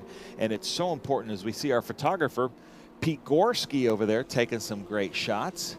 That's the SVRA photographer. And Formula B would be the step up from Formula Ford. That would be back in the day, the ladder, right? Yeah, back then it went Formula V, Formula Ford, Formula B, F2, I believe. And there was also the Formula Junior class. But if you ever made it to Formula One back then, you took all those steps of the ladder. There's a junior right there, it looks like. Yeah, Formula 2 would have been the last step to Formula 1. That's Latucci, and that looks like a Formula Junior. Yes. Which is also a very competitive class. Uh-oh, Crow trying to make it around Inkrot as they go into one.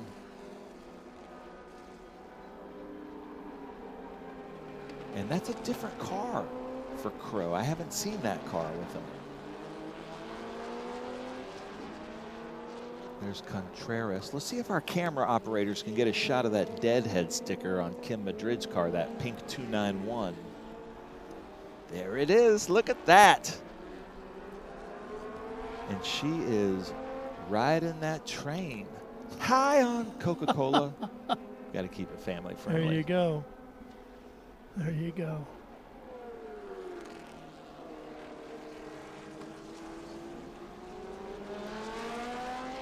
What's the Don Henley song? The deadhead sticker on the Cadillac. Is that Boys of Summer? Mm-hmm. Yeah.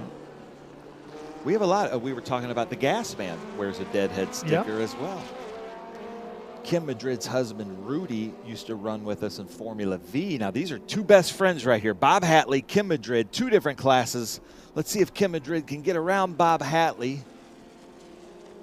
Rudy is here, and Rudy makes the best tacos you'll ever have in your life. You need to be friends with this group of people right here. We have fun. We play some like card games and like dominoes. We have tacos. And, you know, we just tell a bunch of lies. Well, as Mr. Gonzalez taught me this weekend as he was passing on his wisdom to me over the course of the night, he said, everything folds into a taco. And he's right.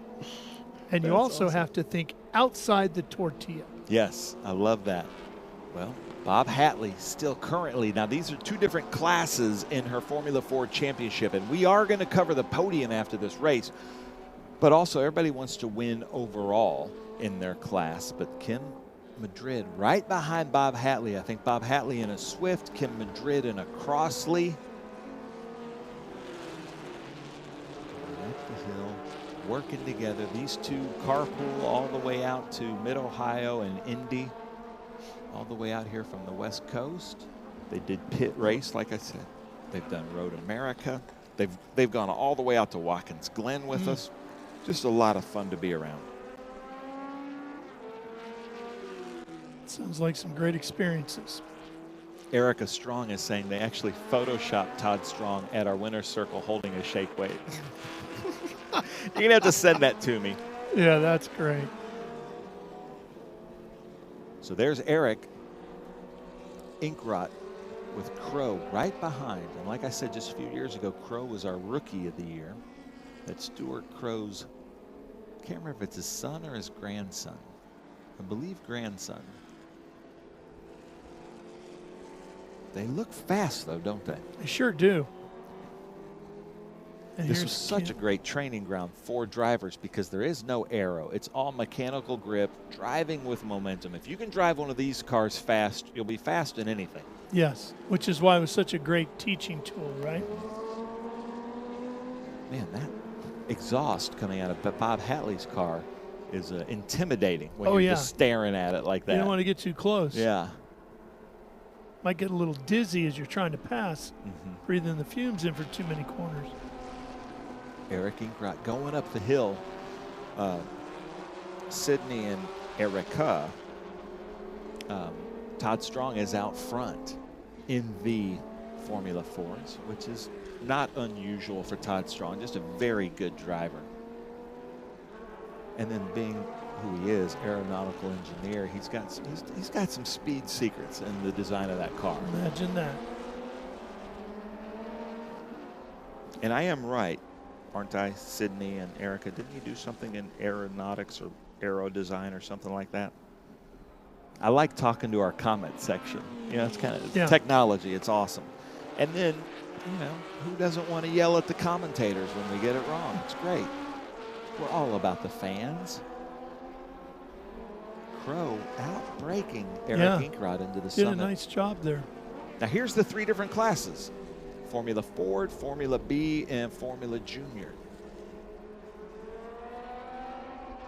Formula Ford with the inside line, but look at the B move around the outside. Lot bigger tire patch on those Bs. I like how the Formula Junior looks like a McLaren F1 car, though. No, right? that's the Ford. That's a modern Ford, and then that's a Junior behind it. Yeah. There's Pete Gorski. Running the papaya color scheme. We had the Formula Juniors, about 50 of them. for a reunion at Indy and then at Watkins Glen, and it's some of the best racing you'll see. Oh, yeah. Well, they can't get away from each other, right? Yeah. Now he's got a B behind him. That looks like Giroux. Mark Giroux behind him. Mark Giroux is the leader of the Monoposto group, which is the kind of vintage Formula Bs like that. Oh, there's a pass.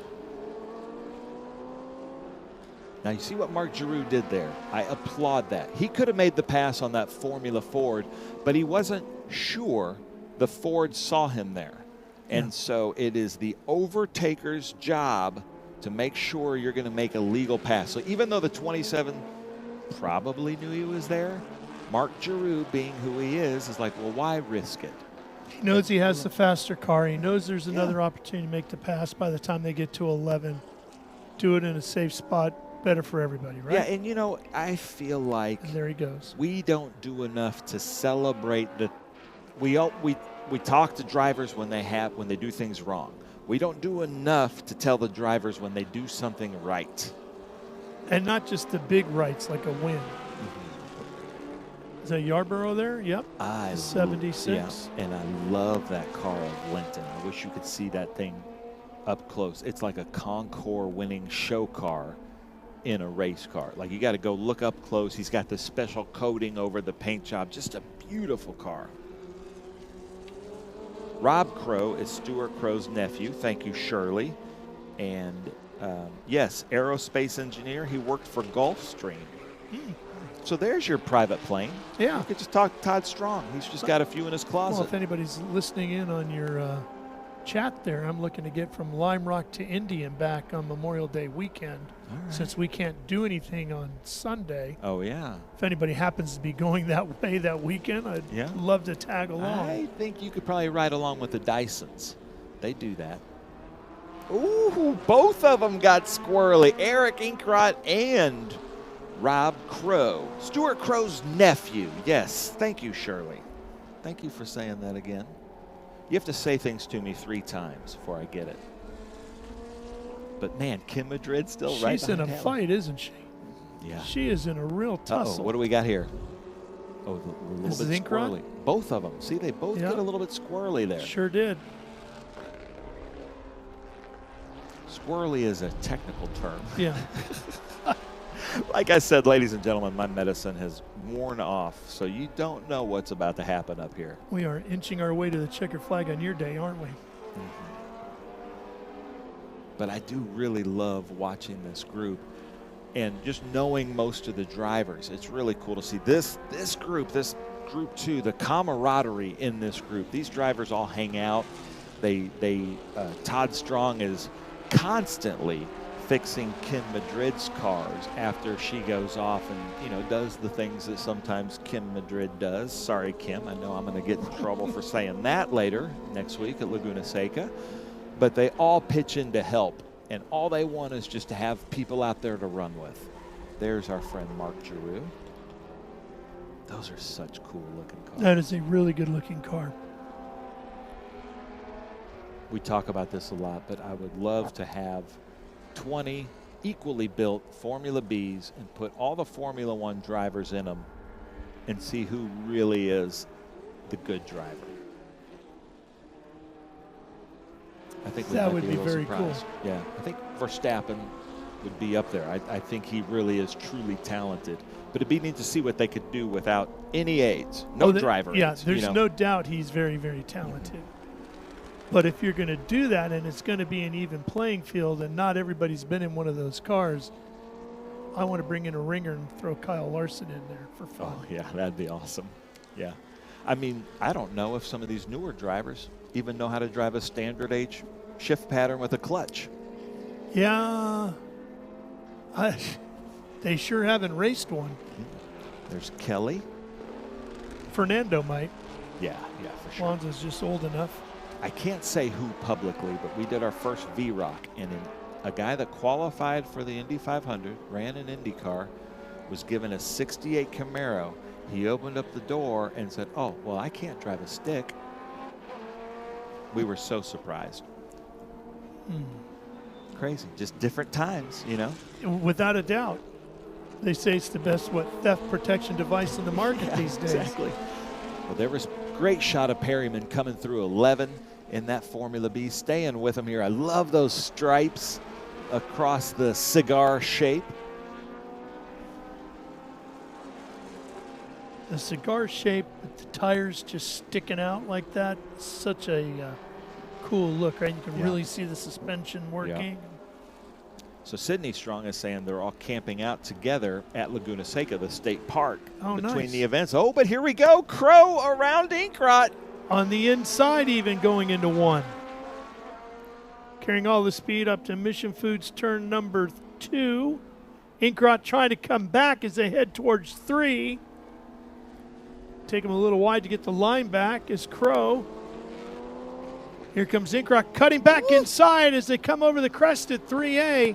Now they're headed to 4, and Crow's going to get there first. Yeah, he wanted that, but he just lost just a little bit of grip. Yeah. And he thought better of it. And then you just kind of reset, regain, and set it up again. Try for turn 7 now. Get the run through the carousel. Drafting is a factor here in these cars. Inkrot did a good job getting through the carousel. He is right there with him, trying to catch any draft he can. See if he dives inside, thinking about it. He's right there. Oh, just not close enough, but can he get through the center of the corner? Nope. That is some good hard racing right there. Yeah, that really is. Try him again in 11. See, Ralph, this is just so much fun. It is. Isn't it? It's good stuff. Really good stuff. Down through the S's, thinking about 11. And here's Yarborough.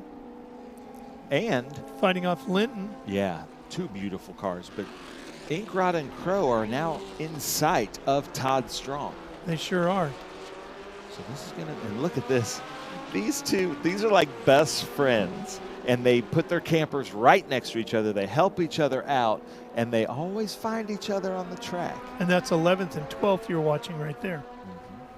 What's your favorite Grateful Dead song? Comment section. Here we go. 5. I love Brown Eyed Women. That's just from the live. Oh, no. Big spin with That's the 5. the leader. That is our leader. Yep, Temple. Watch out for the mud puddles. Yeah. Don't worry about hitting my signs. They will give. No, they're coming for you. down anyway. Yeah, I'm taking And them down Ben's about got 30 plenty minutes. of them. Checkered flag. Did they take was that the on checker? the cool down lap for Temple? No, that was the cool down lap. Oh, and Bob Hatley takes it. Yeah, I've never seen that. Temple spun But he at still 2 won. on the cool down lap. Yeah. All good. All good then. Yeah. Okay, I thought he was I did in too. I thought trouble he of just lost losing the lead. Yeah. But he had a pretty healthy lead anyway. Well, congratulations to Temple. Comes to 16 is Strong. Like the striping on that car. Now there's Strong, Todd Strong coming in, the Gulfstream aeronautics engineer.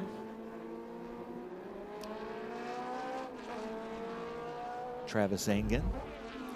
Here we go. Here's the finish. But that's not the leader. Psych. Yeah. Every once in a while. But he is putting his visor up for some reason. I wonder if There's Linton. That's a beautiful car. I wonder if Temple was catching him rapidly headed to 1, and that's why he got out of shape. I don't know. Todd Strong just took the checker flag first in our Formula Fords. Here's a look at your top 10. Temple, Grabinski, and Engen. Yay, Grandpa, says Erica Strong Christ.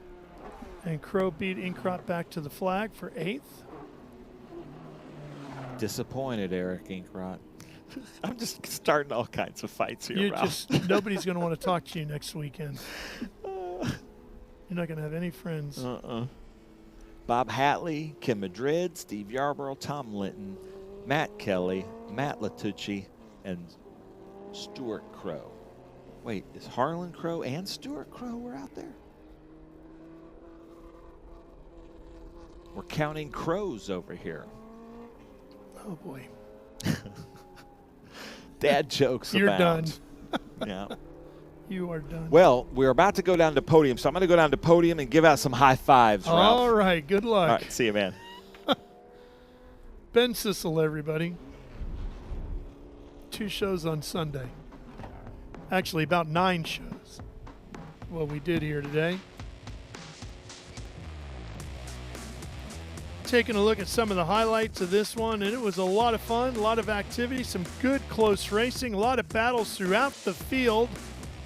Formula P's looking stunning.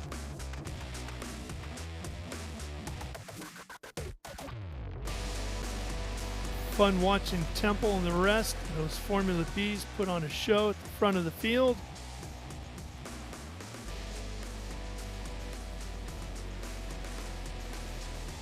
Kim Madrid, Mohawk a-flying, Steve Yarborough and his beautiful 76, Inkrod and Crow. That was a fun battle to watch all the way to the end.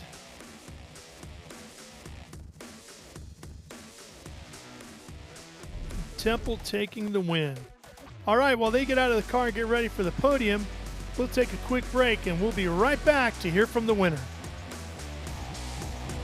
In racing, every second counts. Communication isn't just important, it's everything. Established in 1996 in Daytona Beach, Florida, Speedcom Communications was born from a passion for racing and a vision to revolutionize motorsports communication. Trusted by competitors across the world.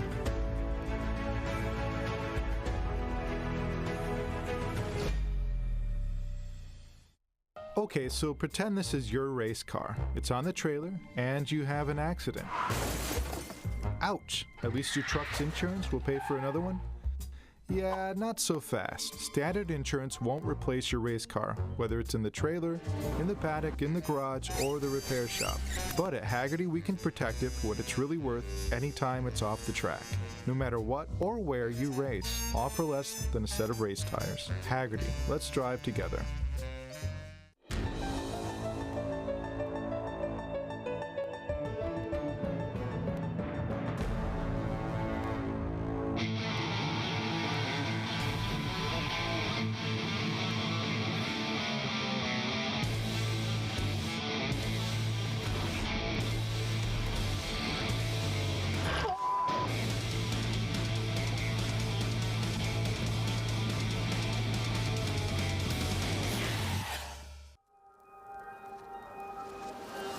How good is this? Look at this view from Losowski.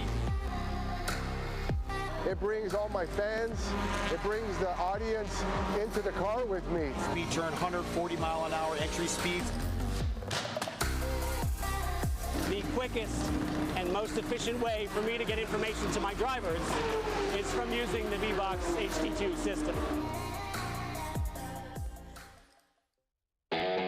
Architecture is about everything. We change the environment. We are changing how people live in the environment today. So we basically put our fingerprint on the future of what the United States looks like. My overall business philosophy is that I'm engaged with my company from top to bottom, and I think the racing world and helping out the next generation and younger drivers is a passion of mine, and is getting stronger and stronger every year. With that, that's why I want to be involved.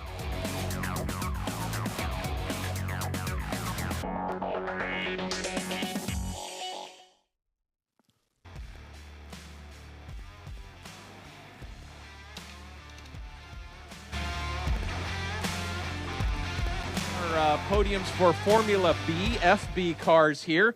I do believe I have Stephen Temple right here with the 5. Stephen, tell us a little bit about FB. The cars are Formula Bs, and how you acquired it. I got the car about 3 years ago. I raced it for a year in SCCA. It was originally set up as an Atlantic, and it required a different engine. It had winglets up front and a wing in the back. But yeah, I raced a bunch of different formula categories. I really like this one. The suspension and the tires are really supple and just fun to really push it around.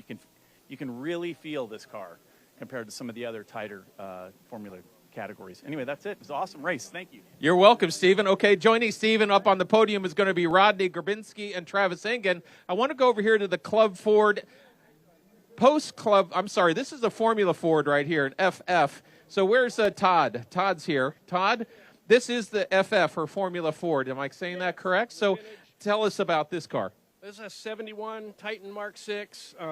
They were a pretty popular car. A lot of people running them. So I've had Titan Mark 6s since 1990. So not this car, but a different one. So been running them for a long time. Excellent. So this we put you P1 in this group class. We're going to come over here and talk to Eric. Harlan. Harlan, a second. We were watching you. You were behind the 9 for a bit, but it looks like last lap you had passed. So tell us a bit about that. I did. I don't know, maybe 2 or 3 laps from the end, I was able to get him, and then he got me back and went a little deep on brakes, but, lucked out at the end and was able to make the pass for the win. It was a close one, though. All right. It was fun. Very good. We'll get you up on a podium a bit. This one is called a post-Club Ford, if I remembered. But we have a Club Ford here as well. And we have Eric Inhofe. Tell us a bit about this car, maybe how you acquired it and what it's like racing it. Sure, absolutely. This is a 1979 Crosley Formula Ford. I got it in 2015 from a buddy of mine that used to race it and just been working on it ever since. And it's just a blast to drive. Unfortunately not as good as Todd up there, but we're trying. Excellent. Okay, so we've got a Formula Ford, a post-Club Ford, and a Club Ford as well. But we also have one other Formula One over here, the 33. This is a Formula Junior. We've got Matt Litucci here. Matt, tell us a little bit. Did you shine it up? Did you put the wax on it? Look at that. It's a beautiful car. Beautiful car. Tell us about it a little bit. Well, it's a 61 Lotus 20. It's actually the same kind of car that Jim Garner drove in the movie Grand Prix in 1966. It was dressed up as a Brabham, but this was the car that he drove. Really my first open-wheel car. I also drive a 7-liter Corvette, so I went from a 7-liter car to a 1-liter car. Interesting, though. Had a lot of fun out there. This is a great group. This is a great example of SVRA. The motto of SVRA is some people collect art, we race it. So this group, too, is a fantastic group, representative of all that. So thanks a lot for letting us share that online, and we'll finish up our podium right now. All right, can I have the Formula Bs up on the stage, please?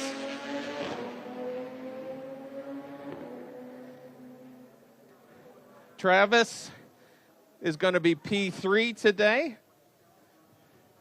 Rodney Grabinski, P2. And Stephen Temple, P1 today.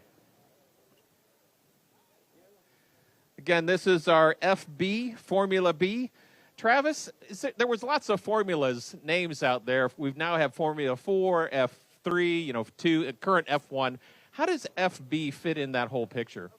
FB was going on in the U.S. in the time when F2 was the racing series in Europe. The same car, same chassis, same motors were also called F1 in Australia in that period. But a very popular car. It's other than the early Formula Atlantics, it's the best combination of tire, motor, and handling you're going to find. Sounds like from your other competitors. Let's get a hand for these guys. This is the Formula B. That's Travis Engen, Rodney Grabinski, and Stephen Temple. All right, thanks, guys. Let's bring up our CF, PCF, and FF podiums. Harlan and Eric. Eric is actually in P3. Let's bring Eric up. Harlan Crow and Todd Strong, come on up here to the podium. We'll get your hardware and your medals. And, in fact, we also want to make sure we recognize Hawk Performance. Hawk Performance is our podium sponsor today. Every one of these guys is going to get a certificate from Hawk Performance. We have our friends in the next group out racing.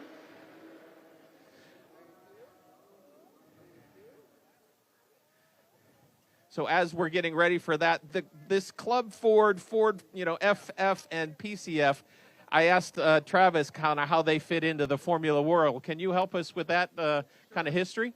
Yeah, so all three of these classes are true Formula Fords. They all run the exact same engine, same components, everything else.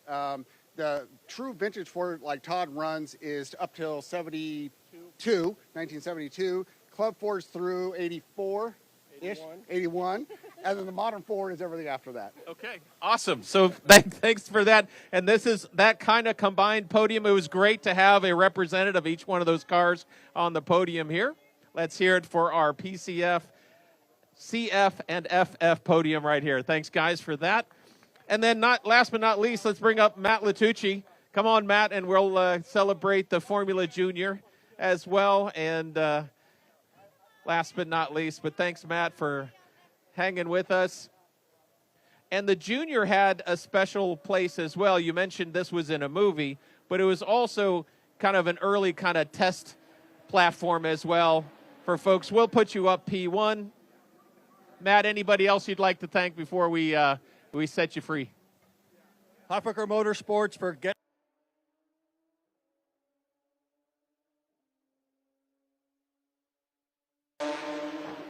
and the Turn 2 Drivers Club for all they do and all the fun I have with them. So thanks, guys. Appreciate it. SVRA, of course.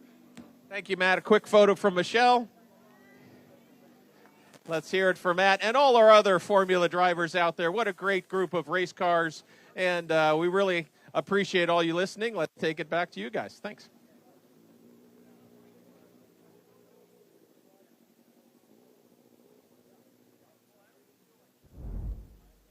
Well, it has been a fantastic but wet and chilly weekend here at our Speed Tour event at Sonoma Raceway. Round 3 of the 2025 National Championship season. And we are staying out here on the left coast, getting ready to head down to Monterey, California in just a couple of days. WeatherTech Raceway Laguna Seca is next up on the schedule. Some of the teams are going to have a lot of work to do to get cars and even transporters ready to go racing at Laguna, but it should be another stunning weekend down there. We sure hope you can join us. Tune in to catch all the action live with Trans Am and TA2 presented by Pirelli on Speed Sport 1, and the rest of the SVRA action will be right here on the SVRA YouTube channel. Well, that's going to close things out for everybody who helped join me in the booth this weekend. Josh Hurley, Andy Lally, Ben Sissel. I'm Ralph Shaheen for the entire Live Race Media production team and Speed Sport 1, bringing you all the action, saying good night and so long from the wine country.